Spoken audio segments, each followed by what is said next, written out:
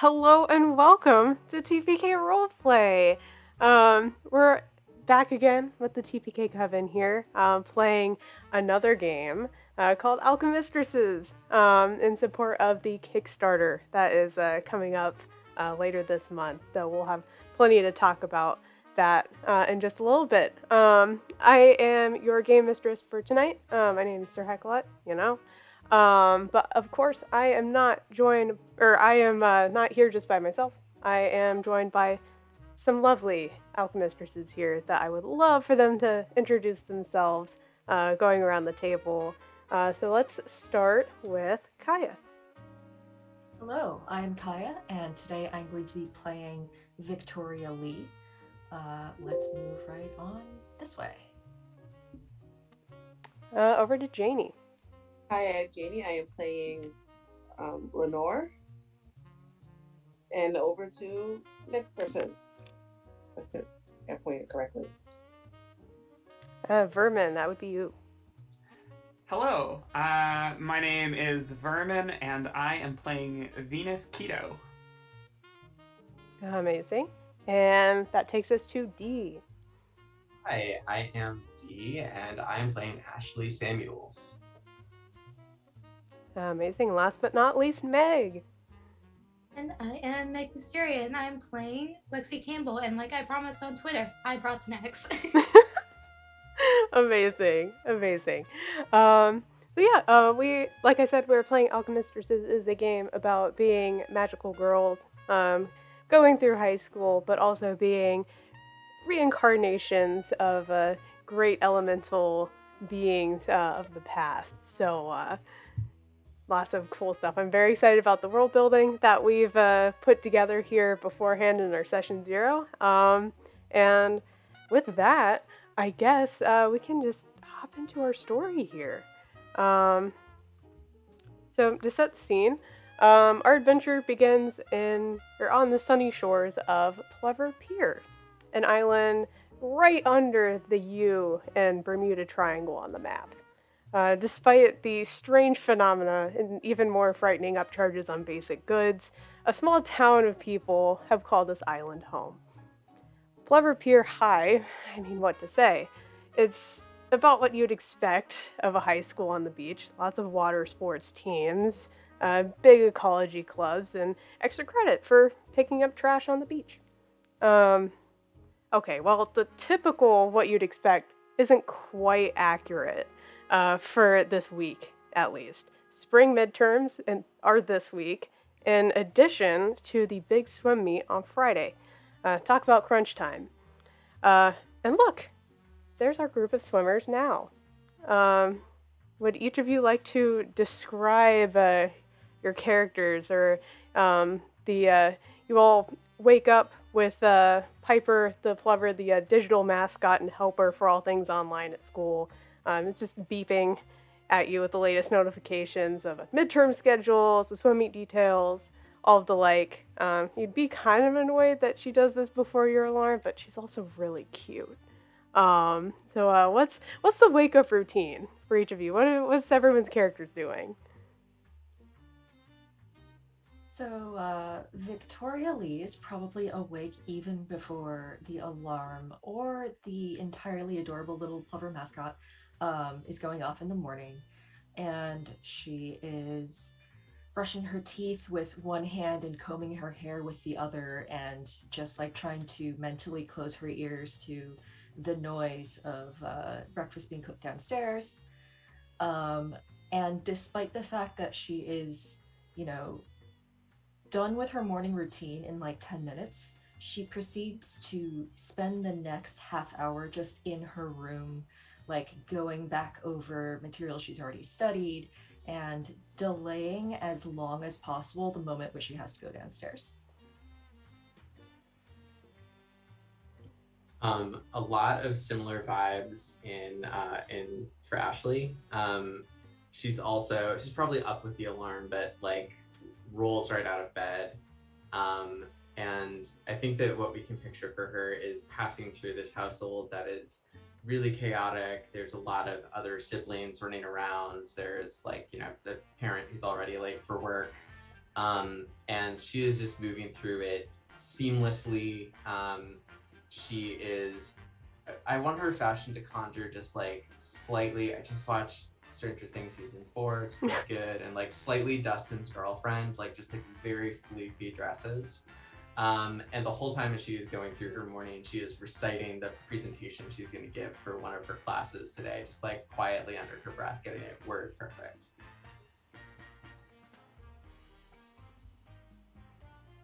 Perfect. So Lenore is up. Actually, she's up early, and you can see her get up before the alarm, and she's like just rushing through her quick morning routine. She puts on like a sweater, and then she just sits on the outside of. She goes up to like a cliff and looks over at the water, and just kind of sits there and sipping a cup of tea or something, just before it's time to actually get to class.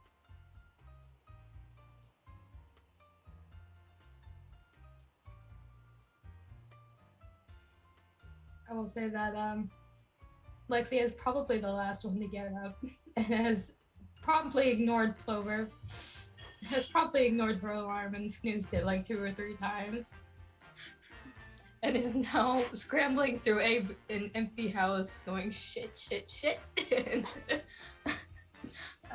throwing stuff into her pack as she runs out the door. Yeah, after a while, if Piper does get ignored, there's just like one of those little like anger marks, just kind of like on her forehead. Yes, I know, I'm sorry. I'll do better tomorrow, I promise. We stand, Piper. I think the scene at Venus's house is one of an alarm going off, and then like somebody from another room calling out, and saying like, "Your alarm's going off.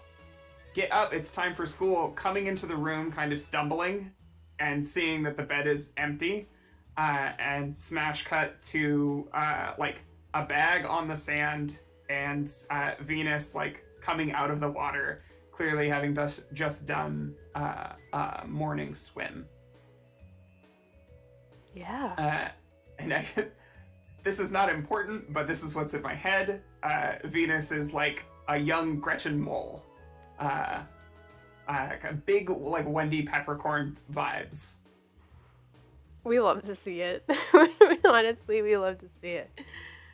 Well, very cool. So you all, in your various routes, make your way to school, and just it's before class has started, and it's more the relaxed kind of study day before midterms actually happens. So everyone's just kind of hanging out. No one's like deep into their note cards or anything yet. You all walk in, and every clique is kind of around their usual spot. Like the lifeguards usually hang out at this like particular table in the little courtyard. It sits the highest, so probably they like to be perched there because they can see everything. You see a couple members of the scuba team kind of like going down a couple of the corridors and then just taking like a sharp turn over to what the training pool is. Nobody else is allowed in. You don't know what it looks like, but apparently there's a pool there. There is a decent smattering of both surfers and just ecology club kids, just kind of everywhere. They're both large enough demographics of this school that they're just kind of around. No particular spot, but there are definitely some cliques that have taken their claim on certain parts of campus so far. Yeah, let's go into what do your characters look like? What do they typically dress like for school, or where do they hang out before school starts?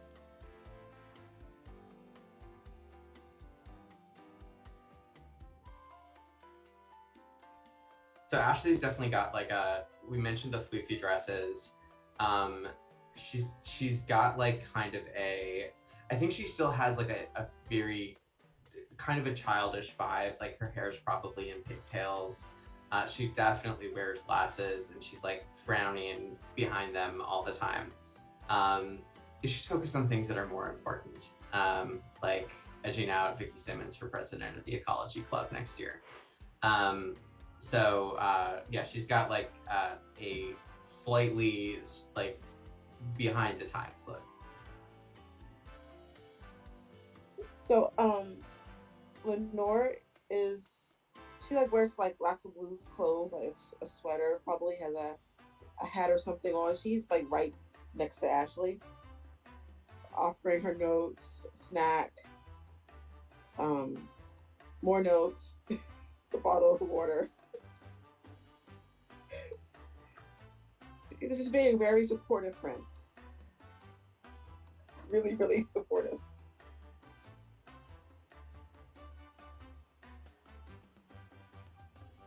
You've made a new enemy this day. I was the one to bring snacks. Well, You could both bring snacks. Yeah, Ashley's got an embarrassment of riches, just like, and doesn't even think about it. Just like, Ashley's the only one who is already deep in her note cards, and she's just absolutely reaching out and taking from both paths. Well, Yeah, the question is to everyone else. No one else gets but Ashley from Lenore. Yeah, question is, Lexi, did you bring enough snacks for the whole class? Absolutely. She doesn't know how she did it, but she just has a bag full of them. Where do we hang? Like, do we actually hang at the pool, maybe? Or like in the locker room? That what sports people do? Victoria does not hang with anybody because she spends as much time as possible, like up on the roof by herself. She probably wears like the same sweatshirt, just like a very dark plain sweatshirt every day. Either that or she has like multiple of the same sweatshirts and she just like rotates through them. Nobody can actually tell. But she has brought all of her books up there, and from the look of her backpack, she also never uses her locker, so just like everything in one gigantic, like massive bag. And she just vibes up there, unless somebody pulls her to hang out with everybody else.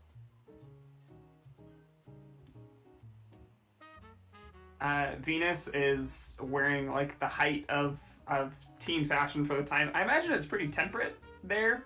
Absolutely. So it's high-rise jeans, crop tops, some like necklaces. I think she wears her hair like kind of loose. It's still drying because she did just go for a swim, and she kind of sees all of the other lifeguards because she herself is a lifeguard, and she's like, thinks for a moment about going over there, locks eyes with Michael Williams, and is just like, no, not today, not having that fight today, and goes to like a tree in kind of like the courtyard and pulls out her books and sits down by herself. Yeah, he'll just kind of exchange that look with you, and seeing that like you're generally trying to stay away isn't going to push it.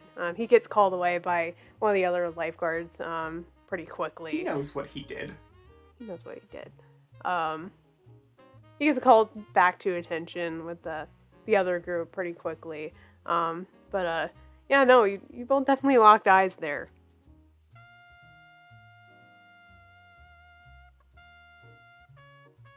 I see. I'll say that Lexi, as she kind of just blazes through campus, is greeting everybody. She goes past like, hey, what's up? Hey, how's it going with the algebra test? You got it? Cool, awesome. How's the election going? Ask all kinds of questions, saying hi to everyone she can. Oh, bye. If you're passing out snacks, you would eventually probably Just happen. them You probably happen by oh my gosh, let me look at my notes. I literally gave her name. You pass by Susan eventually, and you're escapades, passing out snacks, asking everybody all the questions. It's like, did you go with the biodegradable wrap this time?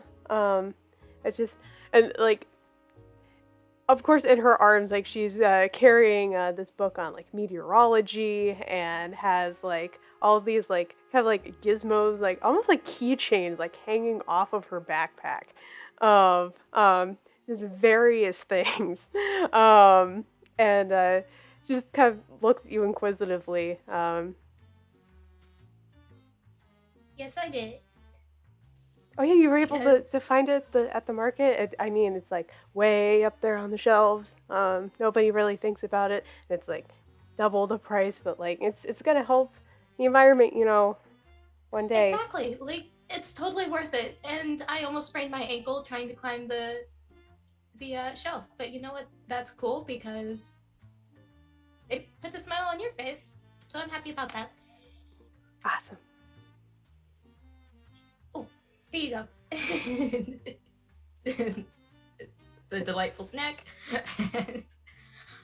And she continues onward, and just through campus, they spot the girl with short, frizzy, curly blonde hair that's been basically bleached by the sun, and and wearing basically running shorts and a windbreaker, like a yellow and blue windbreaker. That's absolutely National Geographic. I played into the character. But she eventually makes her way through campus and finds herself up on the roof because she is absolutely going to go bother Victoria.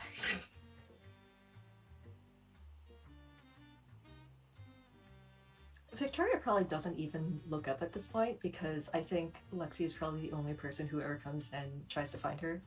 And so, like, just not even looking up, she's just like, one of these days I am totally going to build you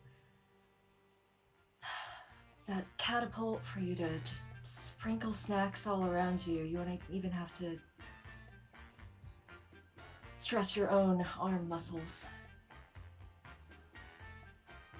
Something like, you know, like a confetti cannon? Something like that? Yes, but do your snacks hold up to being shot out of a confetti cannon? Intact? Probably not. How much of a problem is that going to be? For the people who want to eat them, maybe a little bit of a problem. But the seagulls will love it. So she is hopping up to sit on top of the railing that's around the roof of the school. Mm-hmm.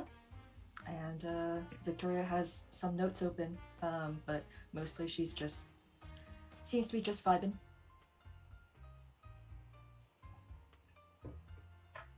We will happily buy them. All right. Did we hear from everybody? I think so. Cool. All right. So like I said, today is very much a review day. Preparing for midterms that start tomorrow. It's like about Wednesday-ish, and Thursday going into Friday are kind of your two midterm days. So classes are kind of in various stages of either like structured review sessions or just like complete free time.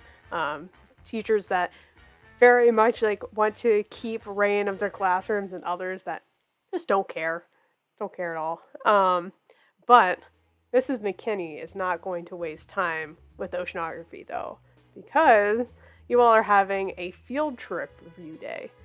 So this field trip, she takes you all out to the beach, and this review is all about algae, seaweed, and their importance to the environment, as well as how they function. Photosynthesis, various vascular structures, all of that. And it very much helps that nearby this island is a large kelp forest. So stalks of like this large, it's called macrocystis. It's very common to see just washed up on the beach. Yeah, Miss McKinney just keeps going on. The two types of algae that we really see with our own eyes are either antler-shaped or on the rocks themselves, called encrusting. And there's also these little tiny ones that we don't see floating on the actual surface called phytoplankton.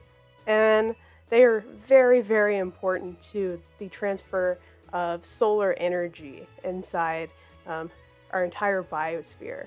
And she just continues on with the lecture. You all have heard this before in various stages, but to hear it cohesively could help some of you. Yeah, tell you what, depending on how much everyone is paying attention, how about we do a mind roll really fast?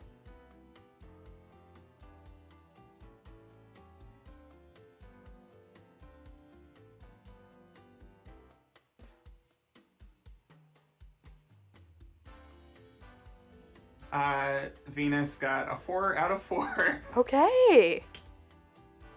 That's gonna be a Absolutely. 6. Okay. 5 for me. Okay.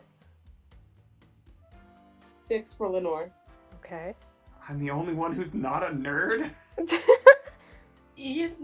Hold on a minute. Oh, thank God. I feel like this is absolutely fitting. She is not paying attention. I rolled a 1. Hold on. Sorry, I rolled with the wrong character sheet. Oh, but it's the same dice anyway, so Okay, well, crisis you're all averted. Okay. So most of you are paying attention or able to keep up with what Mrs. McKinney is saying. Some of you, I don't know, maybe took a clipboard or a notebook or something onto the beach with you to retain all of this. But Lexi, you Feeding seagulls, man. yeah, you're feeding the seagulls. Like, this stuff about like kelp is like so boring to you that it just don't even think about it. It's like it's probably only going to be like 3 questions on the exam anyway. Like, I'm just not going to worry about it. But I for spotted a plover. He's like, "Are you Piper? You look just like Piper." gives you kind of like an inquisitive look, just like a little head tilt. Yeah, for those of you that the rest of you succeeded. Yeah, the rest of you kind of notice, like, looking around over like all of these kelp stalks that are washed up on the beach. You notice like there's this almost like strange dark sheen on the inside of the kelp itself, it seems like.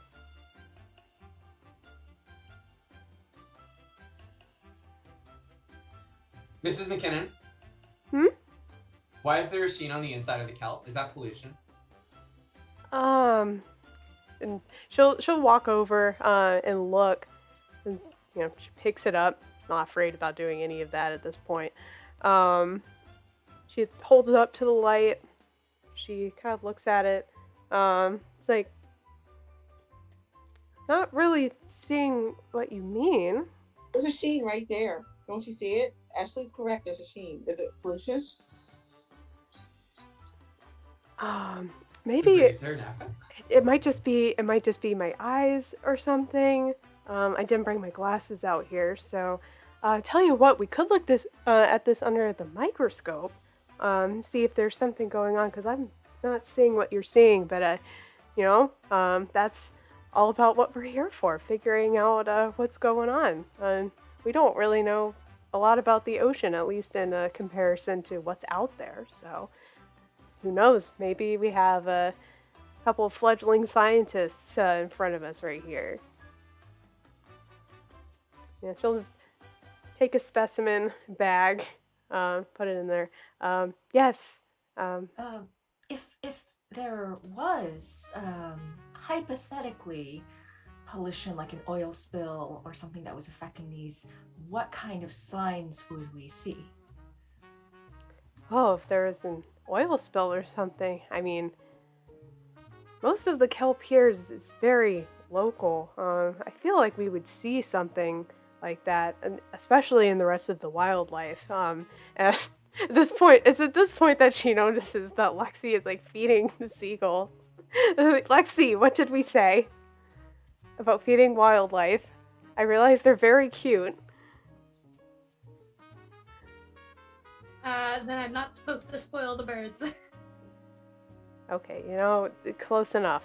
Yeah, we definitely see it with the rest of the wildlife too. Yeah, this is something to keep an eye on though. Good question. Very good question.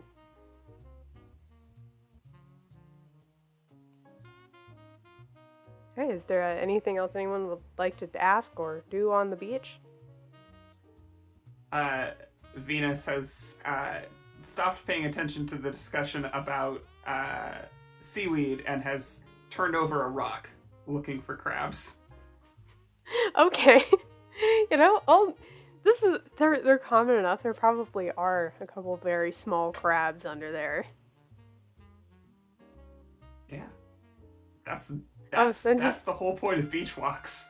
Okay. Turning over rocks, Looking finding for little crabs. crabs. That's a fair. personal philosophy. That's not just the character. No, you're totally fine. Like I was a tide pool kid and still love tide pools. I totally understand. That's the only Nothing reason I go to better the in beach life. now. But yeah.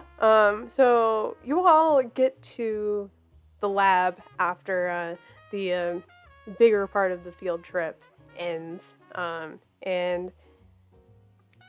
Miss McKinney fixes the slide for you. No need to roll anything to figure it out. You have her help, so it's easy enough. She even focuses everything for you to the right, using the right lens and all of that.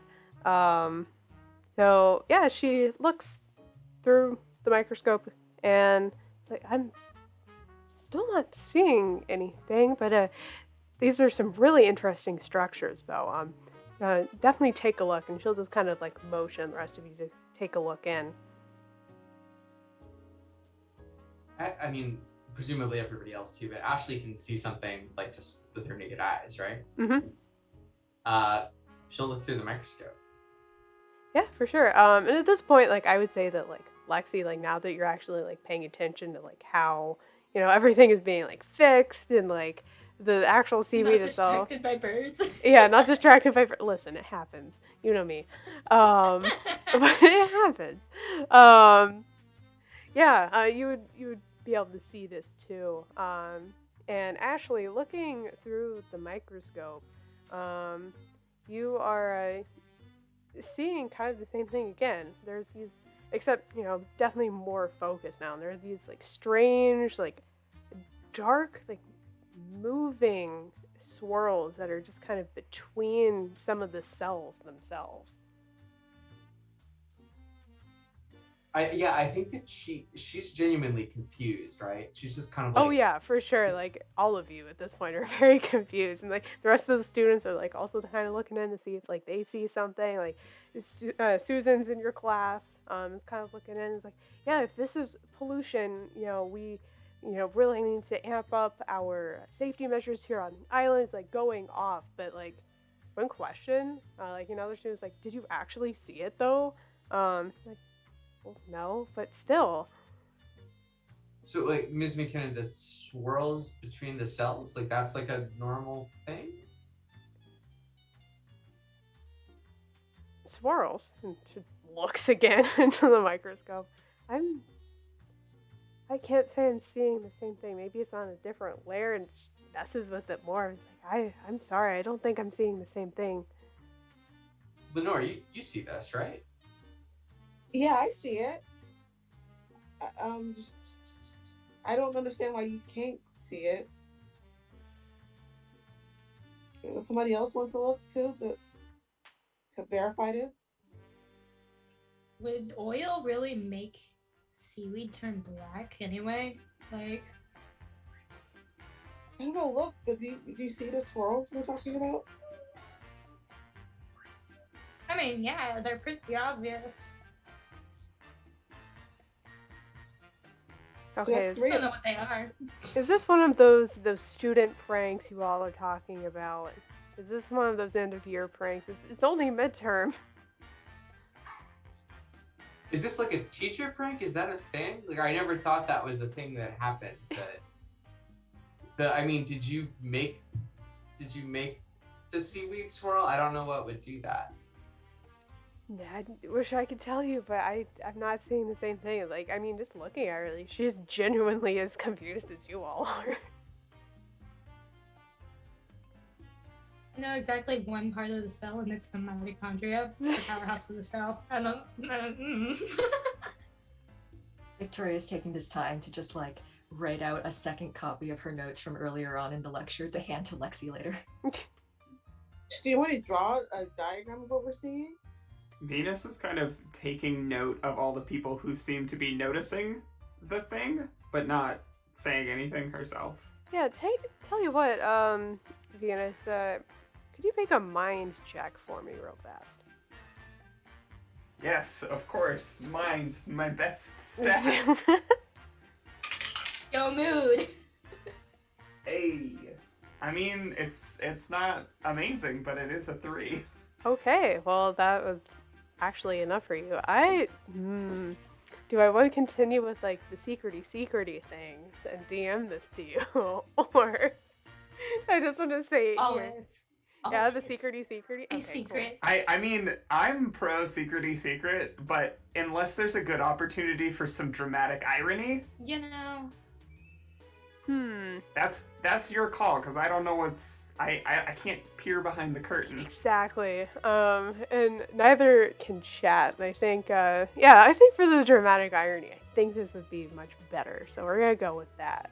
But yeah, Venus, having more connection to your past self and having like a little bit more insight into what has happened in the ocean previously, and the way that it moves, it reminds you of how energy flows, how actual visible energy flows.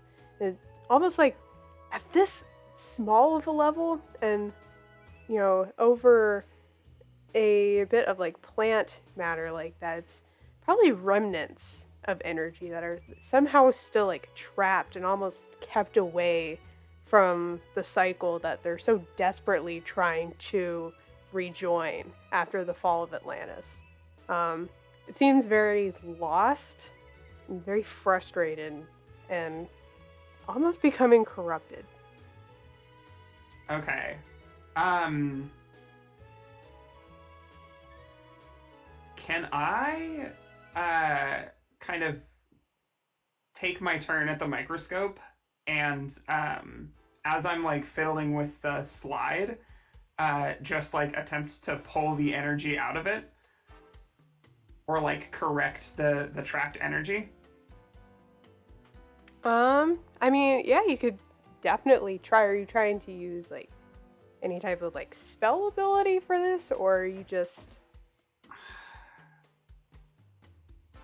I don't know how much connection we agree that we have to the past selves in our teenager mode, but it would be like, yeah, it's a little bit of a spell ability thing that she could do, but like not all the way to where she normally does it.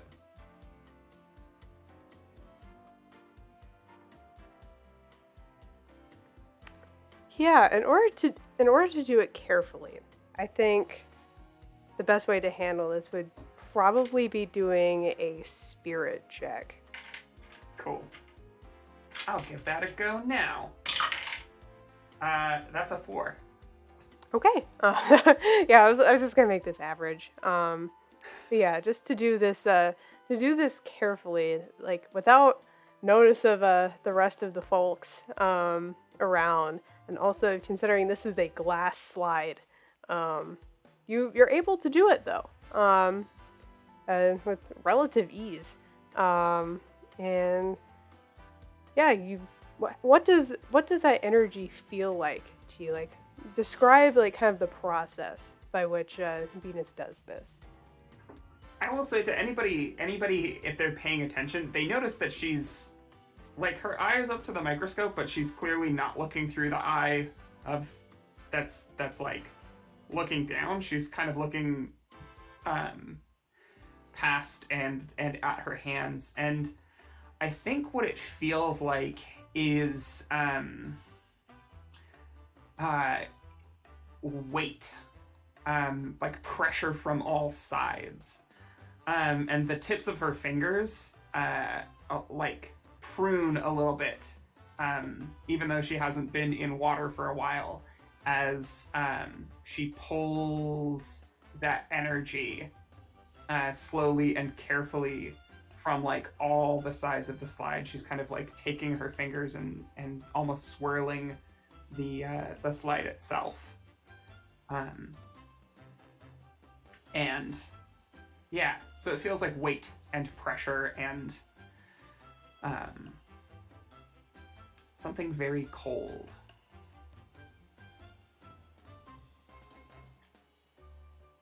Okay. And we'll say you were one of the last students to actually take a look under the microscope. At that point, between the field trip itself and the taking of time to fix this slide and everything, oceanography class eventually ends. And after that, the rest of the classes are pretty freeform. Oceanography, being on an island, that was one of the more serious classes, but the rest are just kind of chill. What does lunch and the rest of the school day look like to you all?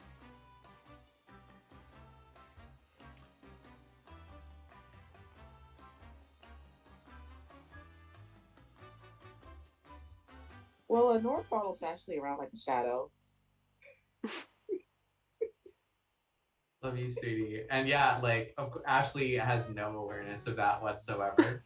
Well, I mean, is being like nice to Lenore, but is not kind of like, oh, you are following me around like a shadow. I think that she just wants to talk about nothing but what just happened. She's just kind of like, I've never seen anything like that. I mean, I've done a lot of extra credit for oceanography, like Lenore, a lot, and I've never heard of something that would have that kind of effect. But I don't know, I just can't understand it. And some people could see it, but not others. It's so weird. Yeah, it is really weird. I wonder if we could get any extra credit with this. I'm always looking for extra credit, Lenore. I like where your head's at. Why don't we skip lunch and go to the library? Yeah, let's go to the library.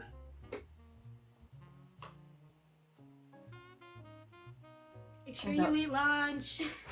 Lexi. I think that Ashley completely ignores you and goes to Victoria. Do you want to go to the library with us?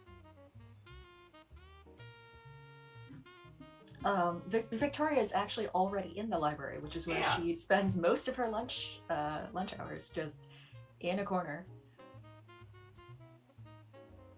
Out nerded at every step. I think when we arrive, Ashley just settles down next to you, and it has this little bit again, it's literally on her face. You can see out nerded at every step, but it's kind of find anything? Sorry, what? Did you find so anything? Lenore's gonna try to sit on the other between. Oh my gosh, I'm so bad at it. Gonna sit just between you two. Yeah. Victoria's just watching this go on, and then she just moves away from whatever's going on over there just a little bit, and then she says, I mean, not sure where to start. Yeah, I've never heard of anything like it. She She pulls like a random textbook off the, not a random textbook, a very relevant oceanography textbook off the wall, off the shelf, and is kind of like, you start with Hofstadter and I'll start with Douglas. Okay. All right, so are you planning to do some research on this? Just kind of seeing if there are any recorded cases, I guess, of what this might be. Cult possession.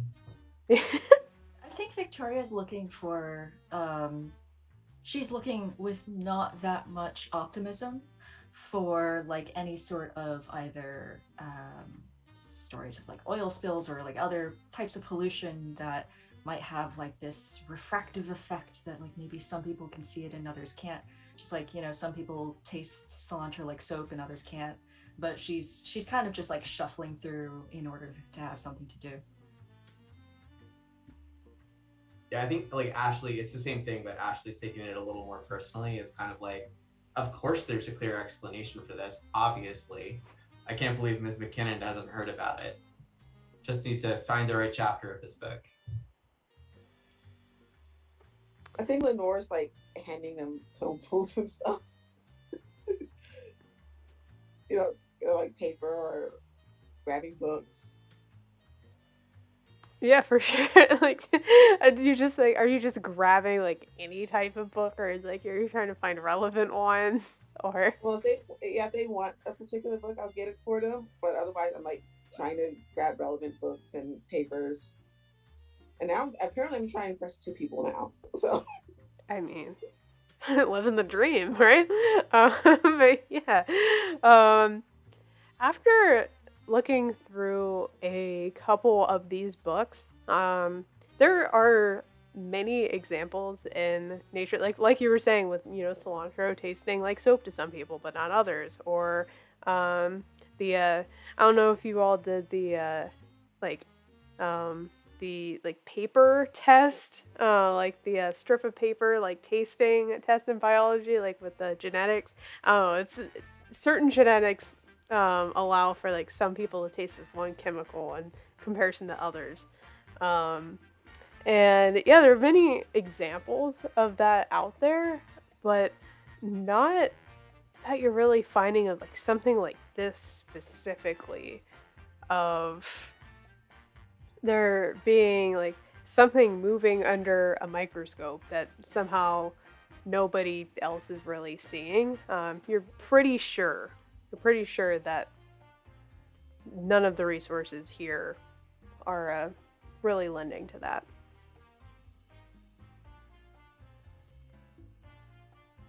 So before the lunch bell tolls, really quickly, what are y'all wearing again? Somebody was wearing like a hoodie, right? Yeah, Victoria was wearing a hoodie. Okay, so kind of in a rush, Venus comes into the library and is like looking around and just like points and, you, please, let me sit down next to you. Can I borrow your sweatshirt?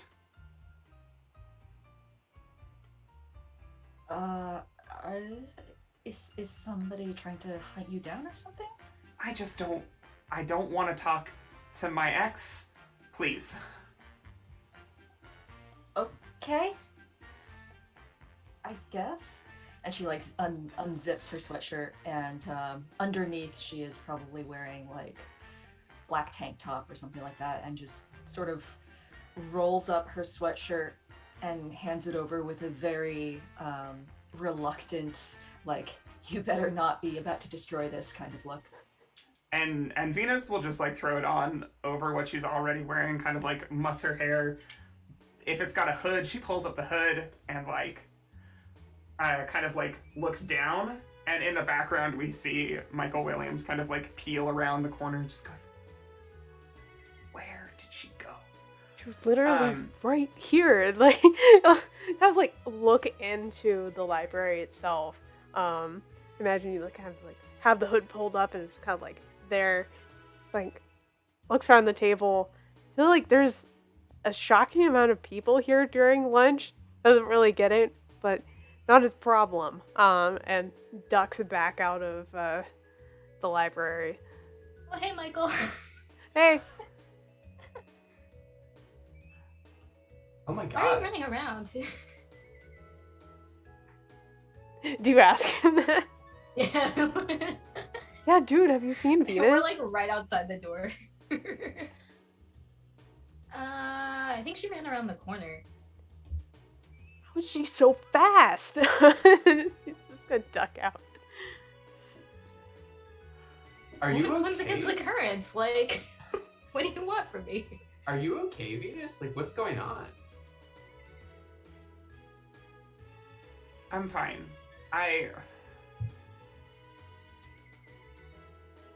Michael's being childish, and I don't want to talk to him or deal with him right now. And then she's kind of like look around, desperate to change the subject.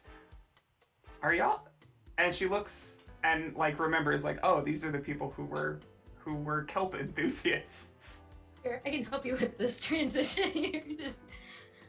And she just walks in and stands in front of all of you with her hands on her hips and looks at everyone's like, did any of you actually eat lunch or did you just hide in here? No, I'm helping. Both? I see that. Close? That's not an answer, Vicky. Both. I said both. Both. Oh. Clothes. Close. Venus clearly wearing her sweatshirt. Yeah, I'm fine. Lenore. Does this have something brought my to lunch. do with why I saw Michael? That is a better first guess than what I thought you were going to make. Are y'all trying to figure out this kelp thing that you were talking about? Well, I mean, yeah, it's totally bizarre. But you really couldn't. Wait, could you see it? I'm not sure you actually said. I didn't see anything. Do you want to look? I was watching reruns of that old show, House, and there's like this thing where like parasites can get in your eyes and make things look wavy. Maybe that's what's happening. Weird, but okay. Are you sure I got you a want sample to? jar. Are you sure you want to keep wearing my sweatshirt? Because I saw it too. And Venus will kind of shrug off the sweatshirt. I think I'd be fine. You know, But thanks. Ashley, you Thank should you. go to the nurse, Ashley, make sure you're okay. I mean, if I y'all mean, are seeing things, you should probably get your eyes checked. We're not. This is. Sorry, it is too weird to think that we are all seeing the same thing. That's not how parasites work, is it? I don't know, but you really need to look out for your health. You're supposed I to be mean, you're fine, all on thank the you. swim team, right? Yeah. I've seen y'all around. I mean, there's too much chlorine in the pool to. I mean, I guess it could be a common vector. Didn't y'all do like an ocean swim just a couple weeks ago? And I dive off the cliff all the time. But you'd think that somebody else in the group would have seen it. It's not like they stay out of the water. Well, there's what, 20 people in that class? Maybe a few people on the swim team who weren't in class also could see it. So we could have parasites in our eyes? I'm just saying, maybe the issue isn't with the seaweed and you should look for answers somewhere else. I guess so. Occam's razor, right? Simple solution. Something is going on with y'all's eyes that isn't happening to everybody else's. Is this And like with a that- shared hallucination? And with that, Venus is gonna get up and say, I'll see you around. Thanks again. Yeah, Yeah. Venus, if you ever need any help, like, the swim team is here for you. And she's gonna kind of chuckle at that. Solidarity for Venus Paper is- Lifeguard. Venus is like an upperclassman, is like, not in your class, is taking that oceanography, ocean biology course as like part of her victory lap because it's easier than the other classes she could take. And she'll kind of thanks. Yeah, and this girl in an unfashionable dress and pigtails says this with absolute conviction to you. We are available to you if you need help. Part of the swim team, because the swim captain isn't actually here, and we don't like the swim captain anyway, so yeah. God. And Venus is gonna lean in at that point and be like, I am so sorry that you have to put up with. Someone help me. I don't think we came up with a name. No, What's the but name, you all, GM? yeah, you all would know because I prepared this. You all would know that his name is Ricky. I am so sorry about Ricky. Yeah, we're sorry about Ricky too.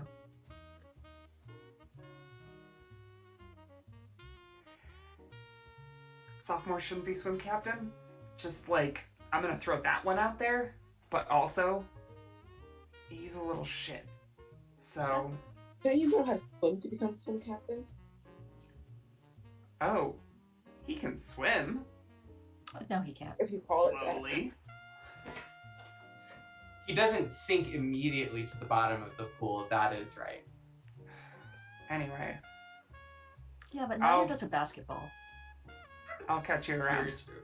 Thanks, Venus. And she.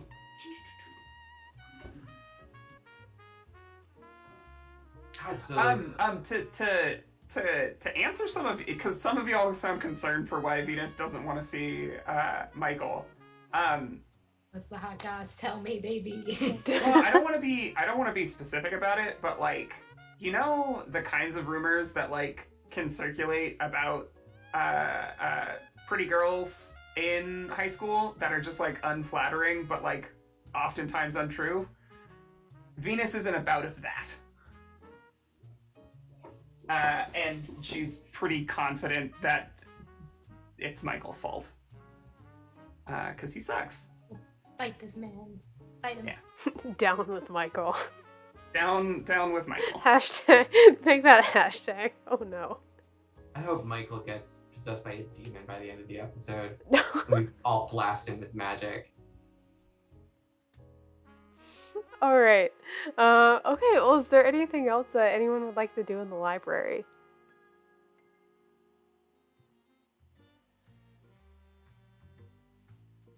All right. What does the rest of the school day look like to y'all? Are you doing anything to study or prepare for midterms? Are you helping each other with that? Victoria like just silently passes Lexi a copy of her notes for pretty much like every class they're in together. And then goes off to hang out by the roof. Cool, thank you. Did you want to study that sample?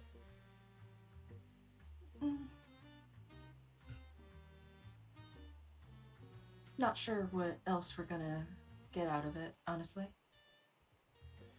It's just weird. I need to look at though.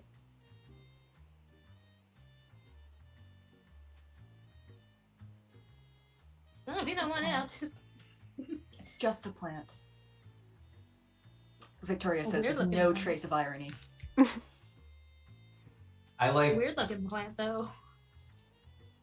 I like the idea that so that like I don't think that Lenore Ashley is completely one-sided. Like I like the idea that Ashley does spend significant time the rest of the day like helping Lenore, making sure Lenore is prepped. It's probably like with some of the same energy of like did you actually eat lunch? It's kind of like, okay, but you did study for pre-calc, right? Like have you gone through all of this? Do you have these equations memorized? Lenore is like not prepared. But you know, just she'll like fake it as well as she can so that Ashley can think she is. So she's probably got like a bunch of C's. Well, cool. Yeah.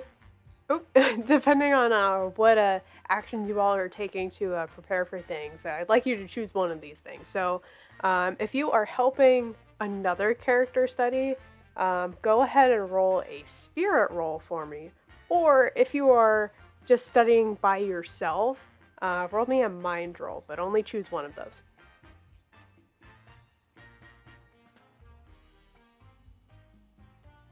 How could you do this to me? My mind is so good. It's so bad. I want to help somebody else study, but I don't know who it is. I am absolutely probably not studying. I'm sitting in the quad right now. Oh. Question, can I use a conviction to upgrade this roll? Yeah, depends on the conviction. What's I mean, what I'm just thinking about is just that the person who is important to me is Lenore, who's always there for me. So even though my spirit is terrible, maybe since I'm trying to help her, it will be a slightly better effort. I like it. Go for it. All right. I get to roll a d6. Aha. So powerful. I rolled a 1. I'm so sorry, Lenore. I really We tried. tried. A lucky D6. I don't know what I did with it. You know, the one that I used for what's that game? I forgot the name of the game we just played together. Basic Witches, yeah. Yeah, my lucky D6 from that game. I think I lost it. No. Oh no. Oh man. Okay, so it's just gonna have to be a digital roll. It was sacrificed in the final fight against Karen.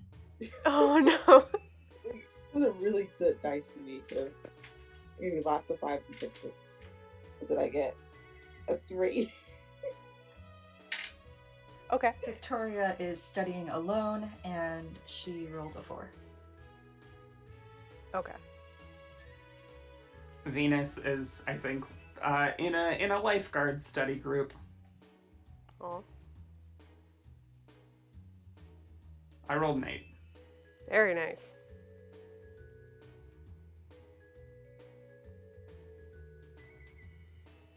Take note of this. Listen, I'll make the roll. I'm not saying I'm gonna do well, but we'll skim those notes that my girl has so faithfully made for me, and it's a 3. So she's her effort is showing, not mine.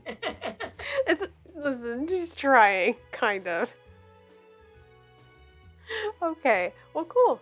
So yeah, the rest of the day kind of goes by smoothly with doing that, going over flashcards and skimming notes to varying degrees.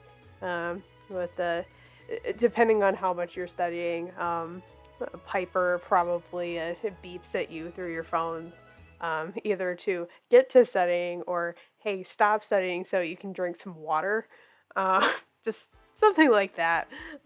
Tries to watch over everybody, but finally, it is time for swim practice. Probably the most relaxing part of the day for a lot of you.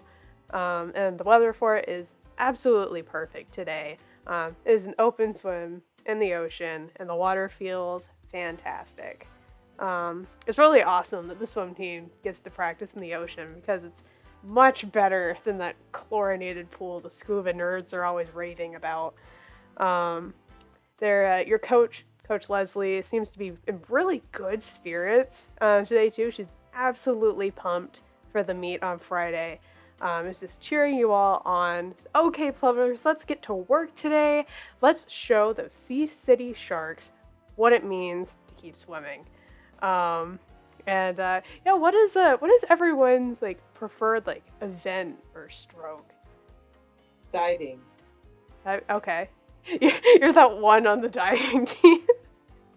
I like it. Lifeguarding. Okay. Love that for you. The butterfly stroke. Okay. Venus is the one currently on duty, making sure that we don't fucking drown.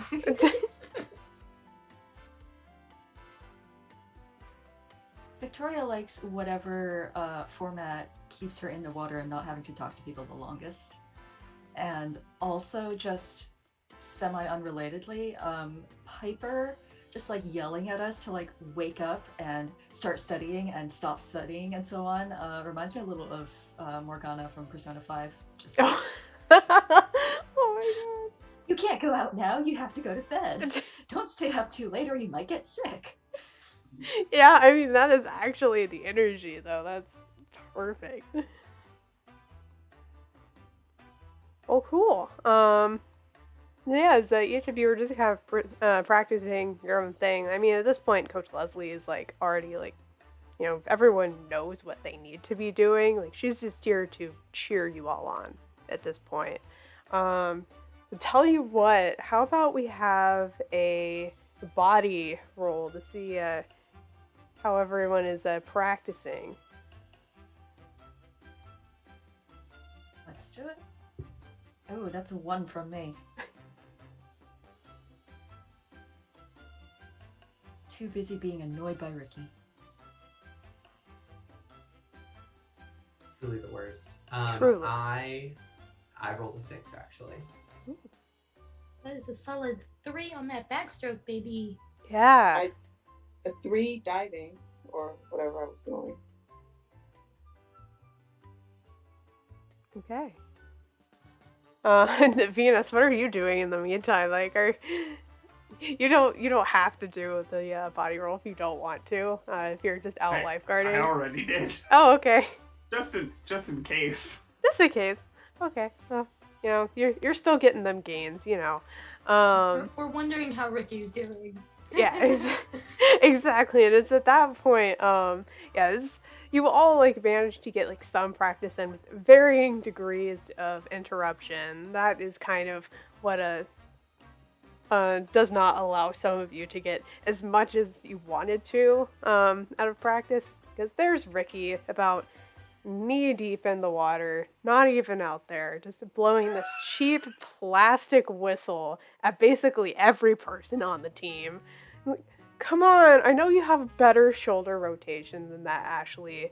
Or you need to keep your head down more between pulls on that breaststroke, Patricia. Like, it's just like it's endless. It's absolutely endless.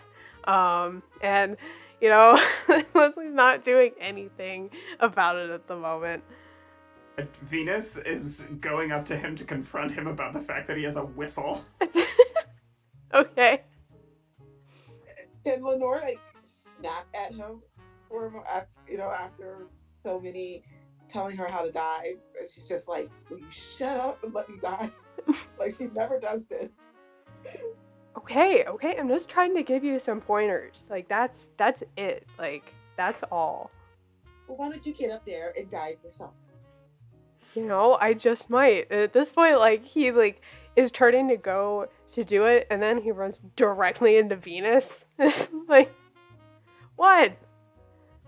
Whistle. We've talked about this. Well, how else am I gonna get their attention? They're out in the water. Sound carries over water. Whistles are for lifeguards and staff. And you couldn't see it, but I'm holding my hand out. Oh, I don't know, like, what the equivalent of an intimidation check is in this.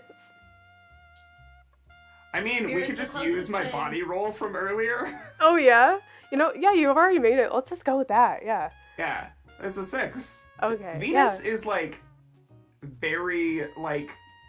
She clearly is swimming regularly and, like, very strong and probably a head taller than Ricky.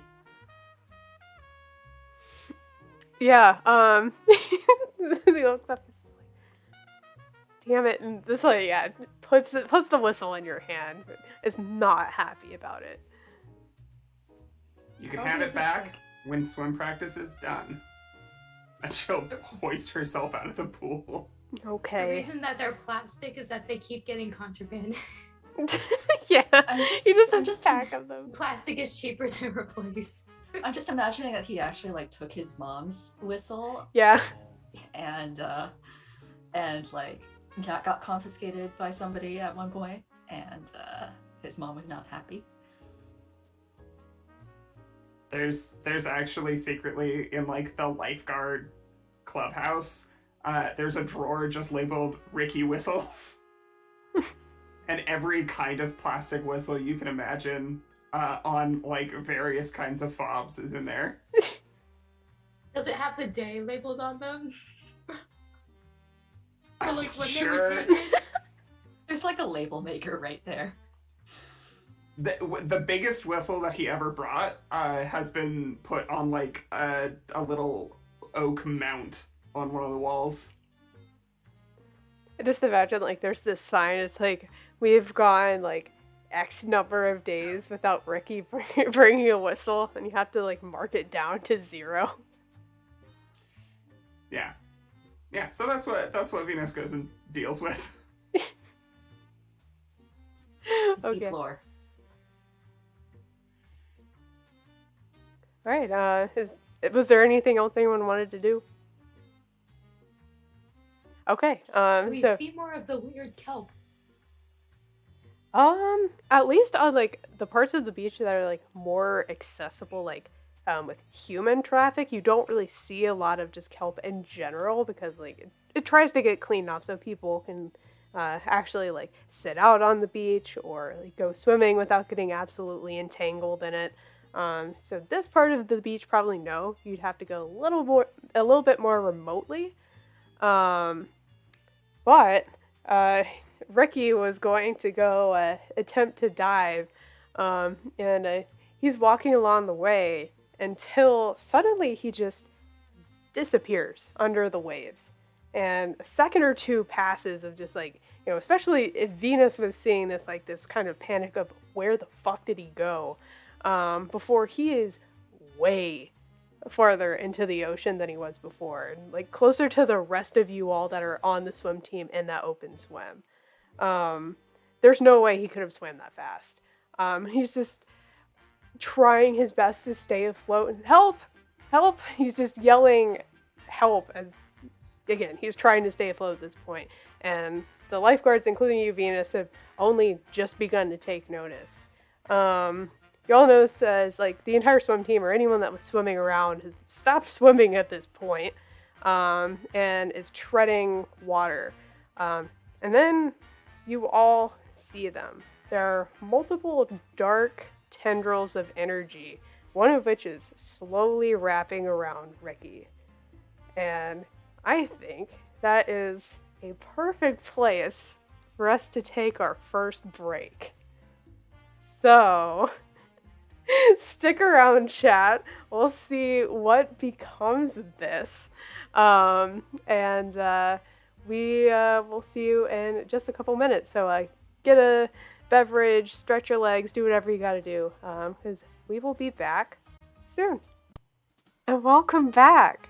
We're back maybe looking a little different because we just left on quite a bit of a cliffhanger. There was some dark energy spiraling out during the swim practice that our characters were just having, and is currently taking hold of one of their fellow students, Ricky, the not super liked swim team captain, but still there.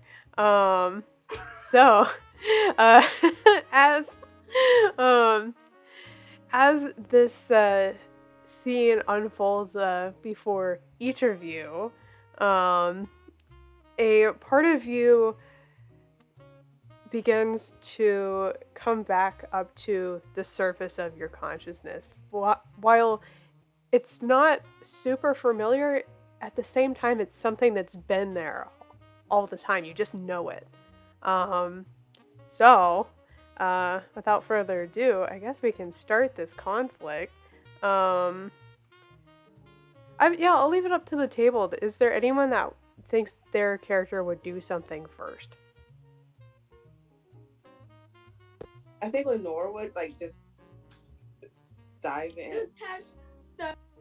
Okay, cool. So it looks like we can start this initiative with fire then. All right.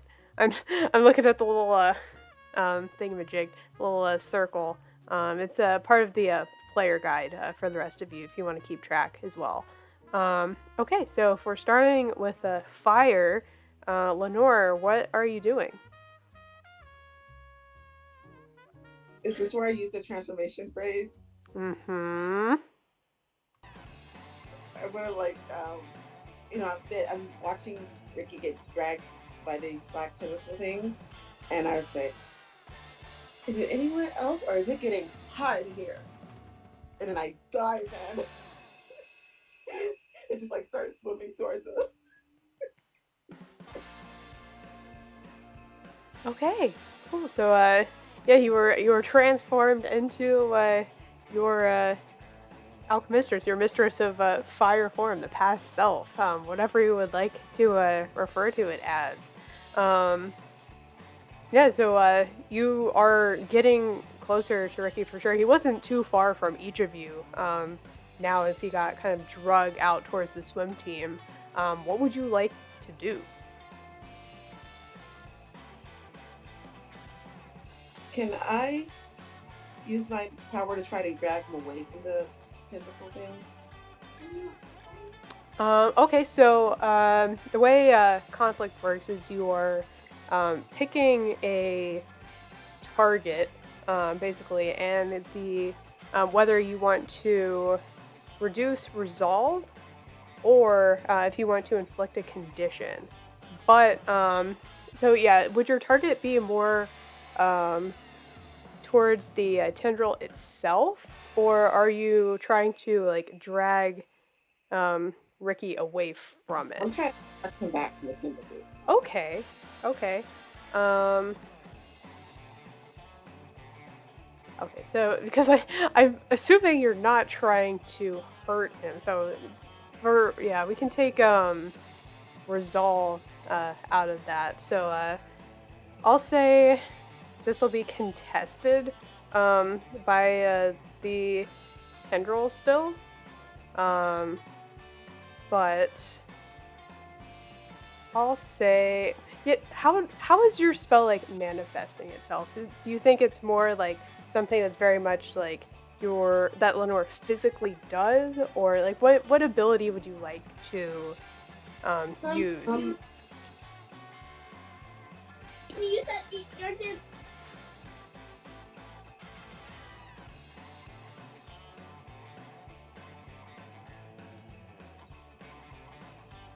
I'm sorry about that. You're fine. You're fine.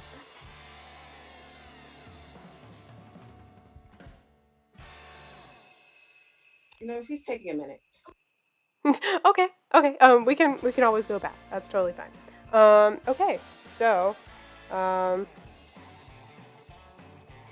tell you what, we can just end up. We'll do. I'm feeling jazzy. Let's do the star initiative. I think that'd be fun. So it looks like next in initiative would be water then. So the water will, similarly, like, Ashley's just gonna start swimming towards him, but, I think she pauses before she does, and she shouts out, "You're out of your depth!" And she transforms.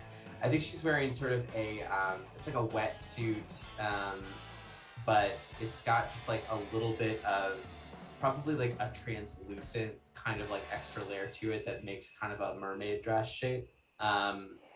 And her hair definitely like unbraids and rebraids into something like kind of a Princess Leia updo instead of just like pigtails. Yeah. And and then she doesn't need to mess around with just swimming all of a sudden. So she is, I think that she is going to also use her spell. And I think that what she's going to do, so her spell is Darkest Depths, which conjures the darkness of the deepest ocean, blinding opponents and allowing her to move undetected. So I think that she is going to attack the tendril that's one of the tendrils that's grabbing Ricky directly.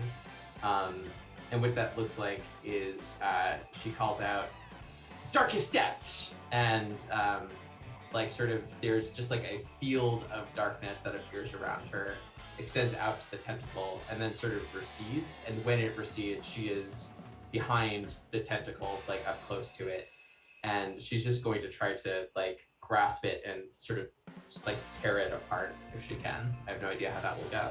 We'll find out. Okay. I like that. So the obviously like planning it takes to coordinate your movements with the ability that you've chosen here. I will say go ahead and yeah, let's roll mind for it. Bless you. All right.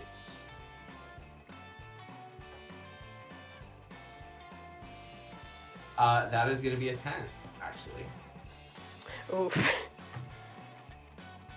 And I think I'm trying to lower resolve. Okay. Because yeah, I'm gonna have to end up rolling that because even with a 6 on that d6, there's nothing I can do about it. Okay.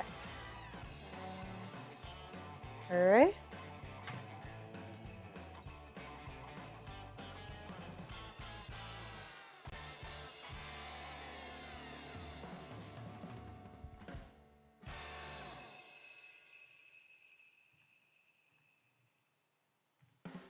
Alright, just making sure I'm doing the right calculations. Math is not my strong suit, as it turns out.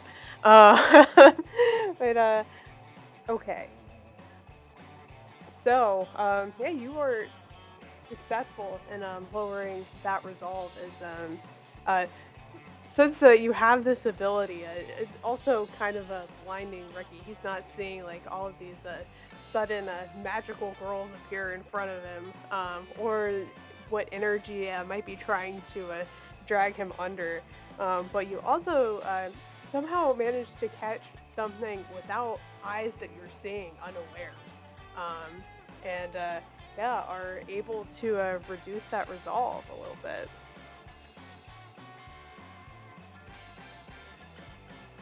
Very awesome. So,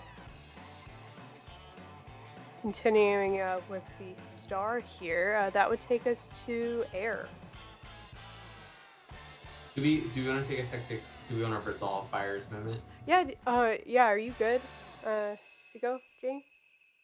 I certainly hope I am. Okay. Perfect. Okay, so what was I?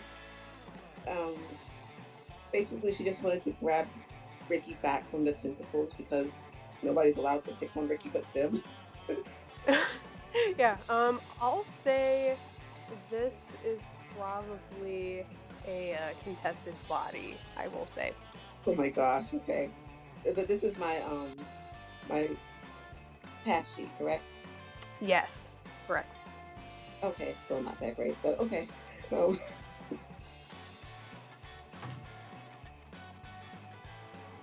got a 1. Oh. You were so close. I ended up rolling a 2 on a d8. But yeah, there's this tug of war currently happening, and I think a little bit with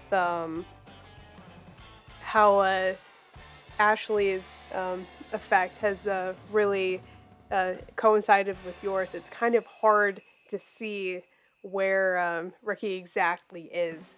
So the tendril is somehow able to evade what you're trying to do. But okay. So let's go back to where we were before. So that would take us to air next. hello. Oh. Lexi is going to start moving towards Ricky and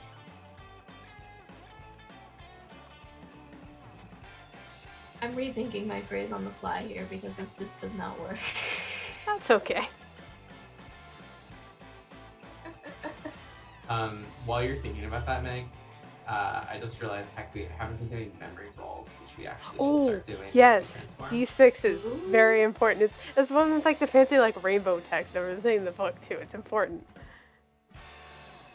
Oh yeah, we've only got through 2 so far. Luckily, like not everything. So yeah. Yeah, Janie and D did roll those D6s for me. See what is gonna happen. Well, that's why I'm not finding it. That's my own notes. The only thing that's coming to me is this blows. I mean, it kind of does. Check the chat if you haven't already. So I got 3. I think I like that. Also, a very good reference. So she is going to say, it's like I can hear the wind whistle, and for her transformation, that frizzy mess of blonde curls just extend further down her back. The team swimsuit becomes more of like a pastel yellow with swirls of blue going across it and draping down the arms.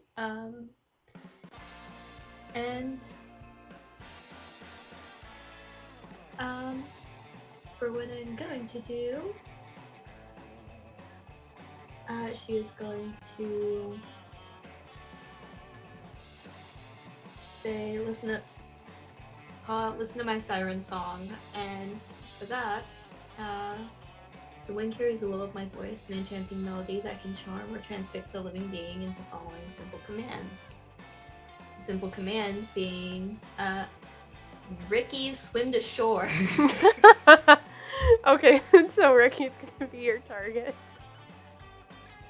Okay, I'm so about this though. I'm so about this. Alright, so tell you what. Yeah, I'll make this a contested spirit. I'm cool with that.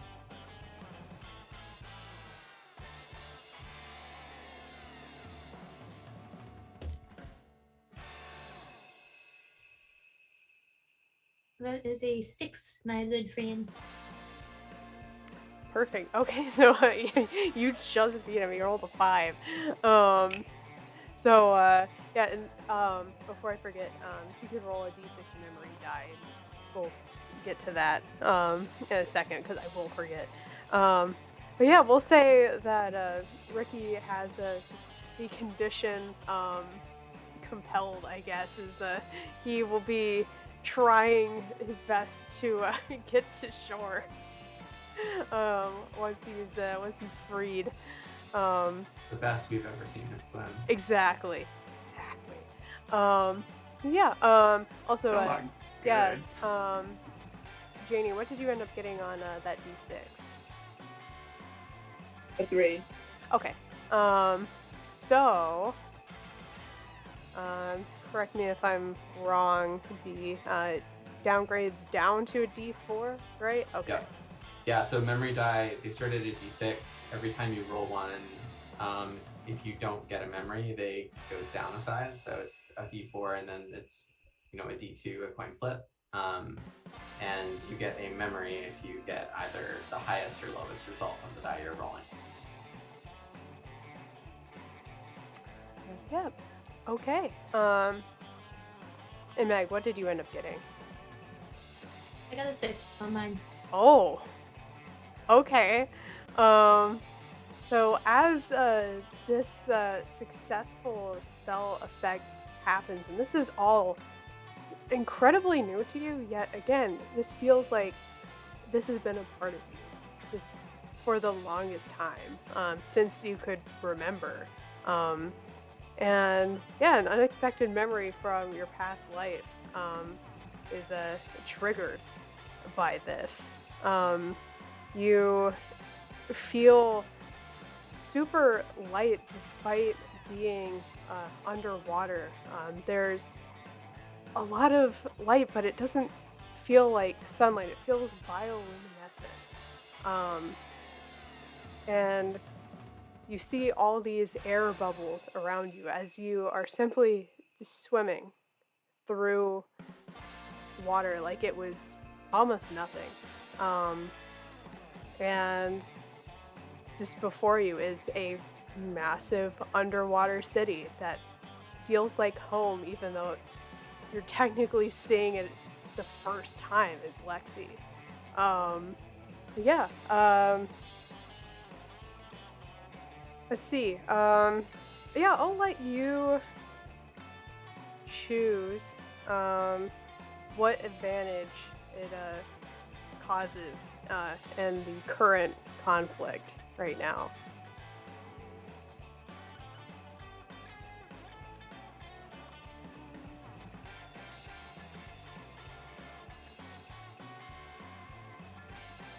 How do advantages generally work for this?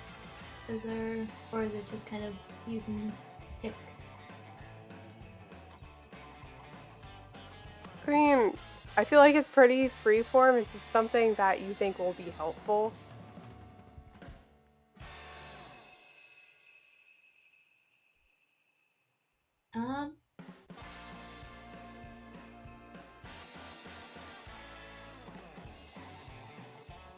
I think I feel like the nearest advantage I could have that would be thematic for this would be almost shot calling Ricky to avoid tentacles, because there's multiple within the water, right? Mm-hmm. So maybe lending an aid for that. Yeah, sure. Yeah, I'll just give him like advantage or something. Like I'll just like roll 2 die and take the higher. Moving forward. Not there, you idiot. He's swimming. But okay. So very cool. Like that. Oh, that's the first thing that we had. And like we said before, the lowest number is a not so good memory. But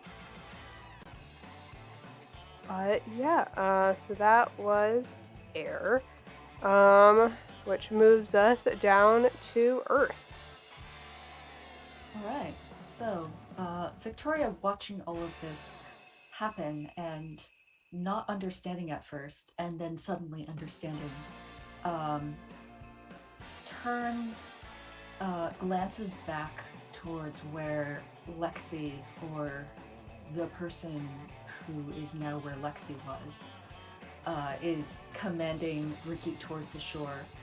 And then Victoria turns back towards the tentacles and closes her eyes for a moment and says, "Let's get ready to rock." And there's like a sort of splash of what looks kind of like water, but also looks like really sparkly diamond dust that just obscures her form for a moment. And then when it subsides, her hair, which was already sort of dark and slicked to her head, now looks like just like a sheath of obsidian, and instead of like the regulation school swim team uniform, it looks like she is wearing some sort of something that seems like marble veined with gold, and she points towards one of the tentacles that looks like it might be getting close to like grabbing Ricky again, and she just points to it and says, "Sigil of adamantine stillness," and sends a sort of leash of diamond-like sigils that bind the tentacle to place relative to like some rock that is jutting out of the ocean, just to make sure that it has to stay where it is relative to that rock. Awesome. I have no idea what to roll for this. Ooh. I would say this would probably be body again, as you're trying to like have it physically stay still like that. Okay. All right. That will be a 5. Ooh. That was close, but it doesn't make it. So let's. no. Well, no, that like the tendril doesn't make it. So okay. let's roll that resolve. See if it. Oh yeah, that's a. Oh yeah, I guess the thing you're doing is inflicting a condition.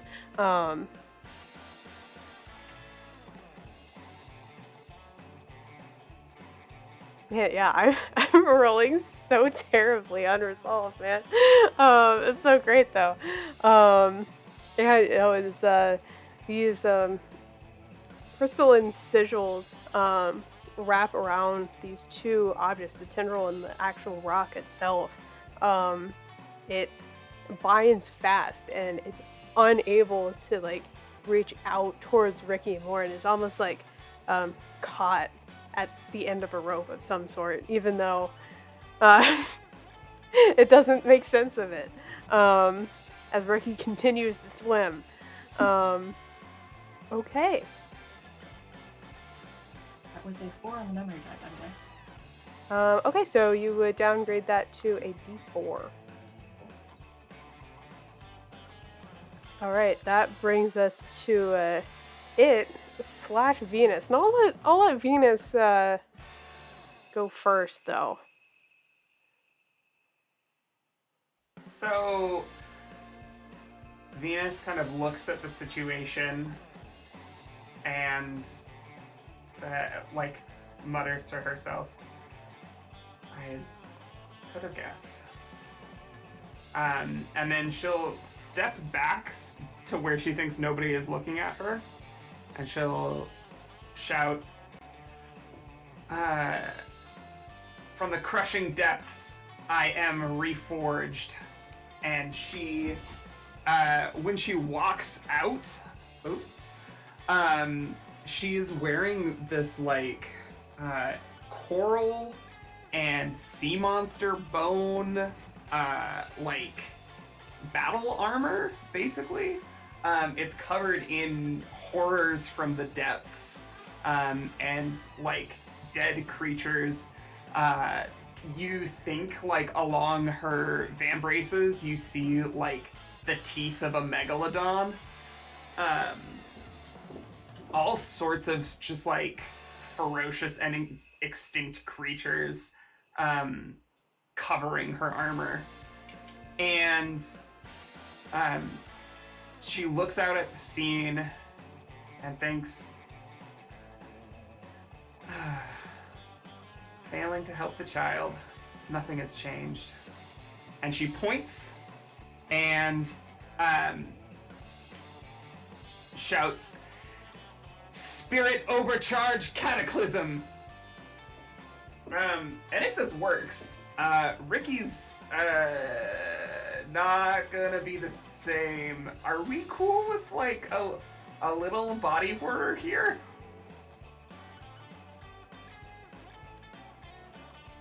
Okay. Should I roll for that first? I'm trying to give Ricky the condition fishier. Oh my god. You're trying to change I'm trying to give him a fighting chance by making him less like a person and more like a fish. Yeah, you know, I'm gonna say that's body. I feel like body is correct for that. It's not spirit?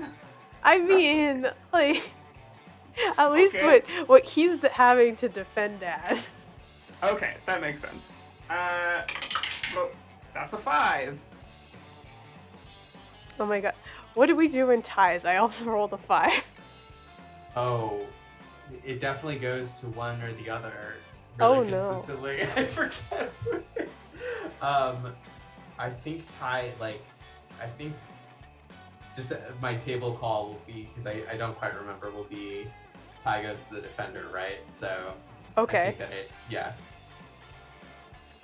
So you tried to bend his form, and for some reason there's just this overpowering will of the condition he had previously of compelled just to continue. There is no time to become a fish, unfortunately. He's just going.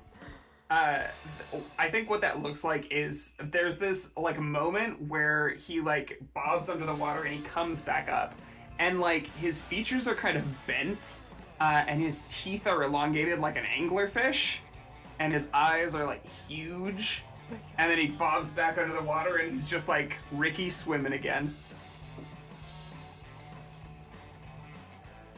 Okay. Wow. This is an action-packed round. Now it's the tendrils turn, and they are not happy that their quarry is getting away at this point. And I don't know, y'all have done quite a number to it. I'm just gonna roll D4 and figure out which way they're going. Okay.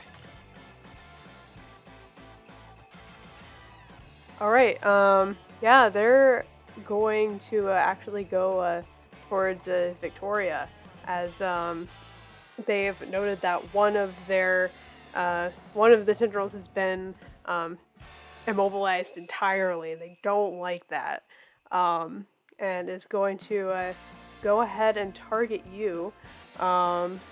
So yeah, I will say this will be contested body. They lash out with darkness. Ooh, that is a 1 on my body roll. Ooh, okay, so I rolled a 5. So next is they would probably be trying to downgrade resolve. So your resolve should still be a D8. So go ahead and roll that. Okay. 7.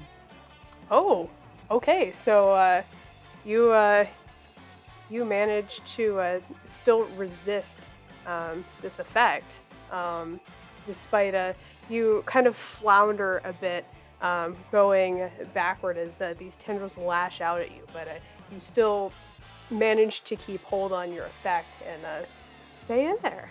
Okay, very cool. That brings us back to Lenore. Okay, I'm gonna say it took me a little bit to get my bearings because I wasn't, used to the whole transforming thing. And now you see that Lenore's got her bathing suit is red now, and her hair is like long, and it's got she has hair, but it's like almost like fire tentacle hair, and it's going to reach towards. Now it's going to try to get the tentacle, like one of the tentacles, and like hurt it with fire. Ooh, okay. After fiery tentacles, so yeah. Tell you what, Do since your tentacles like steam where they touch the water? yes. Very good. Yeah, so there's all this steam, and this does not look like Lenore. yeah, I'll say since you're this fired up, let's go with spirit. Okay.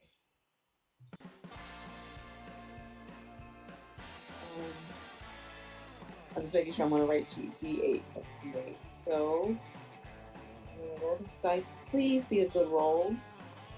7. Oh my god, yeah. This thing does not have good spirit as it turns out. So were you trying to decrease resolve? Yes. Okay. Which is not that die anymore, it's this one. It rolls a 1, so no. Alright.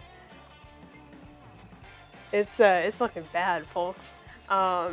as you steam a lot of the water that this tendril and this energy is trying to hold on to. It's evaporating, it's going away, and it's slipping, it's trying to slip back into some type of manifested form. So okay, that brings us back around to water.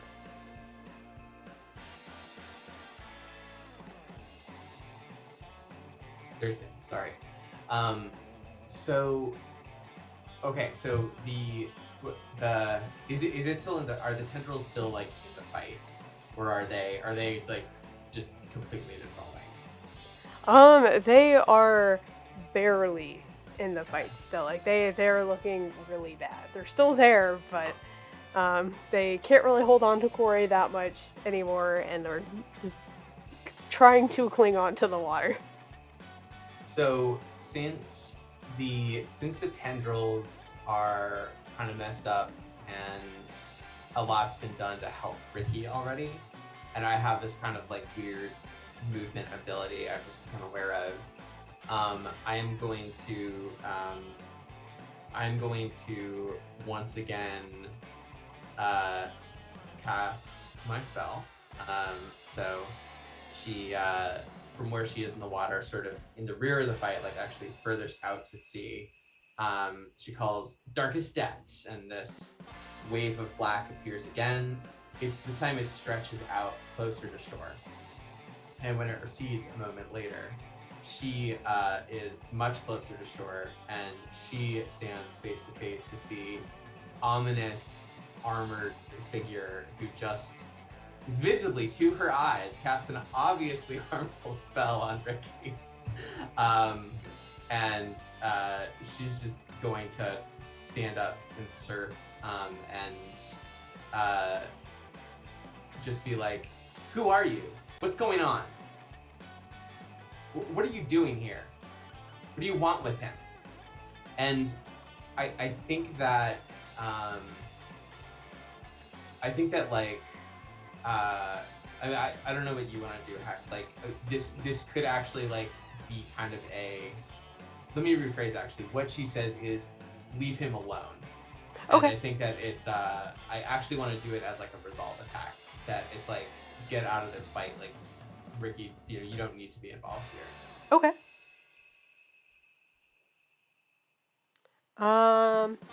Wait, so to be clear, okay, so are you reducing resolve on Scylla or on Scylla, yeah. Okay.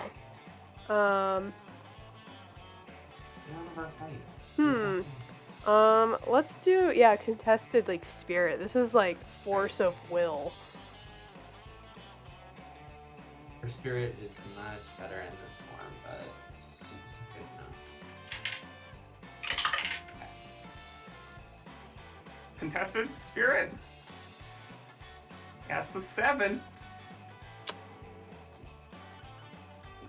That's a 5. Ooh, okay. And I'll roll my memory die too. Oh, but I got a 4 on the memory die. Oh, okay.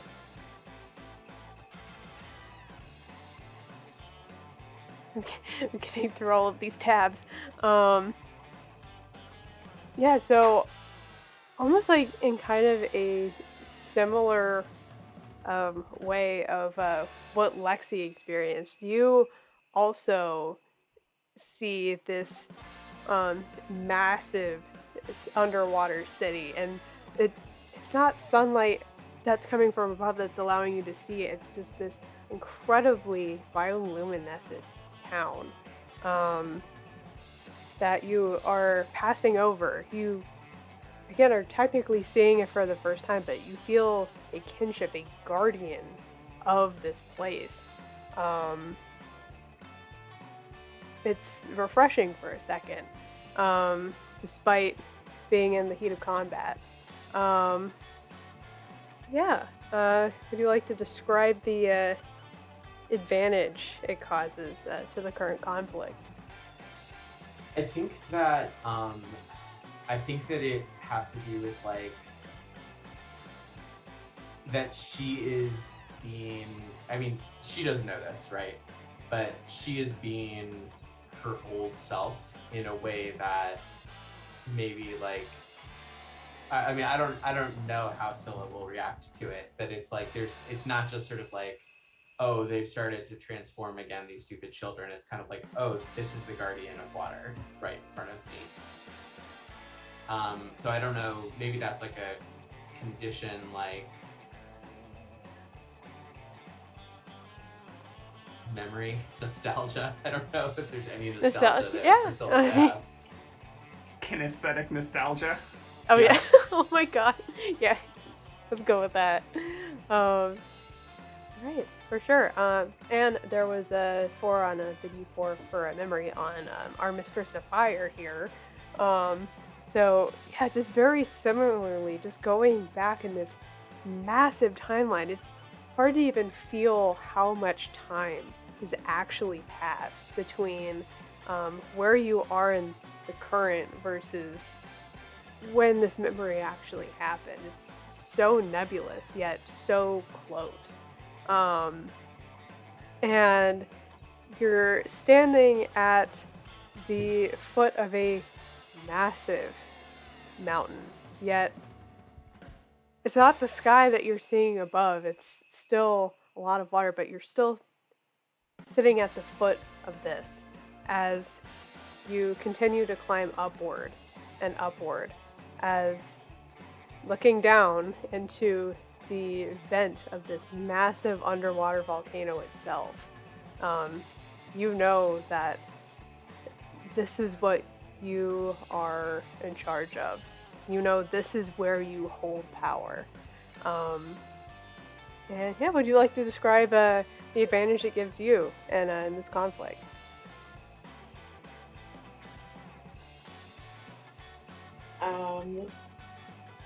I am having trouble thinking of an advantage. It's all good.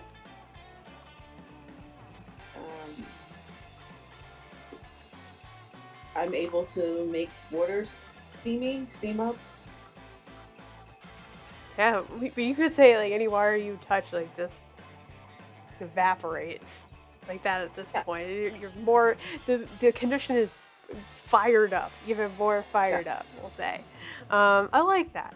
Really hot. Okay, so we have a standoff on the shore itself and a standoff in the water. It looks like. So that takes us. Can we resolve the standoff on the shore just a little bit? Sure. It's that look on Ashley / the Mistresses of Water's face is like defiant and proud, and Scylla's look back is cutting and dismissive. Looking at her like whatever she has done, it leaves her barely above the shells breaking underneath these bone-made boots. Like, if you try and stop me, I will drop everything on you, and you will deserve every blow you take. Oh. Love that for me, thank you. I love it. All right. Yeah, that takes us to air.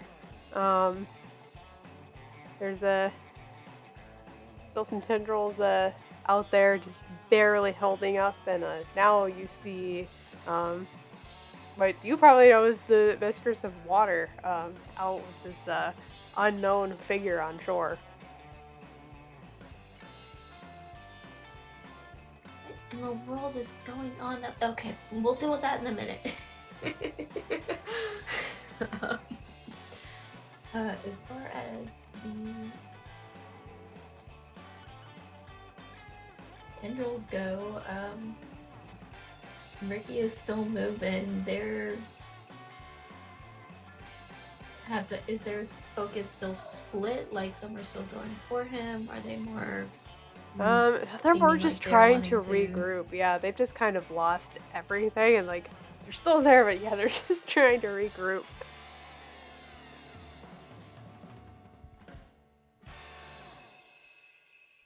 Yeah, out of curiosity, what's happening? Everybody else is still trying to regroup and figure out what's going on. Like, are people getting out of the water? Yeah, at this Yeah. point, like, yeah, people in, like, the public are just generally trying to stay out of the water itself. There are probably a couple panicked individuals that the lifeguards had to help. All of the, like, anime trophy convenient reason for people not to see, like, what is happening right here.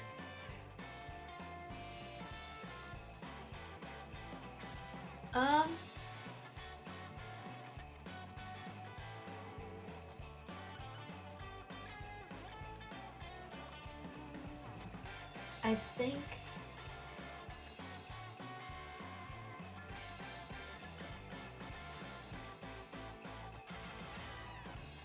hold on, I'm taking a look at what alchemy points allow you to do.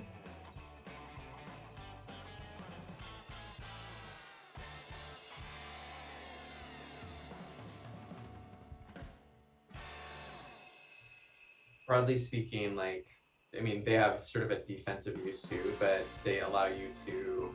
So, whenever you make a roll, if it fits in with one of your convictions, you can upgrade it for free if it aligns with one of your convictions, and you can spend an alchemy point to justify anything else on your sheet. Applying to the roll and raising it up 1 key level. When we're relatively new like this, there's not, especially for our past selves, we don't remember much, but the as like particularly memories are things that you can apply to rolls, which you don't have one of.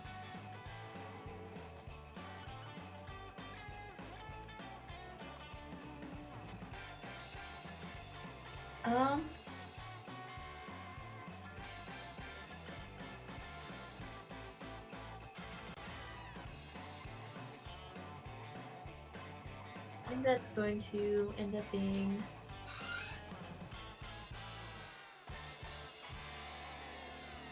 she turns to her attention back to the tentacles themselves and says, "Heed my siren song. Go back to the depths where you belong." It rhymes. Yeah, I will say, yeah, we'll do a contested spirit for this. Spoiler, they're not very good at this. Yeah, it's this force of will. Yeah. Where's my fucking notes? Oh, that's a 10. Yeah, that sure beats this 3 that I got on this D4 over here. Yeah, no. And y'all have whittled this thing's resolved onto D4, so yeah, that's not gonna work. Okay. Yeah, you effectively managed to, there's almost this calmness that results from your song, and despite, like, how, like, frustrated and lost you felt this energy to be, there's almost this pushback of your song that just makes them recede, and be effectively out of the scene. Yeah. Well, cool. So all that's really left is what's going on shore on this beach here, with the beginning of Earth's turn.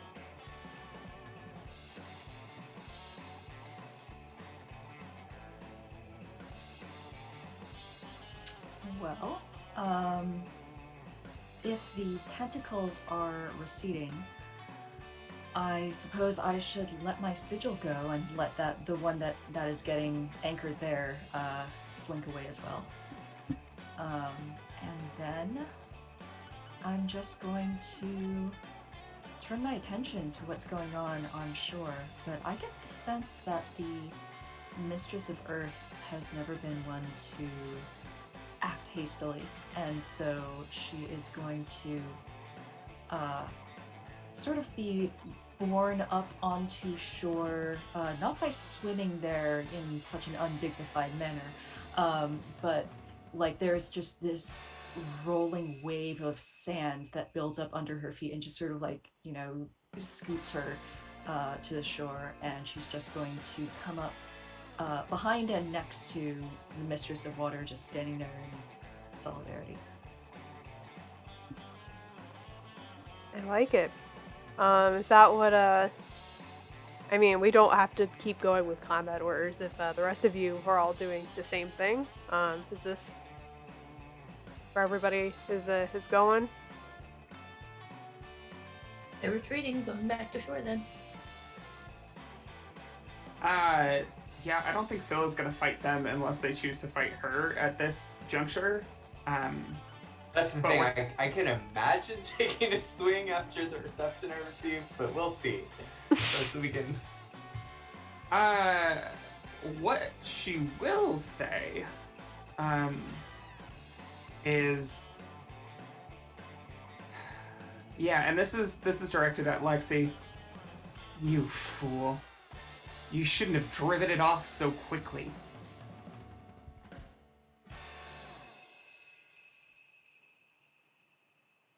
You'll give it time. But I don't even know what that thing is. Of course. So like the lot of you. Act first, think about the consequences later. You don't know us. You seem to know an awful lot about that creature, though. And I saw what you tried to do to Ricky. Give Who him are the you? means to defend himself? If you're just going to talk to us that way, I'm just going to go.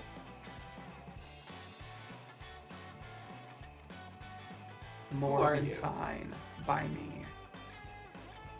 Who are you? Here's a better question.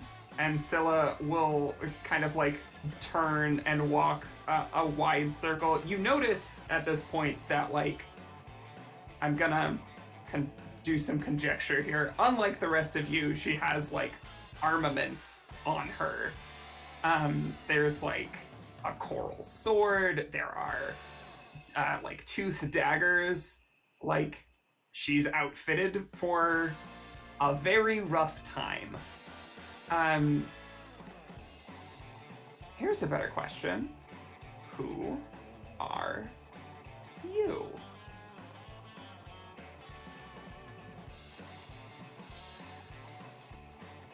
What's that? Catfish got your tongue? Too puzzled to work it all out? And here you were supposed to be the smartest of all of them. The cleverest little girl. Working through her puzzles. And now what do you have? Nothing. As it should be.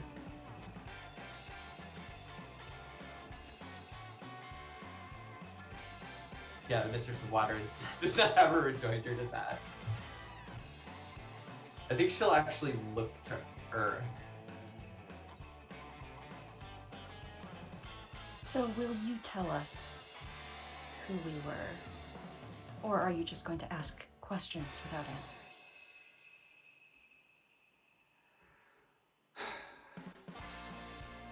Oh, Mistress of Earth, all I could give you is an image split through a prism, refracted by a gem, pieces of what you need. It would wash off of you like sand across the beach. No. You'll have to do that digging for yourself.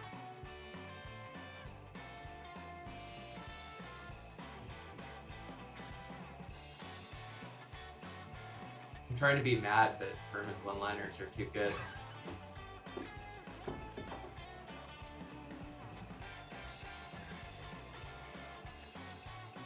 And this is Scylla is going to cut a look back to Ashley. Don't look to the one with a stone for a heart for compassion. I know at least that failed you before.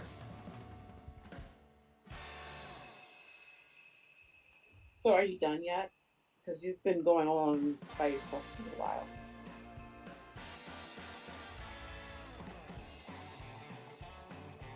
It is a delightful change of pace to see you sticking around after something's gone well or poorly. Well, if I had a reference for that, might be a little upset, but I don't. So, are you still going to keep talking, or are you actually going to give us some answers?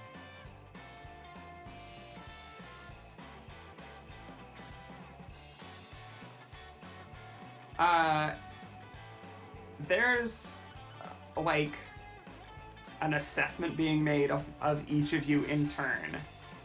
And when Scylla's eyes land on Lexi,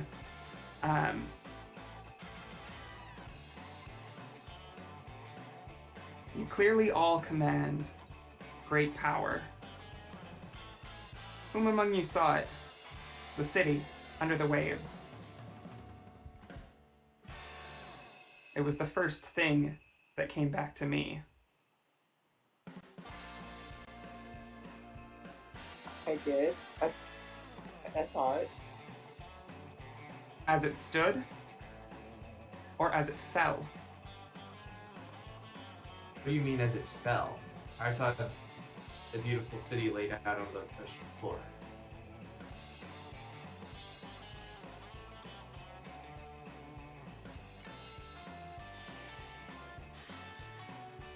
We're anchored to these memories. I don't know how long ago through time they're coming to us from, but we're anchored to the most important memories of some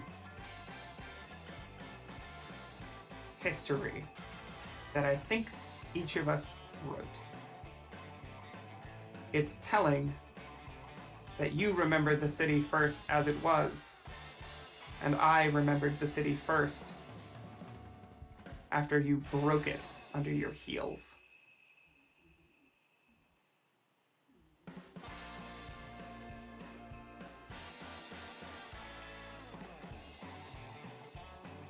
Is Ricky on shore yet? Or is he still swimming? Yeah, he's on like all fours, like in the sand, just kind of like coughing up water at this point.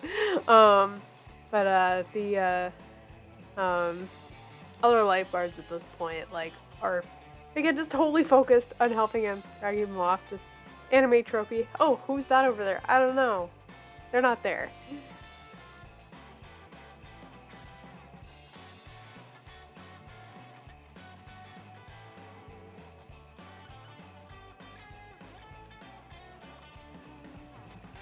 Nothing much to say, Singer?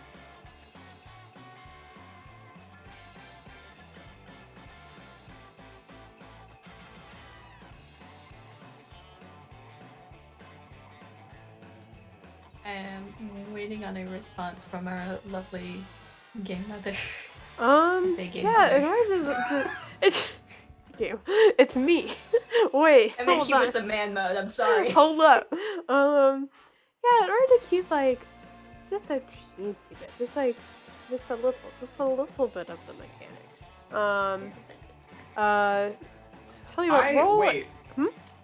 Here's so I didn't make a memory roll earlier. Mm-hmm. And we're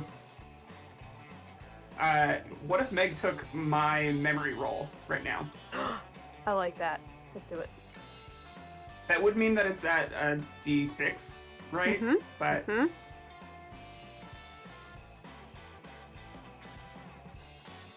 It's a 2. Womp womp. But it downgrades to a D4. But I think it's personally interesting. Like, we'll keep a little bit of the mechanics and say like you are technically, by me asking you to make a mind check, is technically doing something while in magical girl form. So you would have to roll a memory die while doing that. To think back as far as you can.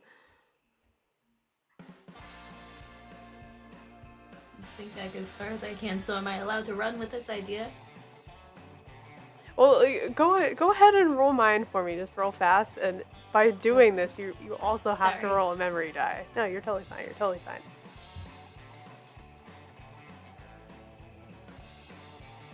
Where's my past mine? There's a 4 for my mind. Where the fuck did my D4 go? Hello? Where Roll a go? D8 in its place. That is a 1. Okay, so this is very fitting for a negative. Shit. This is why I was asking for a roll, because I was like, this could be incredibly positive or it could be incredibly negative, and both are very interesting, but mean different things. So no, you think back as much as you can. You rack your mind for who this person is. Why is their voice and their appearance so familiar? And you almost go through this Rolodex of different silhouettes of this person. And eventually a voice also reaches you of, it sounds a lot like Scylla's, and it's very much saying in against what, a lot of the Alchemistresses were deciding for the fall of Atlantis, of, we should preserve it and not tear it down. There was a massive disagreement between this individual and the individuals that you are standing with on the ocean side of the shore.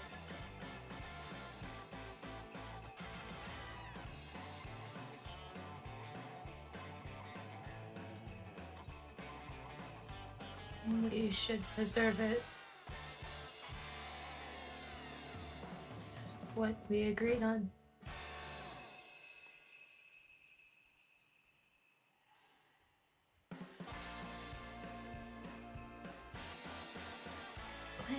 What? I wish it had worked out that way. Little Gust.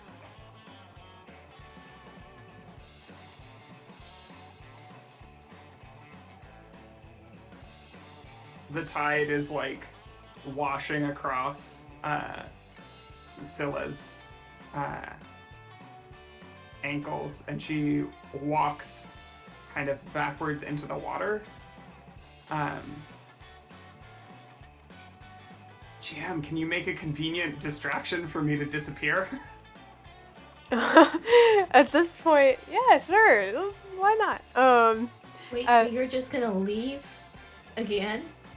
At this point, the whistles are blaring. You- There's a full alarm that is very seldom ever rung in the entirety of Plover Pier. This is More, what they confiscated all those whistles for. Yeah. Well, at this point, like, things more like the fire department and stuff are getting involved for, like, getting people out. Apparently, there was something major happened. Nobody technically knows what it is. And as they're getting out, you all are distracted for just a second as these loud sirens are blaring. And you turn around and see that Scylla's no longer there. Quietly, you hear before she disappears. Looks like you couldn't hold back the tide. Scylla! Sorry, let's get the magical girl villain laugh going.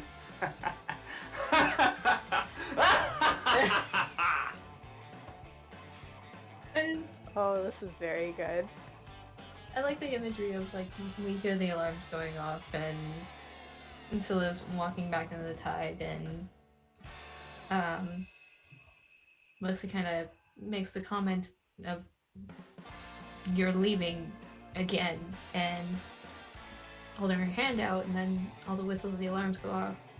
Tension turns elsewhere, comes back, and it's just the tide and her hand reaching out to the ocean. So. I know it doesn't feel like it, but the main conflicts are over, and we know the way to return to present day forms. So Mistress Water looks around at the others and says, I don't understand what's happening, but I don't think that there's anything else that we can do here. Coming up for air. And I think there's sort of it's like her form fills with water from top to bottom, and then it sort of splashes out. And when this sort of spectral water that doesn't actually splash on you is gone, it's just Ashley with her pigtails again.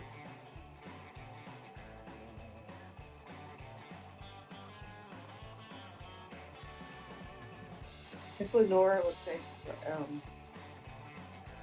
I guess this fire is out, and just kind of not like smoke, but kind of like smoke, but it kind of just fades her back into her normal self. So you know, back to just, sweat, long sleep, probably like a swim cover up, and her swim cap's back on. And she just kind of looks down at her hands.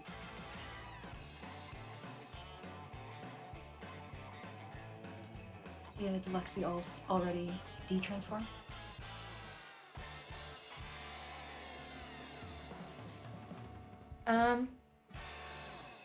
Yeah, we can go through that. Just kind of slowly starting to retract her hand and quietly says, I guess this song is done. And wind rushes past and the long curls kind of dissipate the frills that were along the swimsuit, and it all just blows away, basically, in the breeze. And standing there back in the swim team uniform.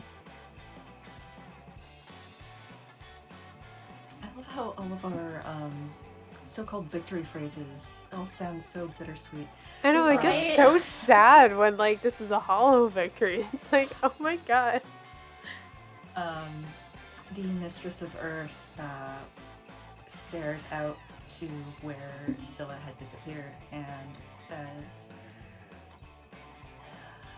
I don't know what made you so disappointed in us, but I, for one, will remain solid as the bedrock of the world.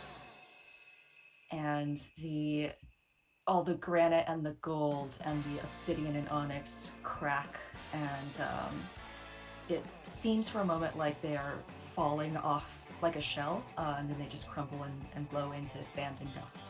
And Victoria does a sort of little half step out from inside. So I assume that we're doing, I was just watching Sailor Moon Crystal to get psyched for this, and of course one of the great weirdnesses of Sailor Moon is that they all recognize each other when they're transformed, but when they meet Haruka and Michiru, who just are obviously Haruka and Michiru, they're just who are these mysterious new Sailor Guardians? And I assume that we all sort of are aware who we are, but who is Scylla? Who could that mysterious figure be? Something I forgot to mention is that I imagine that Scylla's hair takes on the appearance of dark coils of seaweed. So as much as anything else, the battle armor, etc., she's not a preppy looking blonde girl anymore. She looks like a fucking sea monster lady. We support this. We love to see it. Love to see a sea monster lady. Yeah.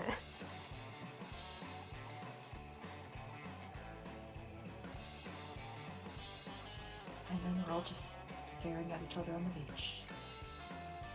You are. With a massive revelation between all of you.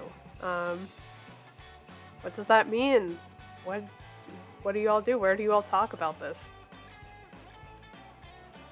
Maybe the roof, right? That seems like a private place for it.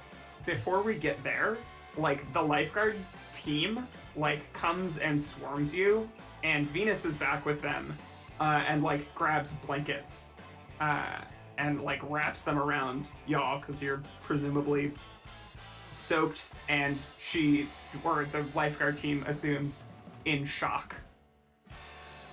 And that's to account for where she's been. Very sneaky of you.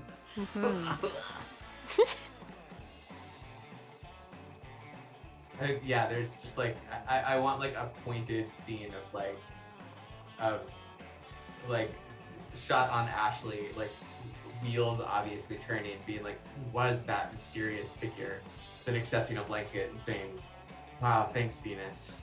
Like, God, crazy day.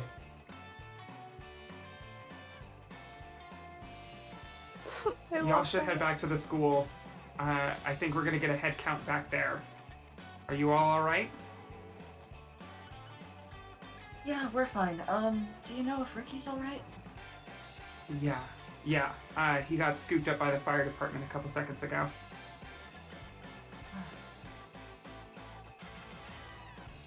Yeah, but it must have been some waves or something. And Lenore's just gonna like try to quickly head back to the school.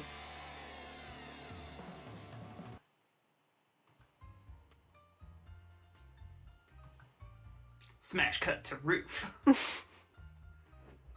All right.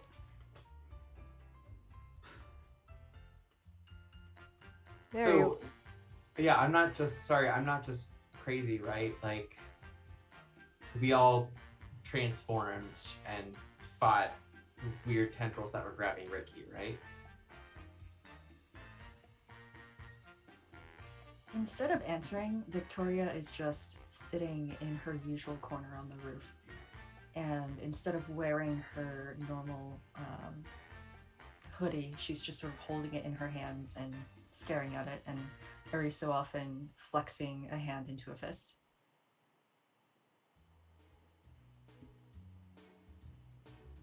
Yeah, I think we did. Has that happened to any of you before?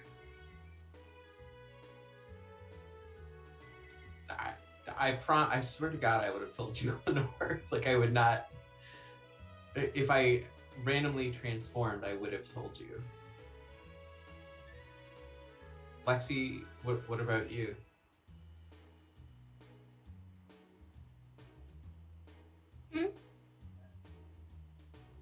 What Well, was the question? I guess the question is just, whoever that person was on the shore, it seemed like maybe you remembered something the rest of us didn't.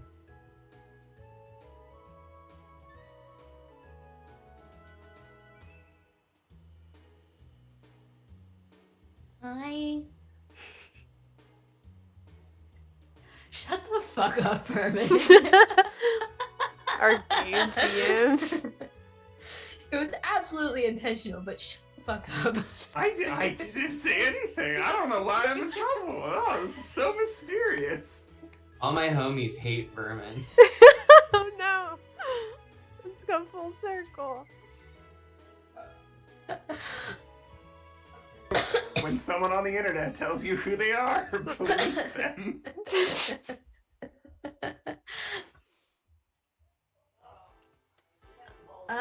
I'm sort of, I guess. It didn't make a lot of sense.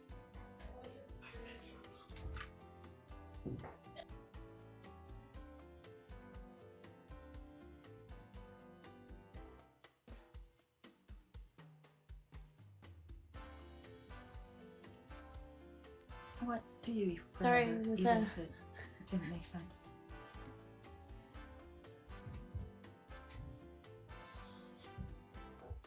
Well, like she mentions the city under the ocean, right?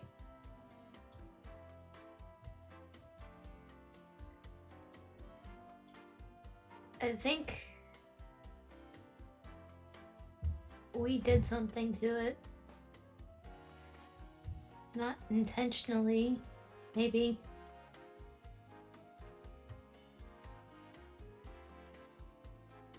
I don't know. I know that she wanted to keep it intact, and that I wanted to keep it intact. A lot of people didn't. That was my memory too. Like, I mean, I saw the city, but it was like I was seeing home, you know? I was kind of like, yeah, my city. Yeah, I saw that too in this, this really nice volcano. I wouldn't know why wouldn't want to keep it together.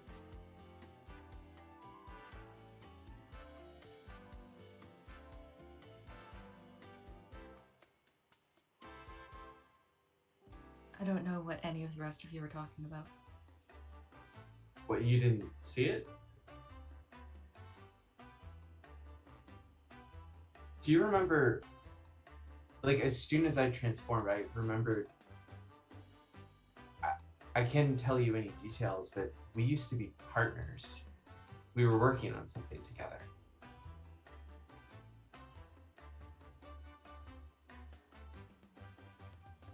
Something we never finished.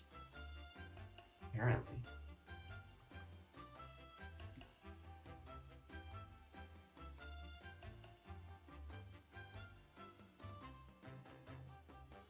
Well, what do we do now?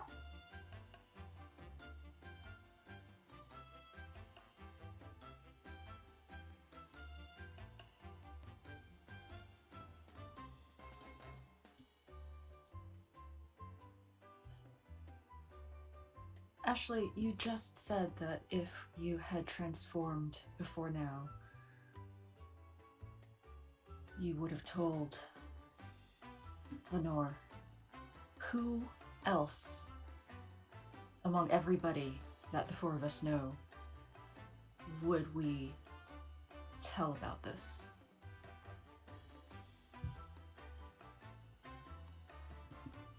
Because I'm not going to tell anybody. Everybody that I would tell is standing here right now. Yeah, same with me. I don't really get out much.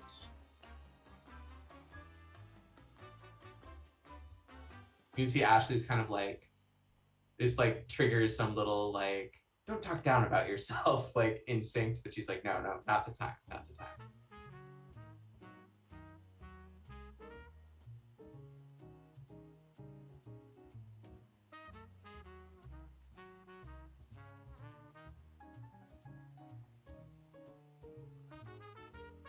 Yeah, no, I'm not gonna say anything.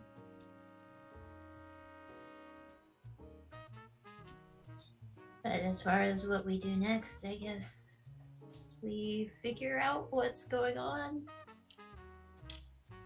I don't know how we're gonna do it, but shit's clearly kind of weird.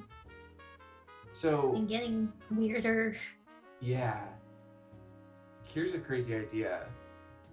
If we are all just students here, just like kids on this island, and we can transform, does that mean that that person in the armor is somebody on the island? Could be. Or it could be someone from somewhere completely different. Obviously, they were much further along than any of us.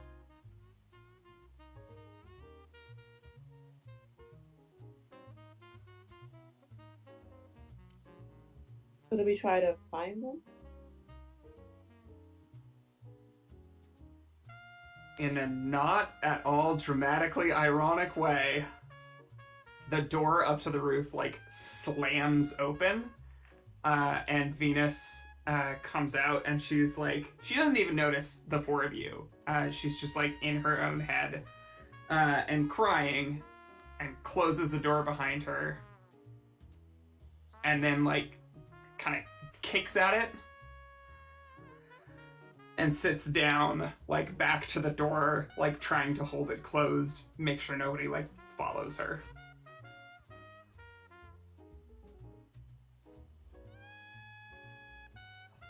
Oh my god, are you okay? Is it Michael? Shit. I'll fight him. I will totally fight him for you, Venus. Yeah, I'll help. Oh. No. Oh, fuck. This is embarrassing. I didn't know anybody was up here. I'll just go. You don't have to do anything. Oh my god, Venus, like, it's fine. I mean, you know, obviously things got kind of heavy down at the beach. Like, you were there. Are you okay? I mean, you're a lifeguard and like a senior, but I mean, it's still a lot.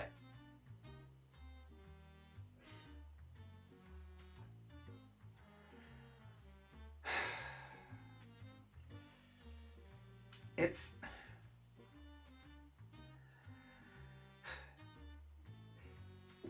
Michael and I broke up a week ago, and I heard Vicky Simmons told me what he'd been telling other people about me. And I'm so sick of his bullshit. Wait, so you just believe what Vicky said? Vicky kind of sucks. True facts.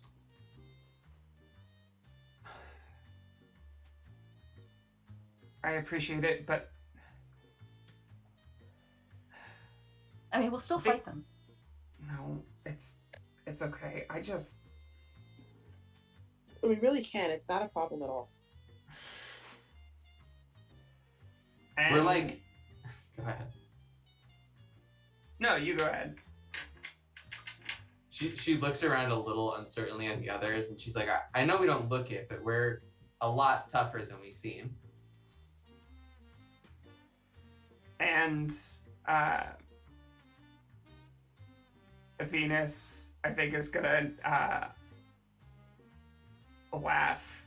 Yeah, she looks at you and laughs and like crunches over a bit and is like, I'm sorry, it's not you. It's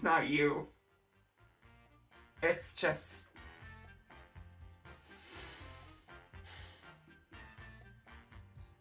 Thank you. Thanks.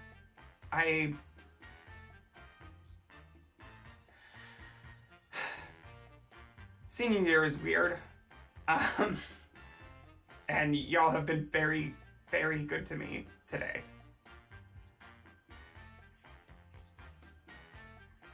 I'm sorry, I didn't know that y'all hung up here. Usually it's just me. I don't know why the rest of them are here. I like high places. I usually, when I'm not in school, I'm on the cliff over there. I like to dive off of it. You can break your neck doing that. Yeah, I always tell her not to do it with nobody else around, but she insists.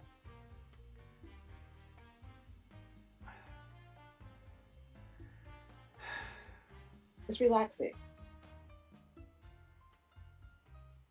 You have a weird sense of what relaxation is. You're not the first or the 20th person to say that. This is a nice shot of adrenaline. Ah, yes, to calm my nerve. Did you just come from talking with Vicky? Yeah. Where was she?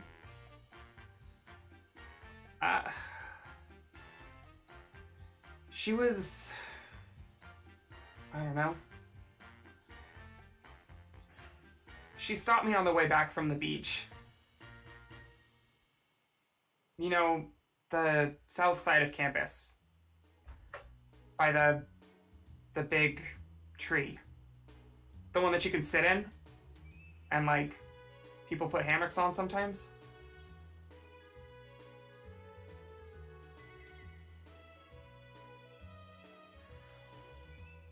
Okay. I'll get out of your hair. And if I need a quiet place to come, I hope I don't make you unwelcome in the space. And she'll kind of like fumble at the handle on the door and see herself out.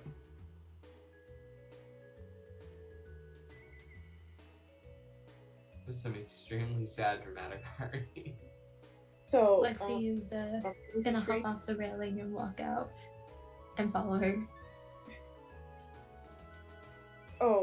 Lenore was asking if we were all going to the tree. Oh, I'm gonna go find out what was being talked about. You're welcome to come with me if you want, but I think Venus also needs some support. You guys know she's usually by herself, right? Sure.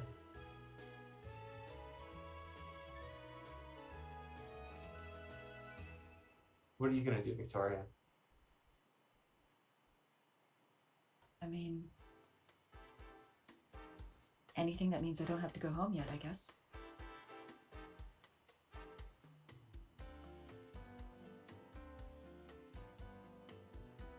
Yeah, I feel that.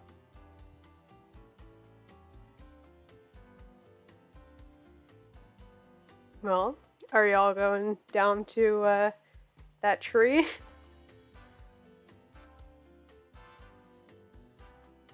Yeah, I'll come along. Okay. Yeah, let's go to the And tree. I guess another point of order, Venus, was Vicky still there? I mean, for convenience sake, it sounds like we're doing a red herring. So like, if it's convenient for Vicky to still be there, that's fine by me. Also, Vicky's a junior, right? That's what makes this dynamic interesting. Mm-hmm. Yeah. One way or another, I'm having a conversation with both Vicky and Michael. Well, we don't like either of them. So, right? Down with Michael Or and Vicky. Vicky. Down with I Michael. just Vicky, met them and I Vicky. hate them. Our list is growing. They're all going down. Oh my god. There's so What many have people we we done? don't like on this island. This island is too small for the 7 of us. Once Eight I of met us. some jerks on this island. New musical coming from TPK roleplay. Literally, Piper is the only person on this island I've met that I liked. This is fair. This is fair. Which you all do get a notification from Piper on your phones of the kind of like latest like breaking news, the story rolling right now with the events that happened at the beach was something of a what's called a red tide, which is basically a bunch of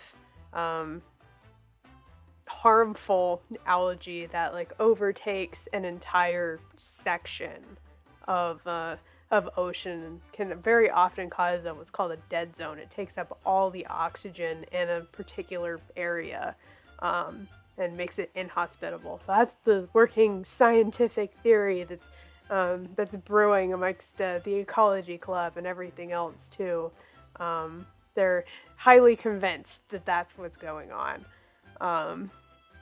But yeah, you all can easily make it down to the courtyard where the tree is. Yeah, they're just kind of checking her phone, checking her nails. Vicky Simmons. Vicky. Ashley, hey. Vicky, you know that this red tide theory makes no sense. Well, do you have a better one right now? I mean, it popped up out of nowhere. Maybe I'm a reincarnated guardian of a past world, she doesn't say. Like literally 5 minutes after we were all like, yeah, Hey, no, I don't look. tell anybody.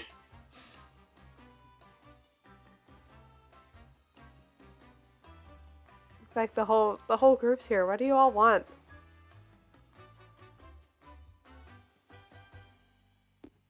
You're in my spot. When was the last time I saw you here? What?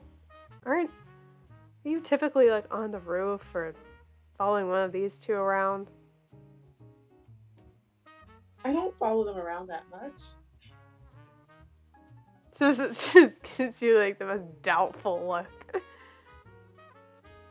Look, Vicky, are you spreading rumors? Yeah, what she said. What do you mean?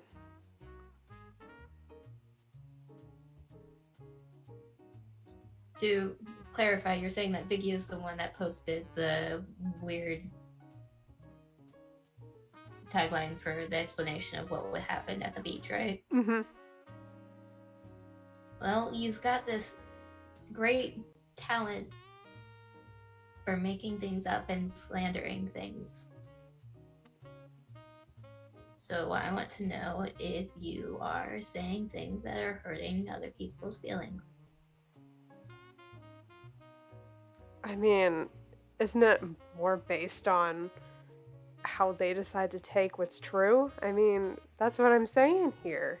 This whole red tide, everything's lining up. I mean, we've seen higher algae Oh my god, levels here. Vicky, I am not talking about that. Read the room, Vicky.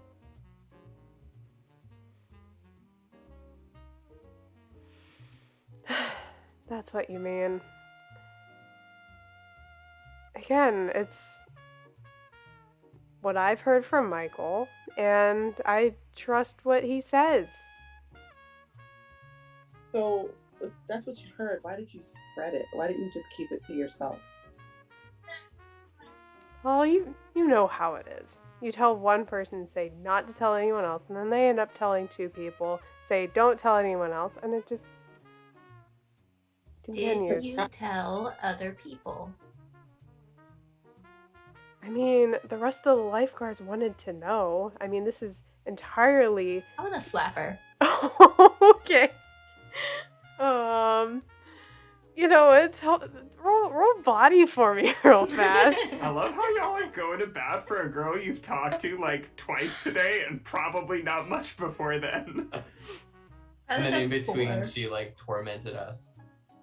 She also was there with towels, so you know. But we don't like Look. it anyway. Yeah, this is what I'm logicking with this. Lexi really likes to see the good in people. She wants to be a positive force. If somebody's out here slandering people for no fucking reason, they deserve some shit for that.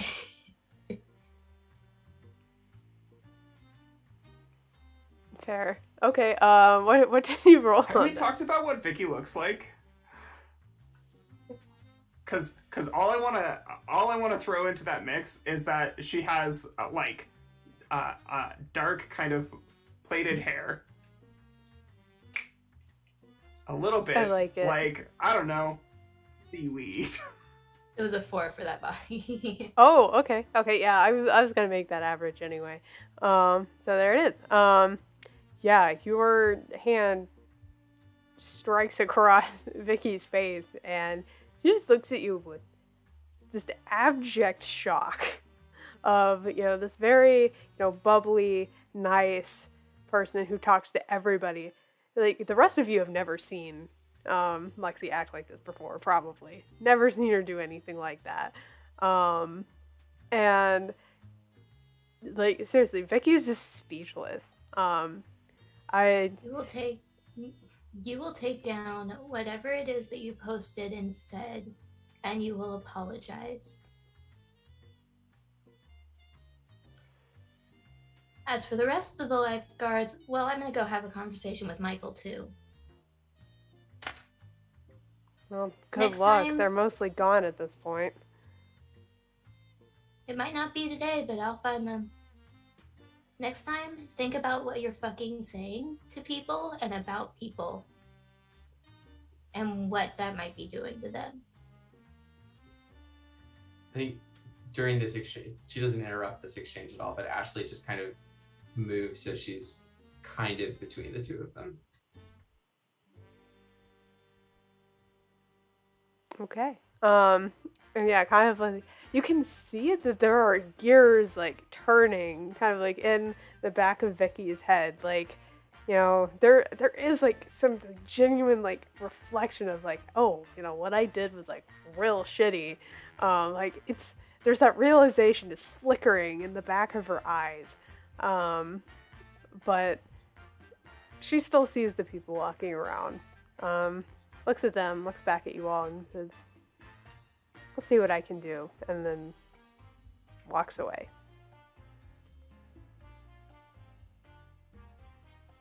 You okay, Lexi? Victoria grabs the hand that Lexi used to slap her and just like, you know, just sort of gently holds up the wrist and just like looks at the hand. Just like, I didn't know this did that. Are you okay?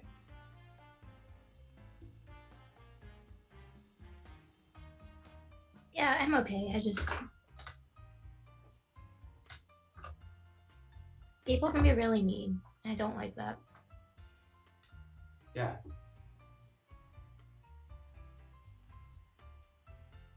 Well, we'll talk to the lifeguards. Some of them are kind of big though, so just like don't, you know, be careful with the. Nothing. Never mind. we can spread the punching around. Yeah. Ready? Let's go. Lenore just starts. Y'all are on you're on like well a cast war as the path at Alchemistress this of Fire, point. just ready to go on a war path. Sounds right. Well, I mean, looking... Whoa, Lenore, we can do the punching tomorrow. Yeah, it's like looking around, like most people have gone home at this point. It is way after school. The sun is beginning to set. But So angry right now. I yeah. want to do something like big and fiery. Well, Also, as Ashley and Lenore sort of turn away, as everybody like is turning away, Victoria's gonna take a moment to give Lexi's hand a little squeeze before letting it go.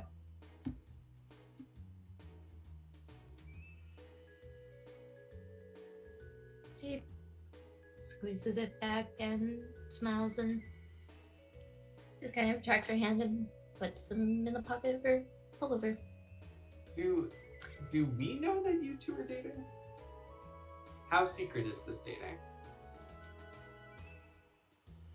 As secret as possible. Secrety secret. So it's I more, just sometimes bring her food.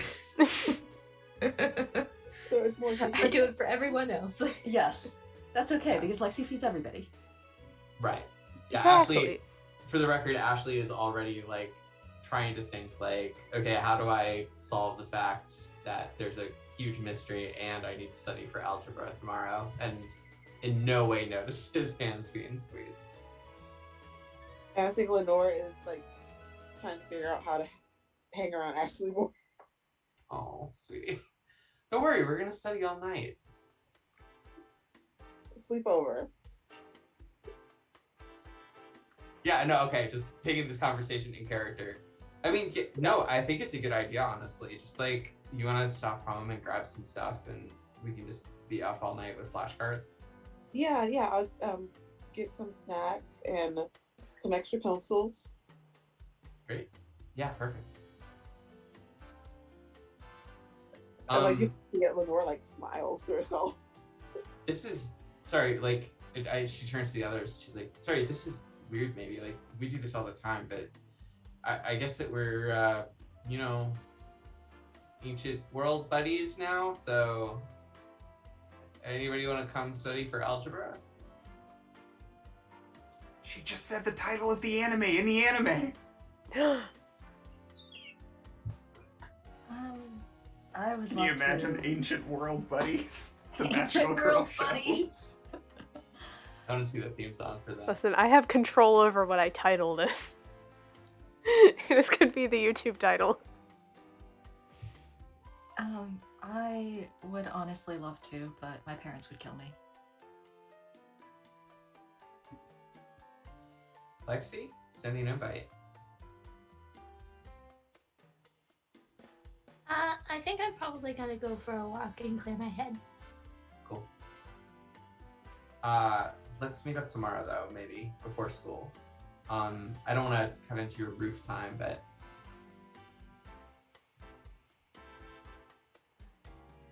That'll just be me and Ashley studying tonight. But we'll see you in the morning.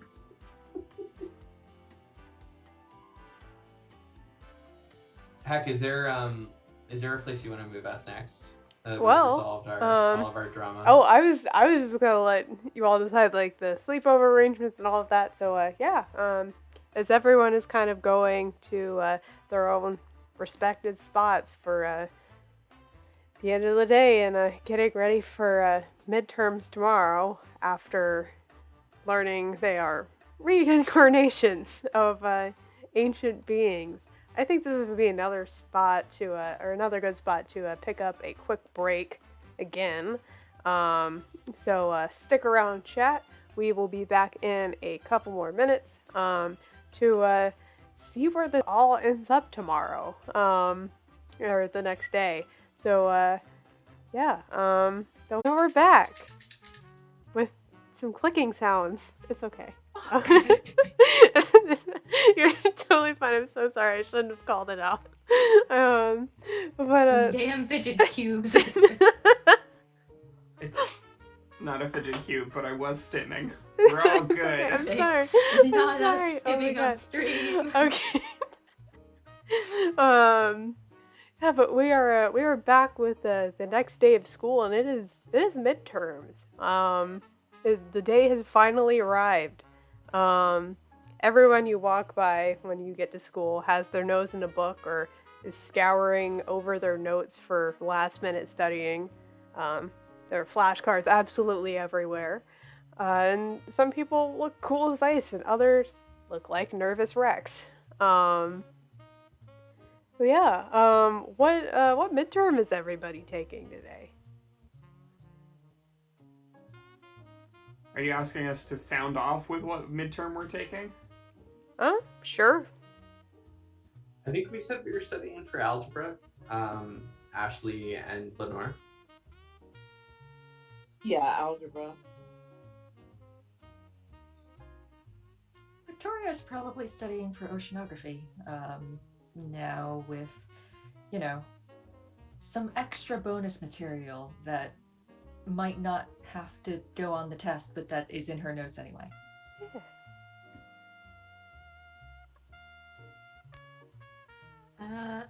Lexi is probably doing. We'll say meteorology today. We'll spice things up. We'll say hi to Susan. Okay. Oh boy. All right. Well, like I was prefacing before, based on what you chose earlier in our studying strategies, those who were helped with studying, you get to have a reroll on your mind check for this midterm. And those who just studied your own things, you also get a reroll. But those who tried to help and did not succeed in helping that, just go ahead and roll just a flat mind check. Well, that for me. Can I once again, would it be okay if I upgrade my mind check? Because this is very relevant to my fear, which is to get stuck on this island like my mom if I don't get good grades. Absolutely.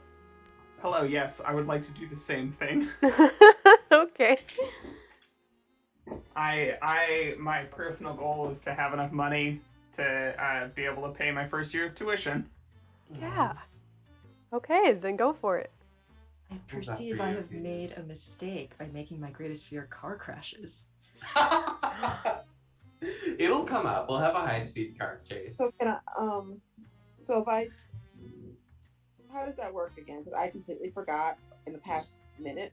Oh, Yeah, you're totally sure. fine. You're totally fine. So, do you know what die you chose for mind? I'm pulling up Yeah, character a sheets. D8. Okay. So if your mind is a D8, go ahead and roll that.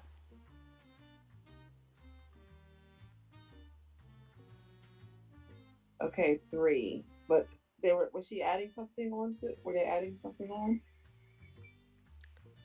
No. Were you someone that was helped The- with studying? Yes. Yeah, I think Jane's asking about the conviction stuff. Yeah. Oh, stuff. okay. So the way it works is that if you're you have the 3 convictions, which are your personal goal, your greatest fear, and they are important to you now. And if you can sort of justify that your action is related to one of those things, then you can upgrade your die by 1 level for free. So D8 becomes a D10, D6 becomes a D8, etc. So can she use her conviction because she is like got this huge crush on Ashley, and she's worried that it'll get in the way of what needs to be done. Oh, so like she's doing this to, like, impress Ashley, or like? Yeah. Okay, I'll go with it. Okay. So that's a D10. Correct? Yes, that's a D10. That was a 6 on my mind roll. Okay. I got a 4. Oh, we upgraded and it didn't help. Were you someone who was helped with studying? Yes. Okay, so you get to re-roll that then. Like I said, someone who was helped gets to re-roll. I got a 4 and I cannot re-roll. Oh my god. A 5. This hates me. That's a 3, including the +2 from Mr. Rogers. Oh no! Well, I mean, Two. at least it helped. You know what? It helped a little bit. So You can't really expect good midterm grades the day right after we. yeah, right after had everything this- happened. Yeah. Yeah, for sure. So Why yeah. is there not a school have- accommodation for something like that? That's my question. A major event happened on the beach. We were all traumatized. Come on, give us some leeway here. There probably will be curves, honestly, depending on how all of the classes go. Those of you that rolled like a 5 or higher, do exactly how you expected to. Just well enough. You got what you needed. Those of you that rolled a little lower, you didn't get exactly what you expected. None of you failed them by any means. But just didn't get quite what you expected, but know where you can improve in the future. Plus, you can't be too hard on yourself after learning that you are a reincarnation of an ancient being. That's, pretty cool. You gotta admit, that's pretty cool. Yeah, but Ashley can still be too hard on herself. Aw. Well. I was trying to be reassuring about it. Exactly. Yeah, so like what do you think everyone's like strategy was like going into this? Was it just like skip and come back to the challenging questions? Were there some people that were just the just choose C method?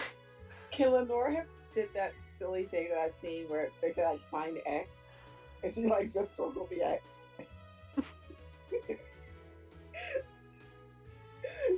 The teacher writes, "I like your chutzpah." There were I like your definitely a chutzpah. couple of points. 0 There were points. I was gonna say that at any point for a couple of these midterms, there were definitely points where Lexi just spelled out words with the bubbles. Exactly. I think Ashley had a Tab. rough Dab. Cab. abacadabra. Oh my god. Ashley had a rough day today because it was just like, I think that probably what happened is that, she was studying with Lenore. She was kind of, she was still putting focus on helping Lenore.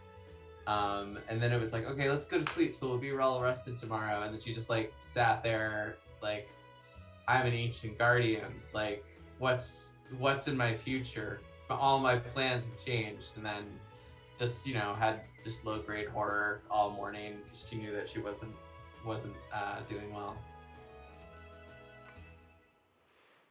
Well, you all think things through, and ultimately you all go with your gut for some of the answers. Like, who the heck decided to have the answer be D, like 4 times in a row? Like, who decided that? But in any case, it's a big part of the semester behind you now. So what do you all do to celebrate? I mean, most people, like, there are quite a few people, even though it's midterms, who are like already like throwing their papers out like into the garbage after they feel like they don't need it anymore for the rest of their lives. A couple other people are just like already ready to just leave school, go out, maybe go to the other island, to the McDonald's, and so on. Okay, so I know Lexi always has all of the really good snacks, but I have this little cake that I have for Ashley. And it's got like an A+ on it. Ashley sees this and knows she didn't do well in her exams, and she just gives Lenora a big hug. She's like, "You're such a good friend. You take such good care of me. I do not deserve it. Thank you so much." You do deserve it. I agree to You're an A+ disagree. friend. Oh God, you're an A++ friend. No, you.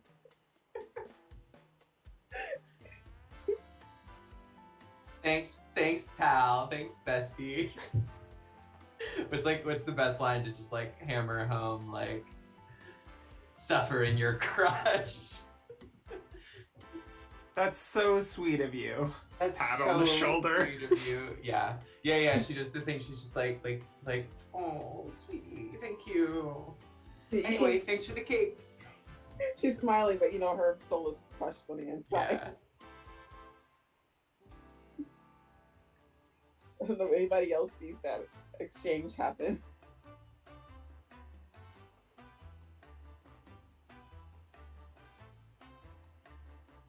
I think Victoria celebrates by going and seeing if Ricky is okay, or whether by any circumstance he's gonna have to step down for this big swim meet that's coming up, and we're gonna have like an interim swim team captain, or something.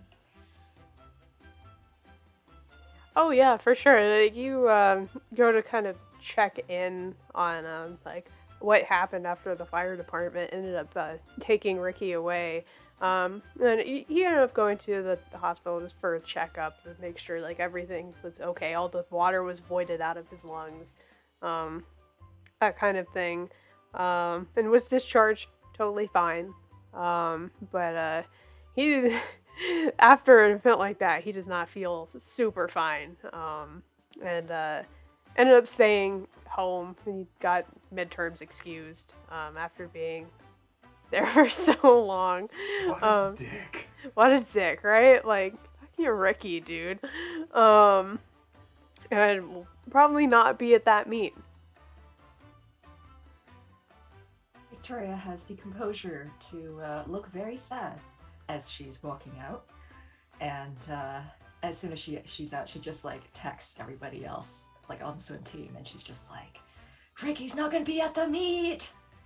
There's a group chat for the swim meet that excludes Ricky. Oh my God. Ricky. Yes.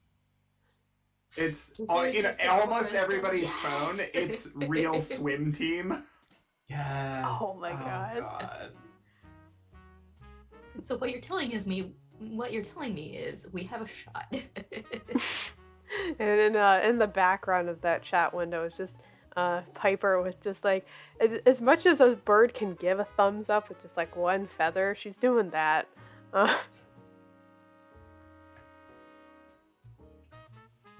This is very good. I'm just thinking about now that there's a ton of like Piper emojis that are specific Oh yeah. to the app. Oh yeah, they absolutely exist in app, and they're used quite frequently. But yeah, So, there isn't too much after midterms to really be doing at school before the swim meet. Though Lexi, you do see the pod of lifeguards in their usual spot.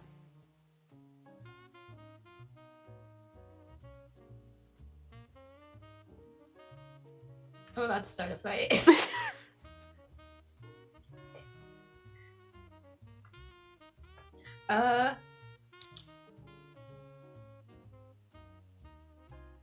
Michael is amongst them, correct? Oh yeah.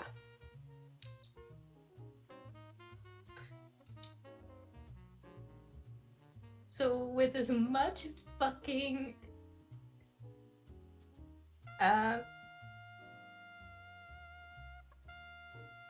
for once, Lexi actually behaves as if she has blinders on, so there's a singular focus there as she looks over at the group of lifeguards, sees Michael, walks away from whoever she's by at the moment, and right up to him. Doesn't matter who else is fucking there. And very much in the same way as Vicky, smacks the shit out of him. Oh my god. Are any of the known that Lexi does not care, but are any of the rest of us able to see this happening? Victoria's not there. No. Victoria's still not. Victoria's Oh, checking Lenore's on on the Ricky. cliff, isn't she? He is. Everyone's gone, and I'm here picking a fight. Ashley might still be hanging around. Venus, I think, sees this. Yeah. But from a great distance. Great distance. Like, are you like intentionally like trying to like be out of sight of the rest? No, I think it's one of those things of like, you know, you're walking across the quad and like, you're like, is that who I think? Oh shit! I like it. I think like And- Ashley's just gonna get close to this whole mess, right? Is then like basically come stand behind Lexi. Mm-hmm. And I will make the body roll if you want me to, but afterwards it's just kind of, I don't know if he's just too shocked or not to respond, but immediately afterwards, whether or not it connects, she just kind of goes on a tirade about oh shit, I had the whole thing in my head a second ago. I understand this so much.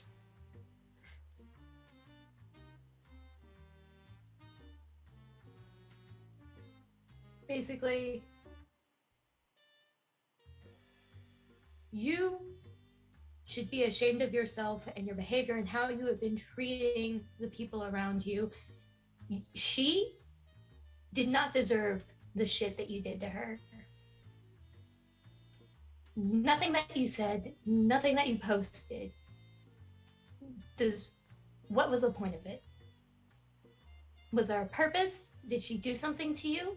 Probably not. She's a relatively decent person. So why?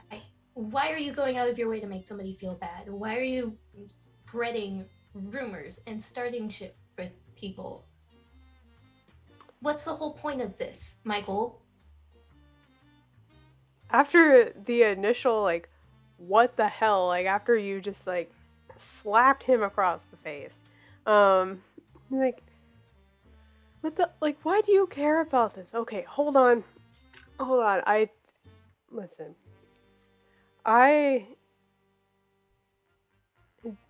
didn't really like how things ended between us. I was hurt too, and I said things that I'm not proud of, and I've been trying to talk to Venus and apologize all week, but she's just run away. I don't know where she goes, but I've tried. She is right to run away because of all the shit that's being said about her. Have you not heard it? Have you not seen it going around campus? I have, and I've tried to stop it, but it's not gotten working. so far beyond me at this point. I mean, what do you want me to do? What do you want me to do? I want you to fess up to it. in public. Go ahead. Go on to Plover. Go on to Plover. Whatever it is you want to do, make an announcement from the top of the railing. I don't care, but you are going to admit what you did and apologize. Go ahead and roll And me a that's a spirit. spirit? Yeah, give me a spirit roll. Just roll fast.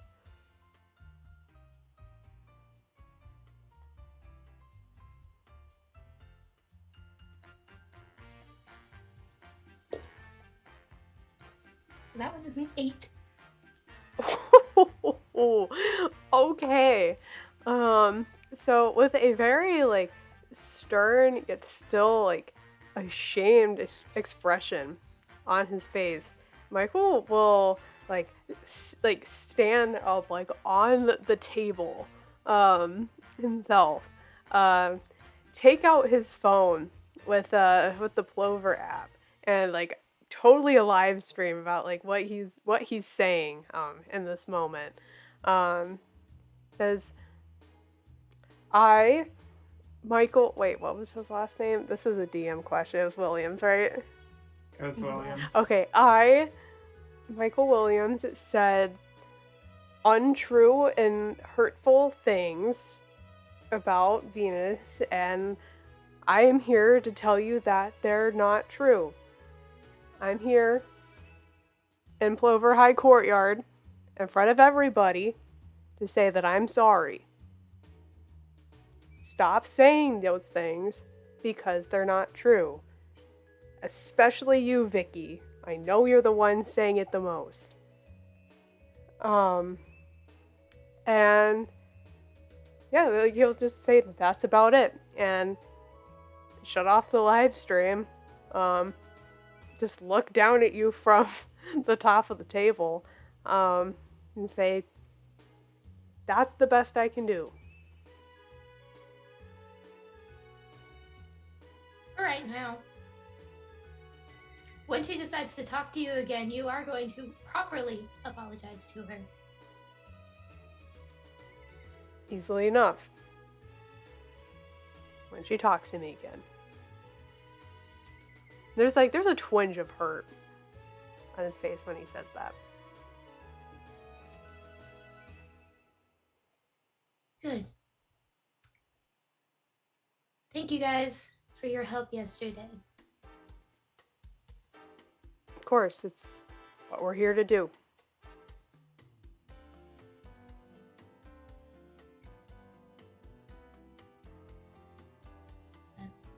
Yeah. Thank you for doing that. Sorry I slapped you. Not really. I'm actually not sorry. You know, I probably deserved it. But, you know, your group was out there for a while. Are you all like okay? I mean, with the whole, I don't know what was exactly going on out there. Like all the science nerds are talking about one thing or another, but you all were out there, I think, the longest. How are you doing?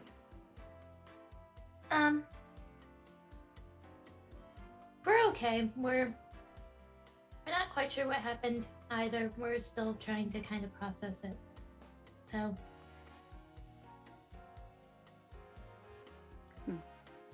one day somebody will figure out what happened. At some point. Yeah, I'll leave it up to you science nerds. Not me. I definitely failed my test. Bye, guys. Ashley's just like, as soon as we walk away, is like, oh my god, you're such a badass, Lexi. Yeah. And on your way, like, out of the, like, school or, like, the courtyard, Venus is, I don't know if Ashley is still walking with you, but Venus is gonna be like, hey, Lexi, can I talk to you for a second? Ashley is there, but is totally like, I'm gonna go get a soda. Oh, okay. I will talk to you later. Yeah. What's up, Venus?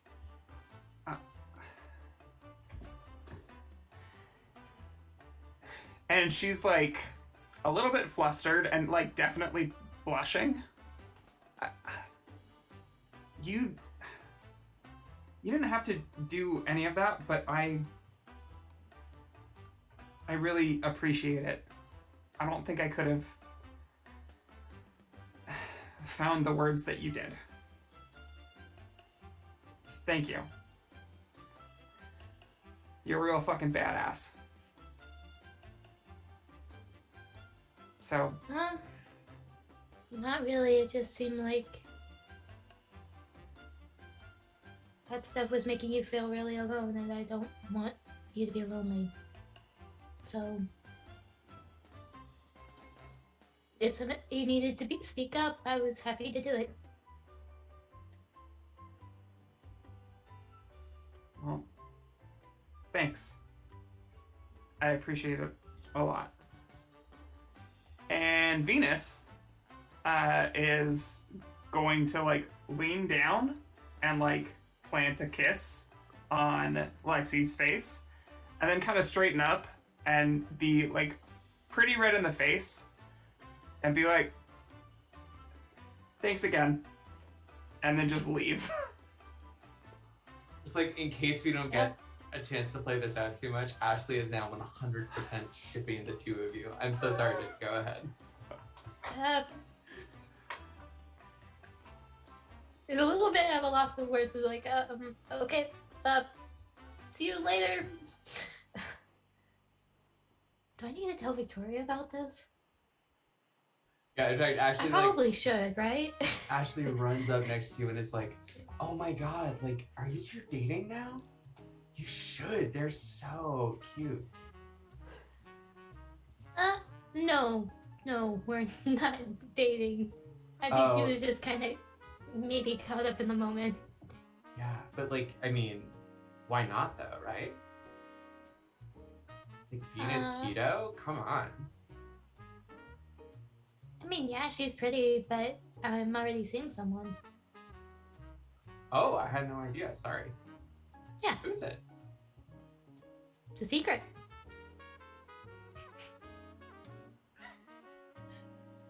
Now Ashley will never rest. But she doesn't say anything. It wouldn't be any fun if I didn't leave you guessing. You love puzzles, right? The scene ends on Ashley's dismayed face. We just had the anti-rumor scene. Here we are. She's gonna keep it to herself when she finds out. She must know. Well, Ashley, Ashley, in her mind, the beginning of a conspiracy board forms.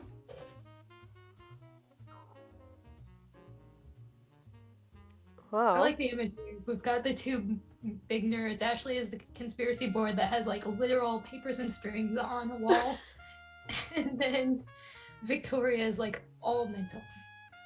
It's in an organized file cabinet. Yeah.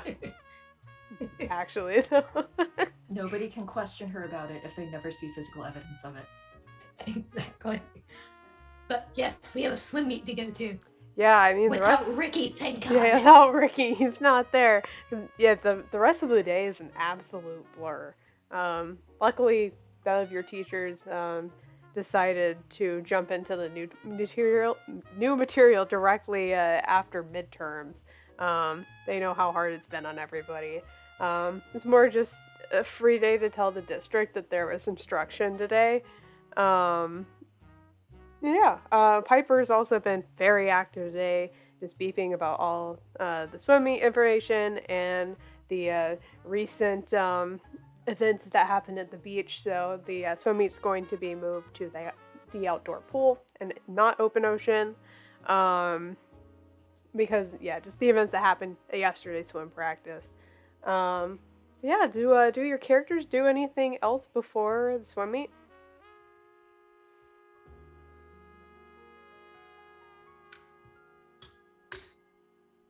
I think Lenora's gonna hang out on the roof.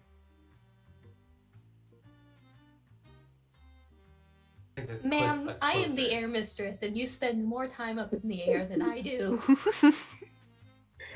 Yeah, it's kind of strange, isn't it? Like the tip of a volcano. It's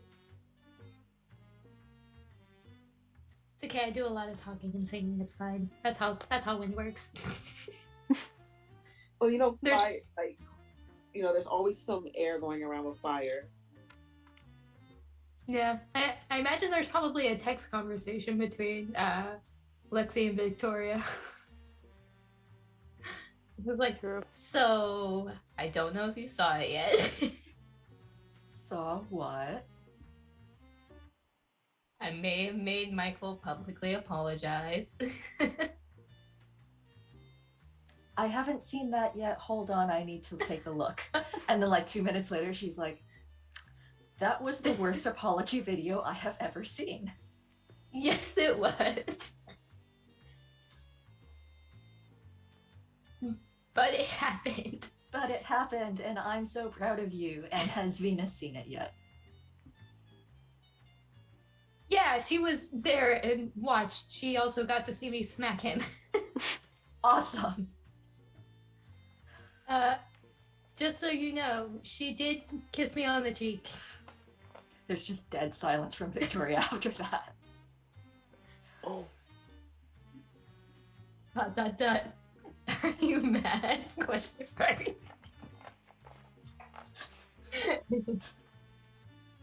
Victoria is off to go strenuously practice for the swim meet. Victoria also gets a text from Ashley saying like, "Hey, random Q, do you know who Lexi's dating?" Total silence from Victoria. She is swimming so hard. Don't want to think about it. You could say Victoria's stonewalling them. Pretty good. This game was made for you, Vermin. If removing you from this call didn't ruin the overlay, I'm totally kidding. Oh my god. We joke. We have a good time here. And for pun crimes. It's a ban for fun crimes.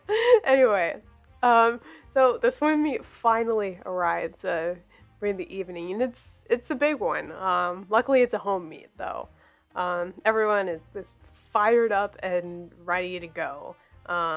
The lanes have already been marked with the plover colors, so lots of like browns and whites and blacks and specific patterns.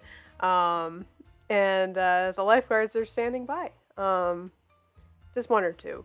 And those Sea City sharks won't know what hit them.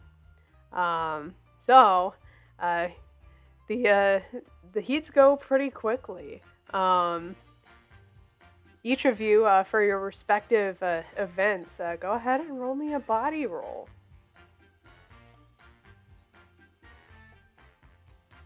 I want it noted that Venus is not competing, nor is she lifeguarding, but she is in the stands. Yeah. I love it. Eventually my conspiracy board will have every place where we transport. We will be in all of them, and I will figure it out. Lenore got 4. Oh, Vicky is the one who's lifeguarding this.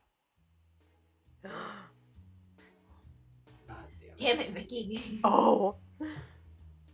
Victoria rolled a 1.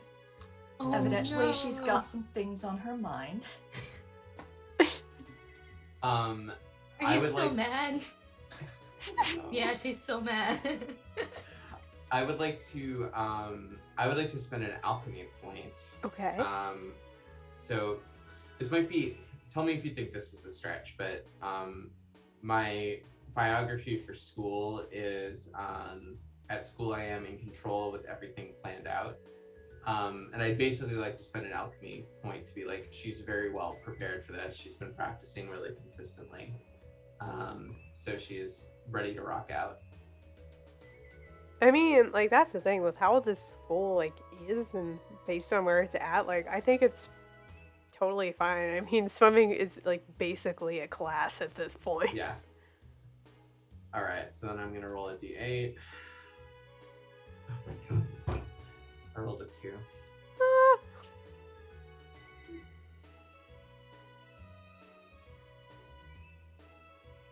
So wait, across the board, what was that again? So 2, 1, 4, Vinny also got a 4. A 4. Yeah, Okay. I didn't for my roll. Sorry. Oh no, you're totally fine.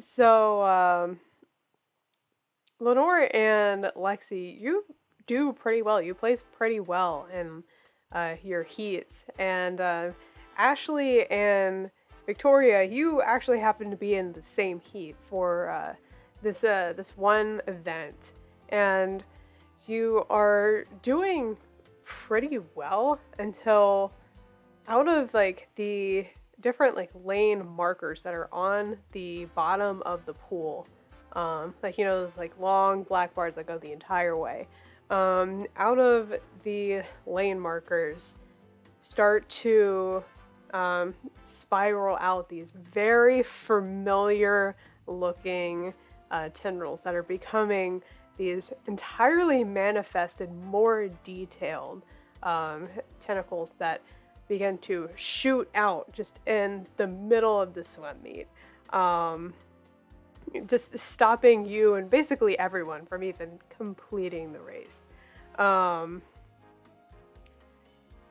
Accompanied by these tentacles is like this dark, like amorphous figure that seems to be in control of all of them. And words almost incomprehensible, but roaring out in frustration. It says, "I have lost my home because of the displacement years ago, and now this placement will be mine." Just in almost like what you would kind of what you would imagine to be like almost like alien speech, basically. It's so strange that you all are understanding it. And with that, it begins to just wreak havoc. What are y'all doing?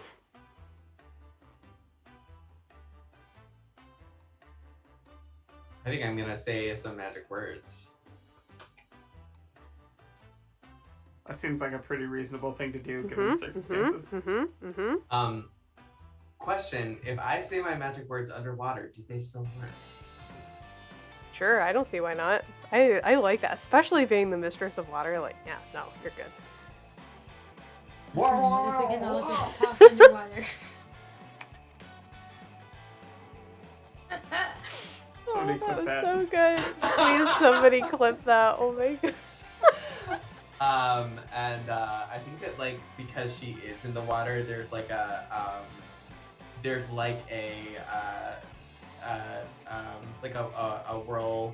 whirlpool sort of like sinks down around her, and then like disappears and then comes back up as quickly as it did, and it this is her transformation. In fact, I found it. This will now happen for every transformation, but the animators needed 2 tries to get it right. And as it comes back up, it sort of forms this kind of like mermaid dress shape, and she's in sort of like a other than that, like a action ready jumpsuit, wetsuit, yeah, looks cool. And her hair, which is definitely like was up in a swim cap, is now somehow free and in an elaborate updo that doesn't mind being wet. All right. Yeah. So I'll say that you probably lead the initiative we've seen. So what would you like to do? You are in the pool right now. I mean, yeah, I feel great in this pool. So I think that I'm going to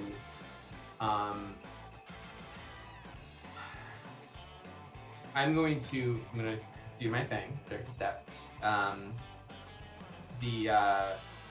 think rock and roll. She gestures emphatically. I think that what she's gonna do now is that the darkness, instead of sort of like forming an area that she moves through unnaturally quickly, it clusters around the shadowy figure, so that and I'm trying to inflict the condition blinded.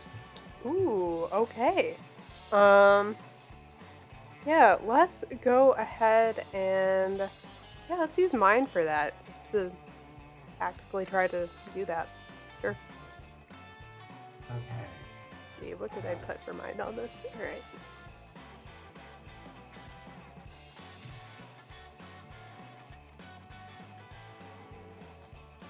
I'll roll a memory die. That is a 5 and nothing for the memory die. Okay, so as you attempt to blind this thing by bringing the darkest shadows you can think of from the bottom of the ocean, you become understanding that this thing is not using vision per se in order to perceive things. Unfortunately, you rolled a 6 on that. It was so close. Easy come, easy go. Okay, let's do, well, we did the star last time. We'll do the circle this time. Oh, well that's gonna bring us to Venus and the tentacle creature. So, Venus, what you doing?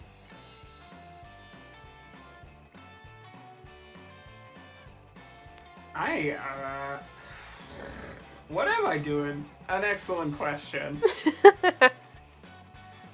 Yeah, I think I do the thing of like we get a shot of Venus like moving with other people who are trying to escape, basically. But she ducks underneath the bleachers to say her transformation phrase. From the crushing depths, I am reforged. And we get a clearer look at it similarly this time. And there's it's not fire, and it's not water, and it's not like a mist, but like purple flame water stuff licking across her, forming that armor. As she like rounds the corner. And I think what she wants to do this time is she wants to see if she can I like interrupt and take control of the tentacles?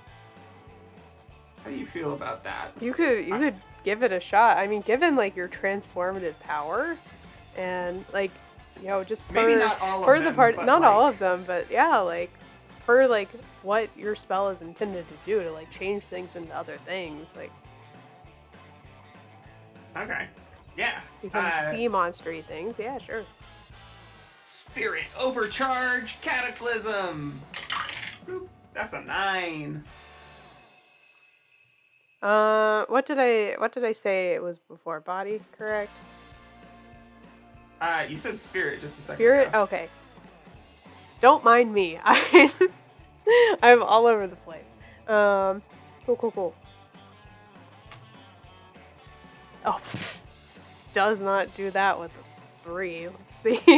Are you trying to inflict a condition or downgrade resolve?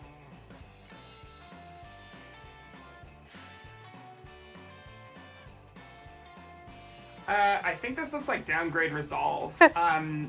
What we see happen is the tentacles, which are kind of like shadowy squid or like octopus tentacles, I'm assuming.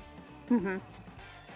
Several of them look like they like ripple with change from the base of the pool to their tips, and by the time that change has washed over them, they look like sea monsters or like very, very deep like eels. So that same kind of like long teeth, big eyes, nasty looking creatures, and they just like bite into the tentacles near them. Yeah, and it did resist, but is going to downgrade by 1 resolve. And yeah, if you've ever seen how a bunch of lamprey down in the depths hunt things. If you haven't, go look at it because just a bunch of them just attack this singular tentacle, and in their group attack, they kind of transform it into its own larger lamprey that is kind of at its own will at this point, kind of neutralizing that dark energy to become this unique thing that that you have now made. But yeah, very cool. Although it's going to lash back out at you for sure. So, tell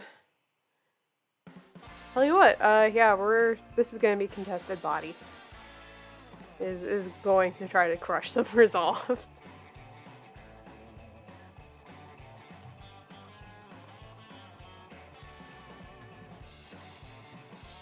You were also muted.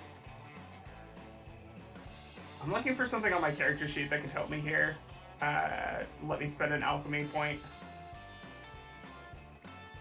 But I don't think there is anything. Let's go, baby. That's a 3. I shit you not. It also rolled a 3. And we went with It goes- Defender. Yeah. It goes in my favor. Yeah. She draws a coral sword, and a skull shield. It's shark skin stretched, with like the jaw stretched over the front. And she fights it off with that. Very nice. The teeth almost cut into this this tentacle that is attacking you, and doesn't make purchase. Okay. So going next in the circle would be air. Oh, this means the air mistress. So seeing all these things happen, what's kind of going on with like the crowds? How are they taking this? They are not okay with it. The crowd is running away. Trying to get away from it. Lifeguards are just trying to usher people out.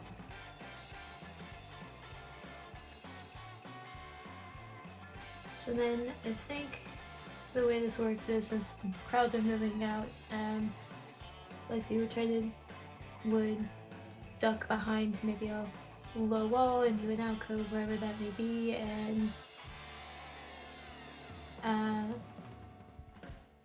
say I can hear the wind whistling, and with that flourish of a twirl, wind kind of rushing around, even though we are outdoors, aren't we? So the wind rushing around and into a swirl around her as her hair flows out, the swim meat suit changes and flows out more like an airy dress around her, and stepping back out, seeing this being and the tentacles in pretty much a deadlock. It'd be a deadlock at this point with Venus, wouldn't it? Or Scylla, I guess. At least for one of them, Or- yes. There are multiple other tentacles out there, though. Multiple other tentacles and one big baddie. Are the tentacles lashing out at other people? Not at the current moment. They're still, like, kind of rising up out of everywhere.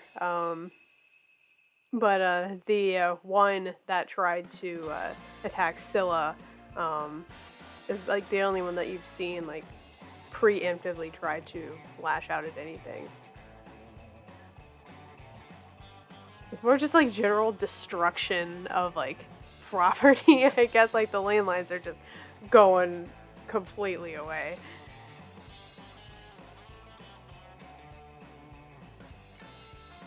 Then I think we're gonna start off with Hear my siren song recoil in the sense of bring yourself back in. Stop lashing out at stuff. Okay, let's do some contested mind for that. Excellent, very good. Oh, I say mind like that's not my worst stat. Where's my d6? Here it is. It's a 3. Ooh, it, for a second, you swear that the echo of your voice, almost like a ripple across water, just kind of echoes through this this body of energy forming, but unfortunately still just is trying to claim everything around it that it can. Rolling a 6 on that.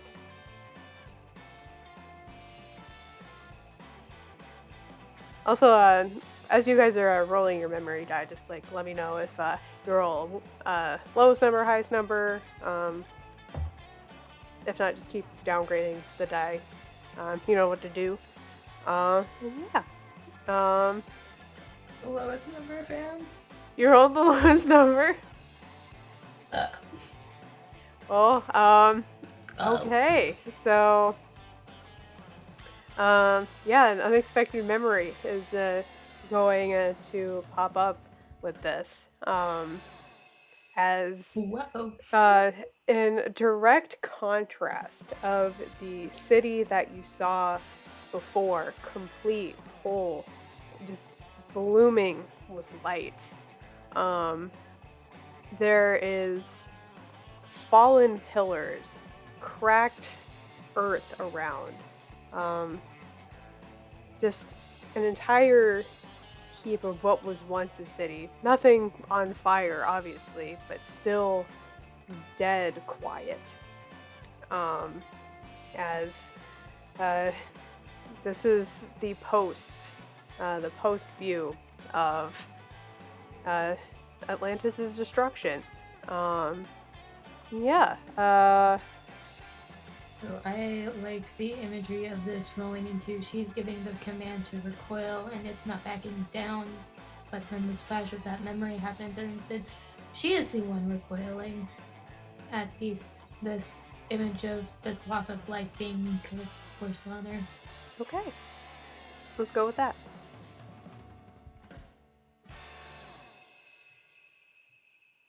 Alrighty. That would take us to fire.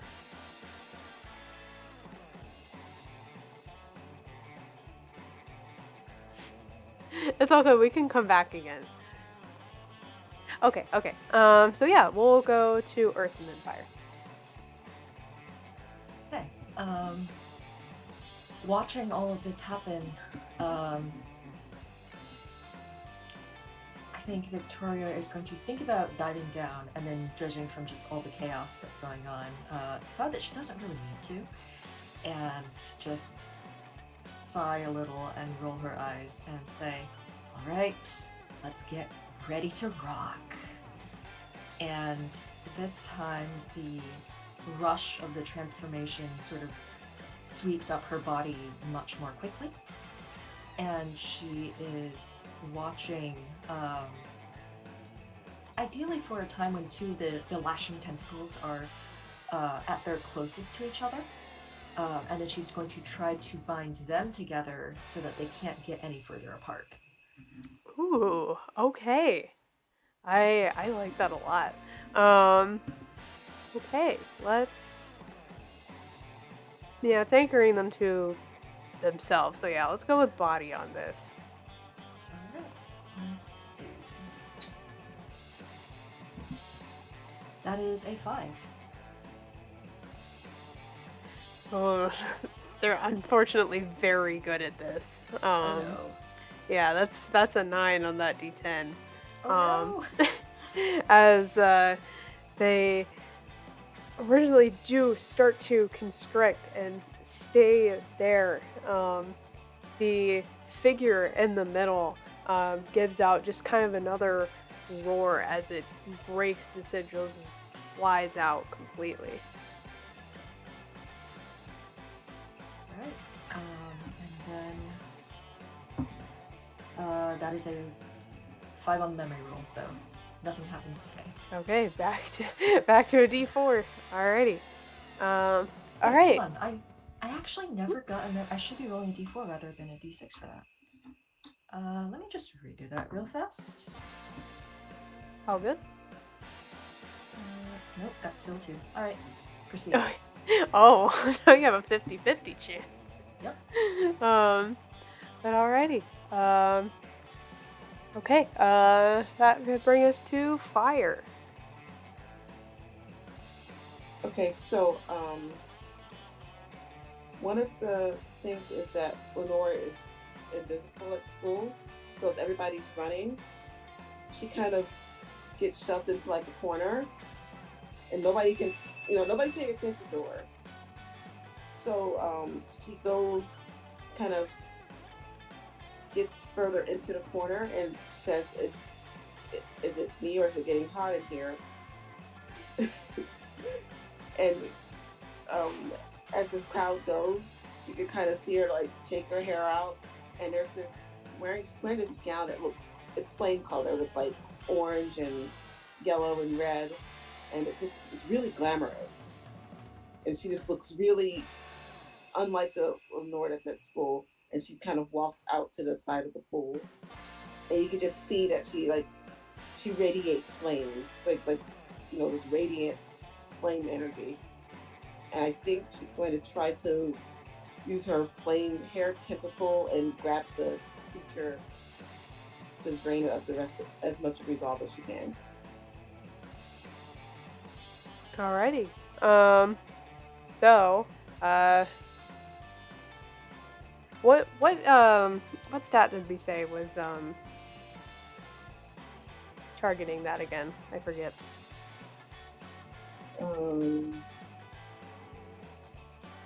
It's a good question. I think it's okay to like sort of say, I mean, based on this approach, what it would be. Like, do you have an opinion, Jamie, what it would be based on this?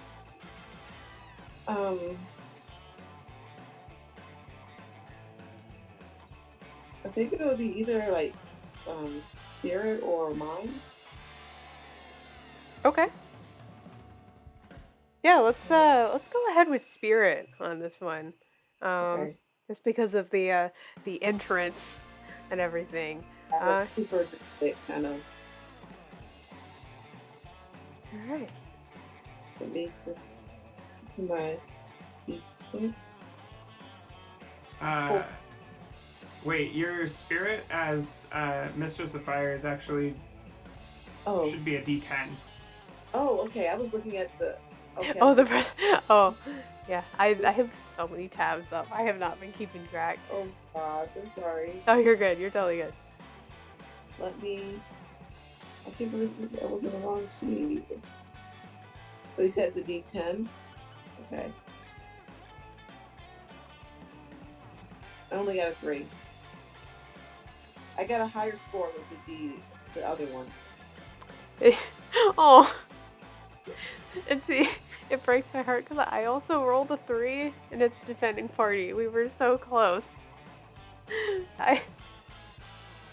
We were so close. It manages to keep its shape.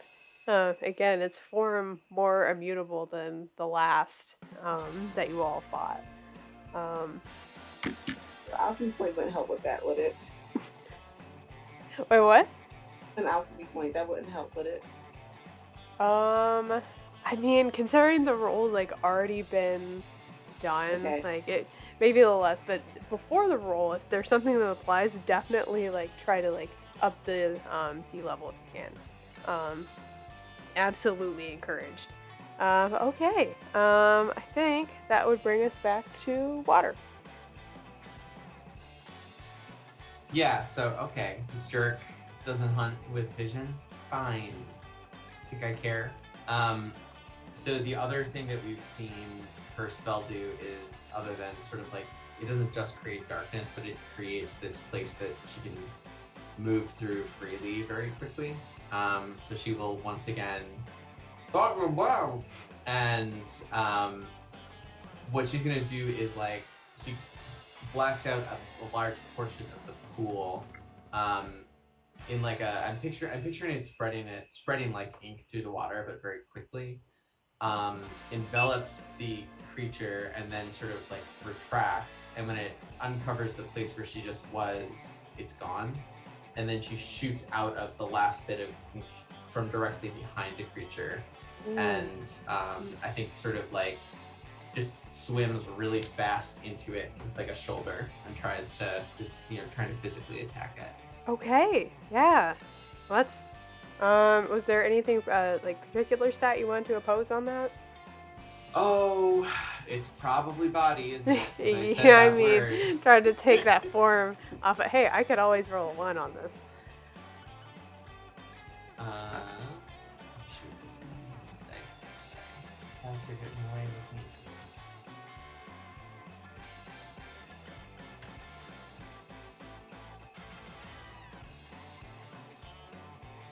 That is a 4 for me. Yeah, I rolled a 2 on that. So. At long last. Aha! I'm just trying to lower resolve here. Yeah. Okay. Did not roll well on that either. Yeah, it is. Yeah, because I didn't add modifiers to this. It is taken down another resolve level. As you all watch as almost a like reverse dive, as if someone could dive like out of the water, not into it. This is what you watch your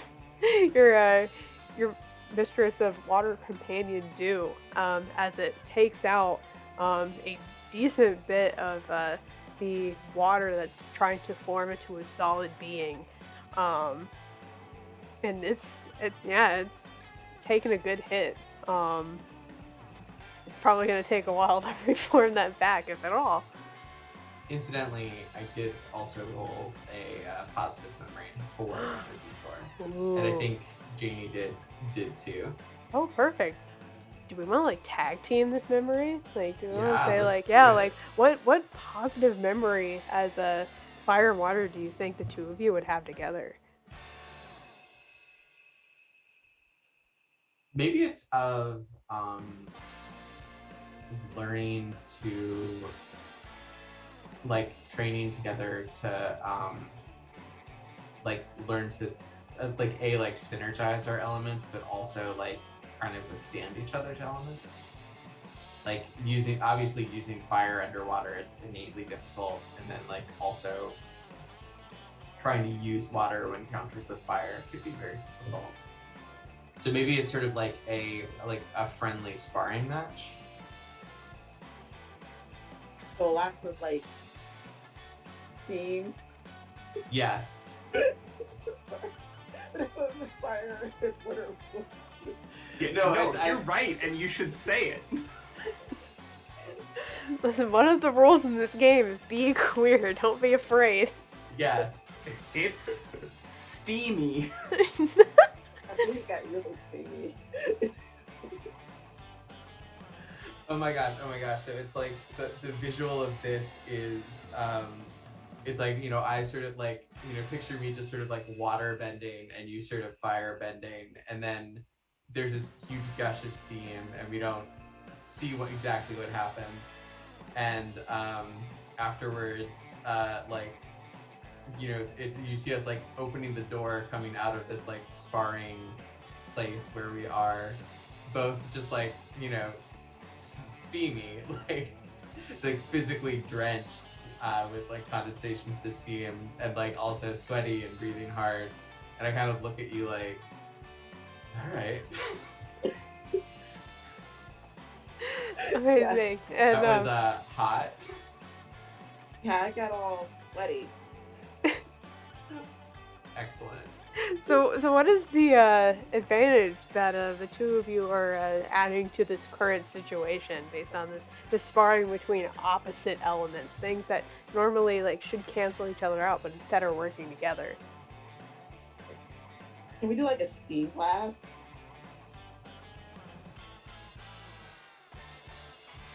Yeah, maybe it's like, maybe it's like, yeah, maybe there's just sort of like, so I just sort of like disrupted this watery form with like physical impact, and then maybe there's sort of just like almost incidentally, because it's not like a full magical attack, the Mistress of Fire like passes close by, or one of her tendrils sort of like passes through, and now this thing is like doubly messed up, doubly disrupted. I like it. Yeah, I like that. Well, very cool. That was a hell of a turn. Oh my god. That was really cool. Hey, that would take us to Scylla.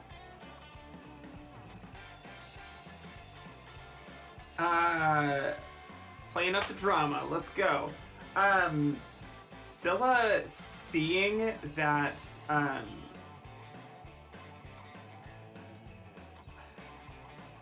that the Mistress of Air has like recoiled in an attempt to kind of sing at the tentacles and command them, is going to move over to her, and I think just kind of like check in and be like, we're still fighting. Are you here? Can you still keep going?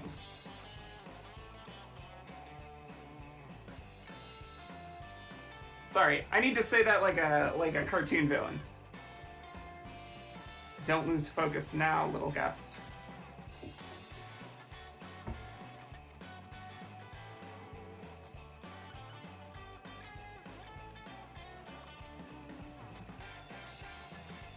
Saw everything crumble.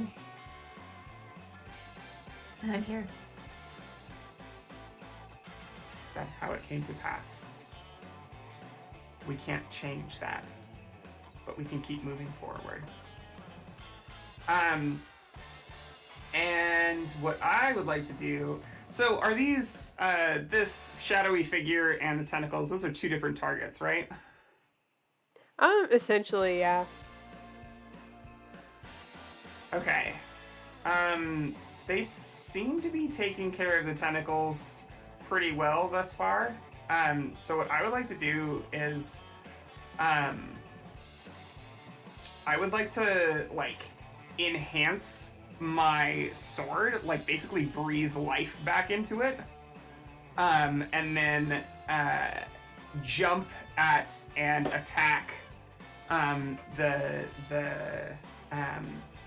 the shadowy figure with my, like, spell-enhanced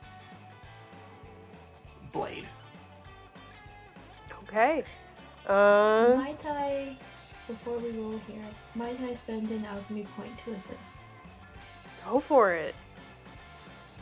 What does that look like? Yeah, what does that look like? Tell me. So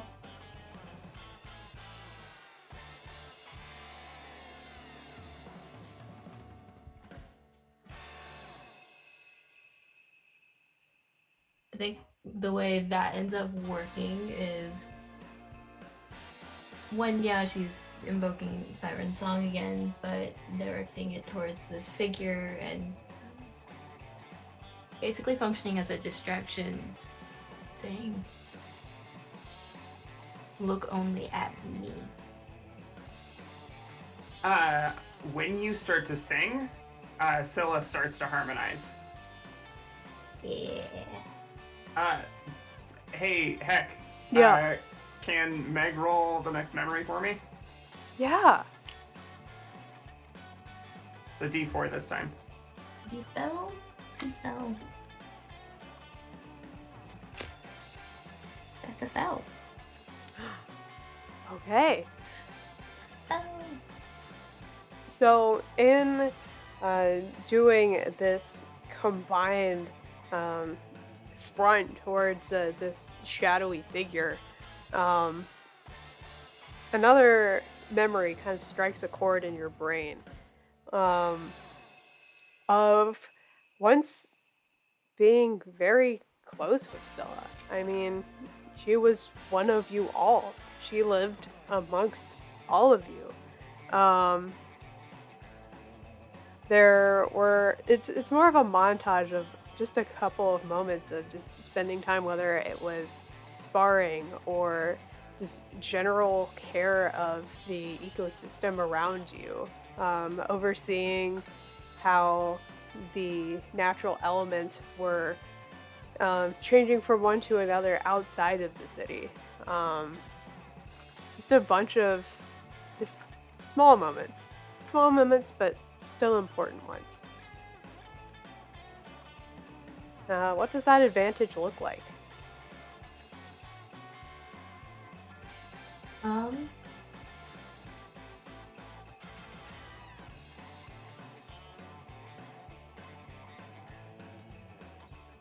think I would put a condition on, maybe a condition on the figure.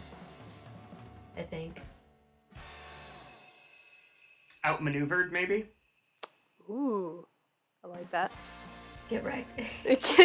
That's the unofficial one, just wrecked. R-E-K-T. And for my spell sword, what would you like me to be rolling? Considering you're using your spell, I'm willing to go spirit on that. Oh, and I upgrade that for help, right? Yes. That's a 12-sided friend. Not great. It's a 5. I rolled a 1, so that's a lot better than that. Let's have at thee. Have at thee. Ooh, hold on.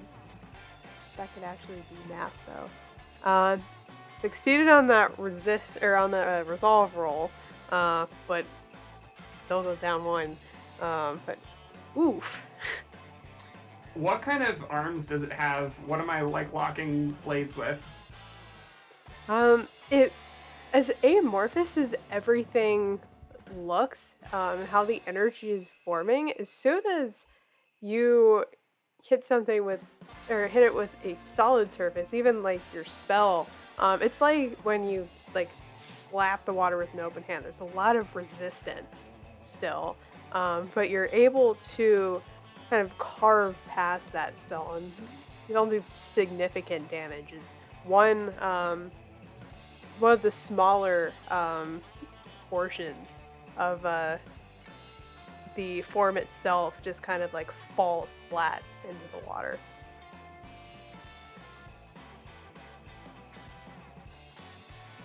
But yeah, okay. And that brings us to its turn. And as this frustration grows, you all can feel. I don't know if our Mistress of Fire can really feel the heat difference of how the water is feeling now. The frustration is growing. There's more energy. There's more energy as this almost like a shockwave of just pure willpower and energy bursts outward for this thing. And I would like everybody to roll a spirit roll for me, please.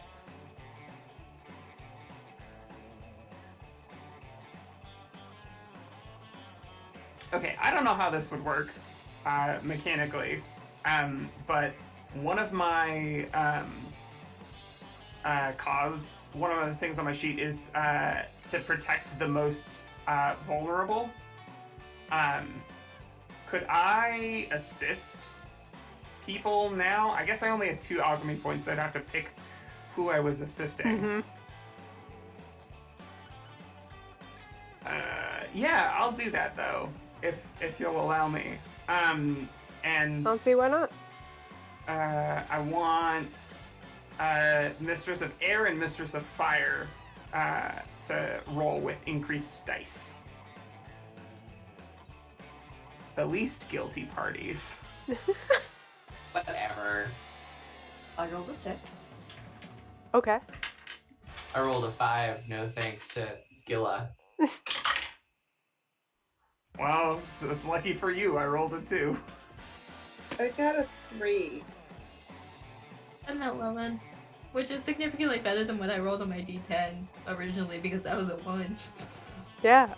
Okay. So 4 on my D10, and now I have a 3. I had like a 9. Now I have 3. so I think what it looks like is she pulls a piece of her armor, throws it down in front of the two of you, and it's like coral just erupts in front of you. Ooh. All right. So those of you that rolled a 6 or higher, are all good. You beat that. But those of you that were below, Feeling very targeted right now. I mean, you were kind of targeted. I mean, it was just a shockwave outward towards everybody. Yeah.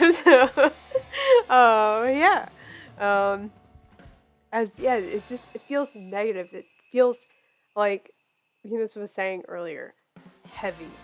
Just feels heavy. Okay. Well, that's it for its thing. That is. Is there anything we have to mark or do because of that? It would be trying to decrease resolve. Okay. Cool. We should all roll resolve die, right? Mm-hmm. 3? I assume that's not good. I got 2. Got a 7. It should be fine. If you don't have conditions, you should be fine unless you roll a 1. Okay. Mm-hmm. I'm good. If you rolled a 1, then you would have to spend alchemy points to stay in the scene. And if you have conditions, they basically like subtract from your roll. Yeah. So they could, But we are all fine. Yeah. But your resolve die goes down the next time.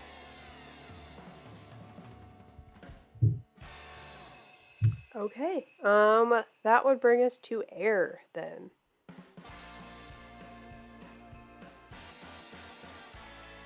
I'm just trying to put a piece of candy in my mouth. Oh, sorry. Oh, little dust.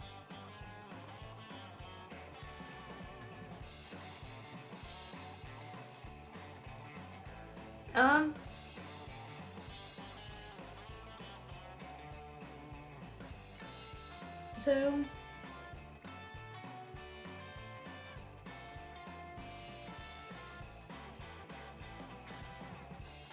I'm gonna see if I can't continue trying to keep that transfixion from this figure. Okay. Using Siren Song and try to keep him from maybe limiting his actions or lowering his resolve. Was spirit roll?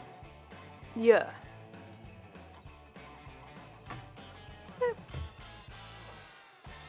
That's a 6. Ooh, okay. It does not make that with 4.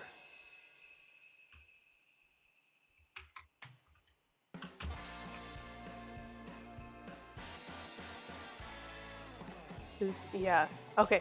I was noting the conditions. Like, did we add another one? Okay. Oh, that's not good. Okay. Because of the conditions, that's where it mattered. Okay. Yeah, it is affected, and transfixed by your song again. Some of the energy itself begins to lighten, not just in weight, but also is kind of returning to the original color of this very chlorinated pool that you all are part of. I Okay. imagine the song itself is the one that's closer to like an actual siren song. It's more of the tale of sorrow and loss. So Oh. How'd that memory die look? oh, I forgot to roll the memory die. Hold on. We'll see if it's extra effective. It's a 4. So we have a good memory. Oh yeah. All right. But yeah, despite singing a very sad song, you think about the last time that you sang this. It was from a very high point in the city that you were a part of. The top of a mountain that has a large vent of just magma underneath. Despite being a place primarily of fire, you still found a very positive place to be there. Yeah, what does that advantage look like?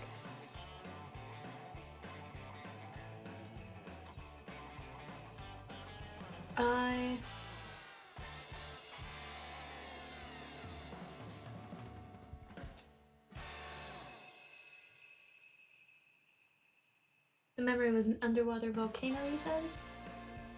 Mm-hmm.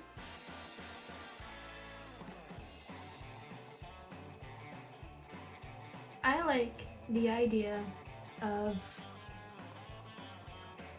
because we've already kind of got this steam going on with the combination of water and fire. I like the idea of illusory images floating, moving through that mist, and keeping maybe their attention is not all on one thing. It's something moving out of the corner of their eyes, and they just see people kind of everywhere. I like it. They're confusedly moving at each thing. Some of them kind of lashing out towards what they think is a figure, and nope, it's not. It's just some more steam. I like that. Okay, that takes us to fire. I'm gonna try because it looks like maybe 1 or 2 good more hits will do it. So I'm gonna try again. Okay. Right. So I rolled. Was that spirit before that I rolled? I think so. Okay. Let's be good. 4.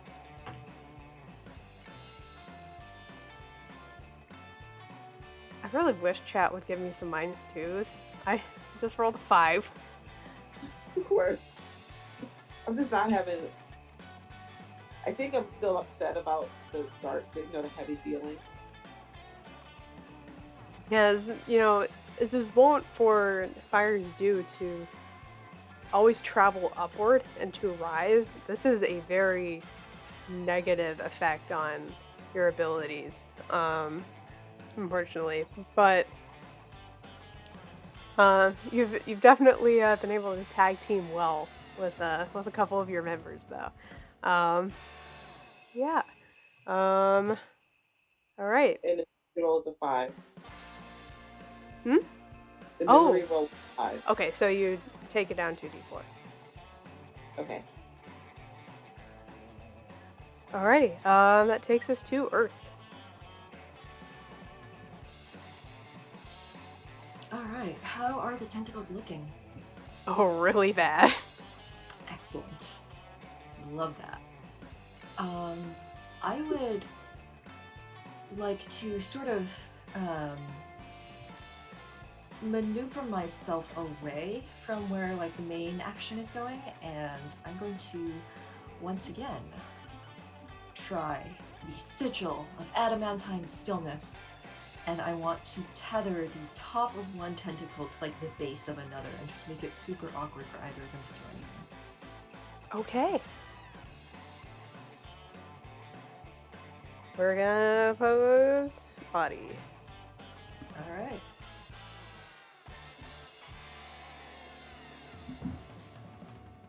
That is a 2. I rolled a 1. This D10 right here. We'd love to see it. You like to see it, so I still have to roll peace. I don't think it's gonna help. It did not help. Yeah, it was a 50-50 shot. Okay. In tying these two tentacles together, basically, you think about how they're positioned with each other. They're opposites. So by tying the two together, you were actually able to go around the figure itself, and it is just a mess. And before really anybody can think about what to attack next, the anger and frustration with which everything is trying to lash out at the same time just collapses all of it effectively with each other. This big bad is effectively knocked out of the scene. And the conflict itself is over. Congratulations.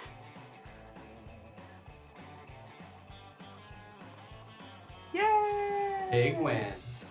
Does it dissipate? Like what happens to everything that's here? Does it just disappear? I mean, it's very much, it feels like there's still like ink kind of like in the pool, but the heaviness is completely gone. It seemed to have entirely just toppled itself over, as that the ink is starting to recede back into what were those little lane markers before.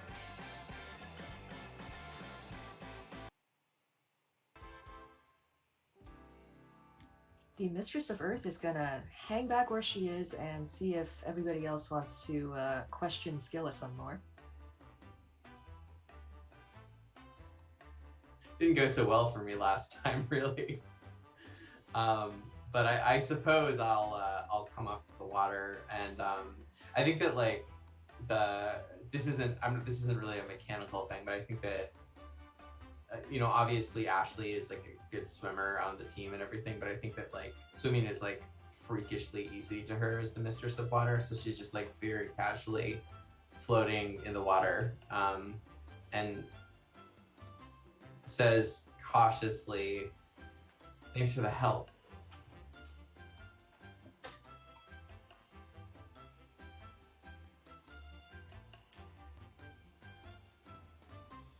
It's not in my nature to let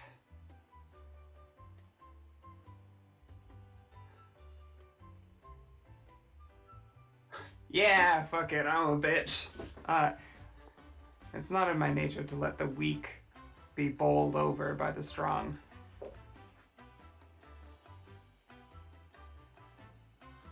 We're the weak. For now.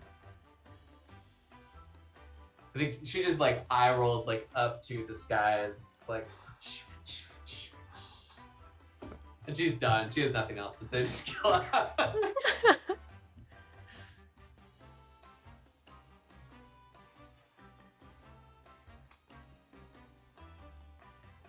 So when we become stronger, will we find you standing against us?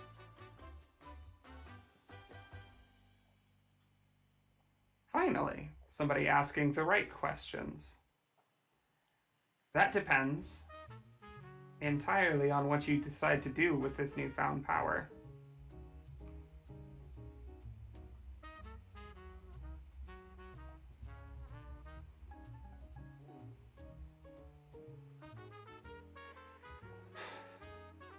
You understood what it said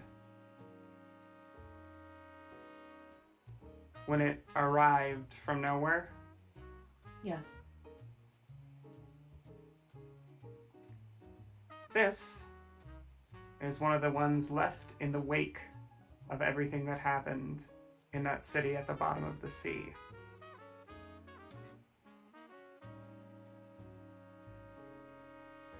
This is the refuse, the acceptable losses, collateral damage. And that is, again, directed pretty much directly at the Mistress of Water. Do you mind if I take that roll, actually? The memory roll? Do it. It's at a D6, because Megri said it. 2 and 1 in 3 chance. I'll give you a +2, though, because I have a +2 that I didn't use. Alright. It's a 2. Got nothing. Why does this lady hate me so much? So weird. So aggressive. So this is going to keep happening, correct? Oh, with certainty. So how do we solve the problem? I wish I knew the answer to that myself. I've awoken to this before you, and it was happening, all of this. She gestures at the remnants of whatever's still dissolving out of the pool. This has been happening for months already.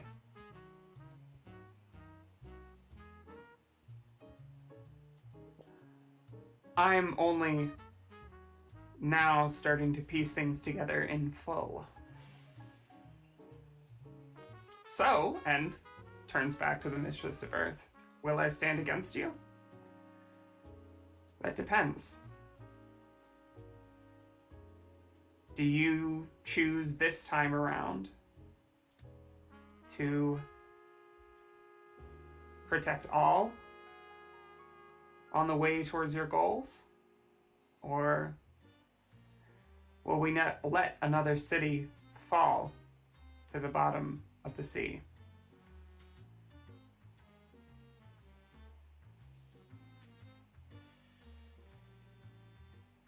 I will choose to be true to myself, as I did last time. If the path this time changes, it is because the circumstances this time are different. We are on land now.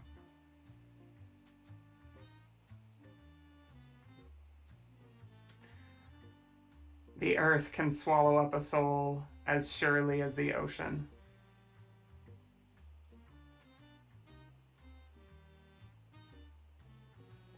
Watch where you tread, Mistress of Earth.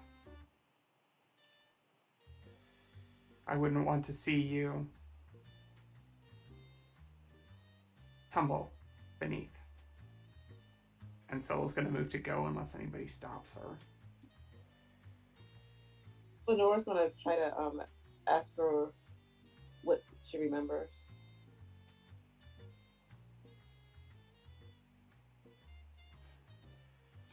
I remember the aftermath.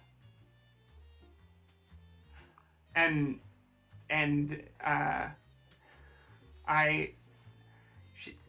Scylla like turns very squarely on the Mistress of Fire and says, I remember the aftermath. I remember the loneliness of picking up the pieces. I remember the thousands lost trying to put their lives back together. I remember you turning your backs.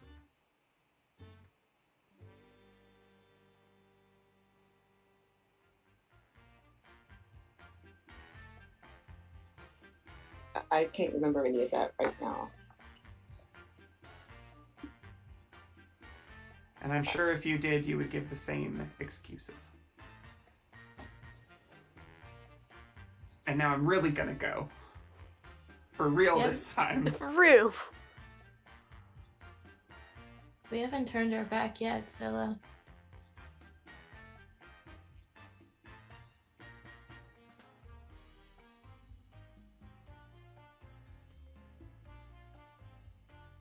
I won't be holding my breath.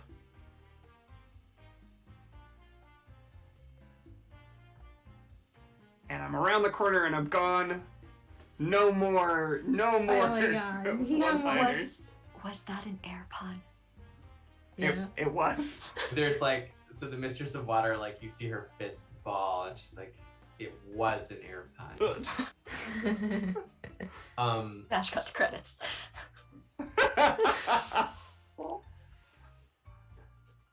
I don't know what the opening theme music sounds like, but the outro theme music is just like huge guitar riff to start off.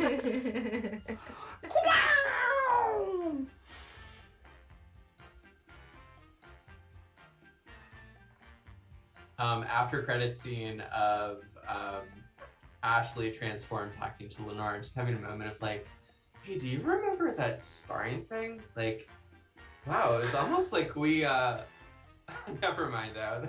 That's just silly. Lenore's gonna like look like she's gonna say something and then just look so crushed.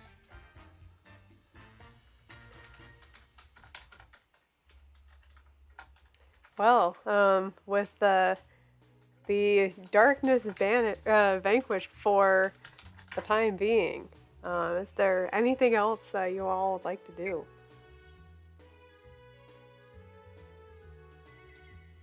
There's a memory I wanted to do, but I just didn't get the roles for it.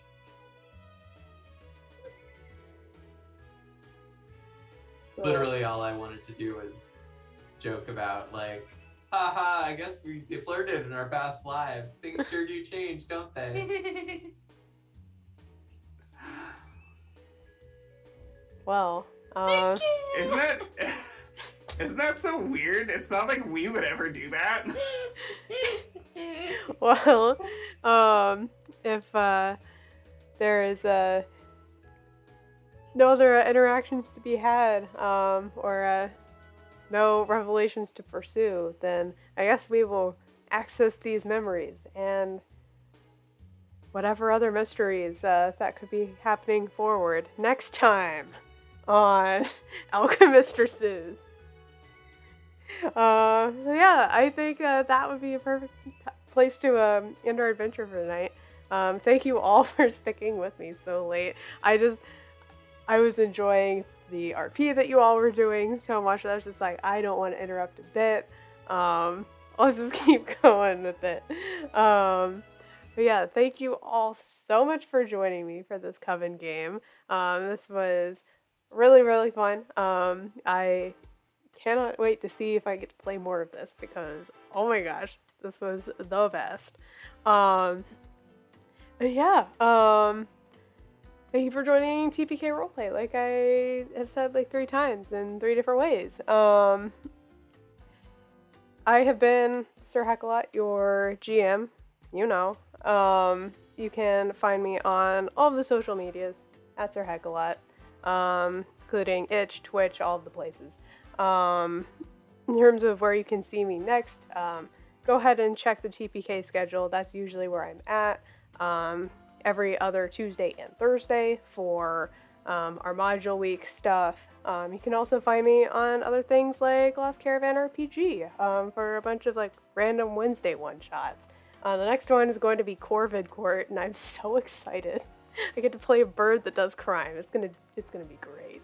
But yeah, enough from me. Thank you to all of my players for joining me, and let's go around the table to tell us who you are, who you played, where we can find you, what you got coming up, that kind of thing. Starting with Kaya. Hello, I am still Kaya, and I have played Victoria Lee, who is also the reincarnation of the Mistress of Earth.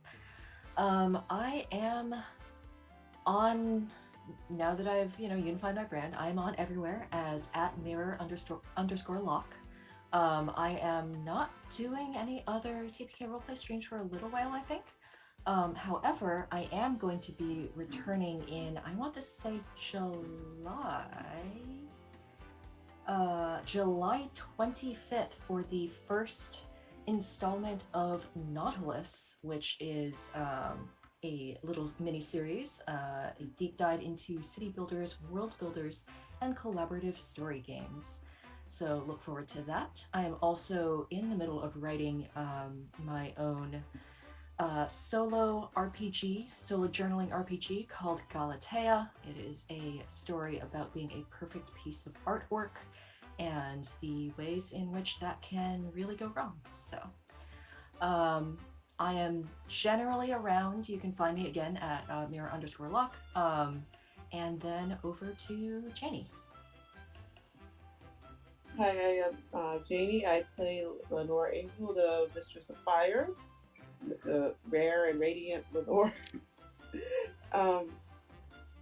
I do things online. I'm just going to pass it to the next person before I get too awkward. Hi, that's me. You. What's up? I'm Vermin, aka Legendary Vermin. You can find me as Legendary Vermin on all the places on the internet that matter, which is, of course, Itch, Twitch, Twitter, and I suppose YouTube. I have a website, legendaryvermin.com. If you're ever curious what I'm going to be doing coming up, you can go there and check out legendaryvermin.com/live. My streaming schedule is generally there, generally up to date, and 9 times out of 10 accurate to the actual day things are going to be happening. Speaking of which, on Wednesday, Hubris of Man is getting its finale? I take that as a yes. So yeah, come see me close out that delightful saga of the Alien RPG. It's so much fun. We have a really, really good crew. We always have a really fun time. So please see us out in style. And speaking of grand finales, Madness Calls It Forth is getting its grand finale on Monday, June 27th. There might be some shows that happen in between here and there. Again, you can always check out my website. You can also check out the games that I make on itch.io/ or legendaryvermin.itch.io. Yeah, I'll pass it right along to D. Hey, everybody's doing such cool stuff. I'm D. I am a co-designer on Alchemistresses, the game we were playing tonight, and we are playing in honor of the fact that we are launching on Kickstarter on June 14th, which is my birthday, by the way. So, yeah, that's right, I'm a Gemini. You all hate me now, but you should still back the game. It's just not fair, Vermin. It's awful. If you want to find out more about Alchemistresses, you can find me at Twitter at DoraD_. You can also follow my co-designer Allison at Allison K. Cole, who couldn't be here tonight. You can also just search us on Kickstarter. We would love a follow leading up to the campaign. If you would like to learn more about the stuff that you didn't see on the stream, character creation and world building, which is how we came up with Plover Pier and just all of the wonderful things that went on in this session, we actually are going to be featured on the Character Creation podcast on the One Shot Network, and our first ep is going live tomorrow, so you can give a listen to that. Thanks Heck and everybody for having me here. This has been a real blast playing with you all, and really honored to have the game featured. And with that, I will pass to Meg. Hello everybody, it is me, Meg Mysteria. I got to play Lexi Campbell tonight, our Mistress of Air, who is an airhead, but will smack you, apparently. Facts. But as far as what's coming up for me, you can find me as Meg Mysteria on Twitch, on Twitter, on Itch. I've got a couple of projects that are in the works system writing wise, which is a lot of fun and may or may not ever see the light of day, who knows. But as far as what's coming up, like Vermin mentioned, we have the Hubris of Man this Wednesday on the 8th, where it's the finale, as in it's the finale mission. There's going to be 2 parts to this. Mm-hmm. So the first part is this month, and then July is the actual finale. And if you guys like sci-fi stuff, if you like Alien at all, I'm a massive nerd. I'm the game mother. You get to watch me torment 2 of my players who are currently on stream with me right now.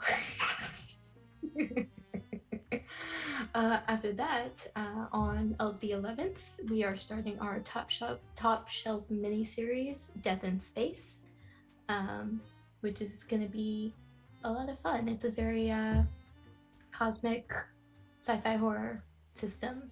And we're playing a crew of researchers. What could possibly go wrong? It's everything. Everything's going wrong.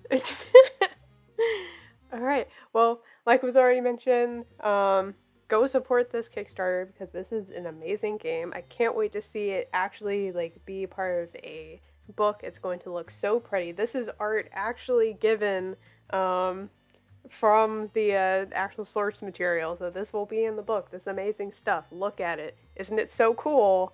You're not going to want to miss that. Support this Kickstarter. There are 2 TTRPG bundles that I didn't shout out in my own thing, but there are 2 TTRPG bundles on itch right now, supporting different charity causes, one of which is the TTRPG bundle for reproductive rights by Roll for Romance. Go support that because folks still need it. Same thing with the bundle for Buffalo that just went live at the beginning of this week, I want to say, and still has plenty of time to go support. So do that. There are so many amazing games on there, all going to some folks that really need it. So stick around for the raid because we'll be raiding somebody. I'll figure it out. And thanks for watching. Bye, everybody.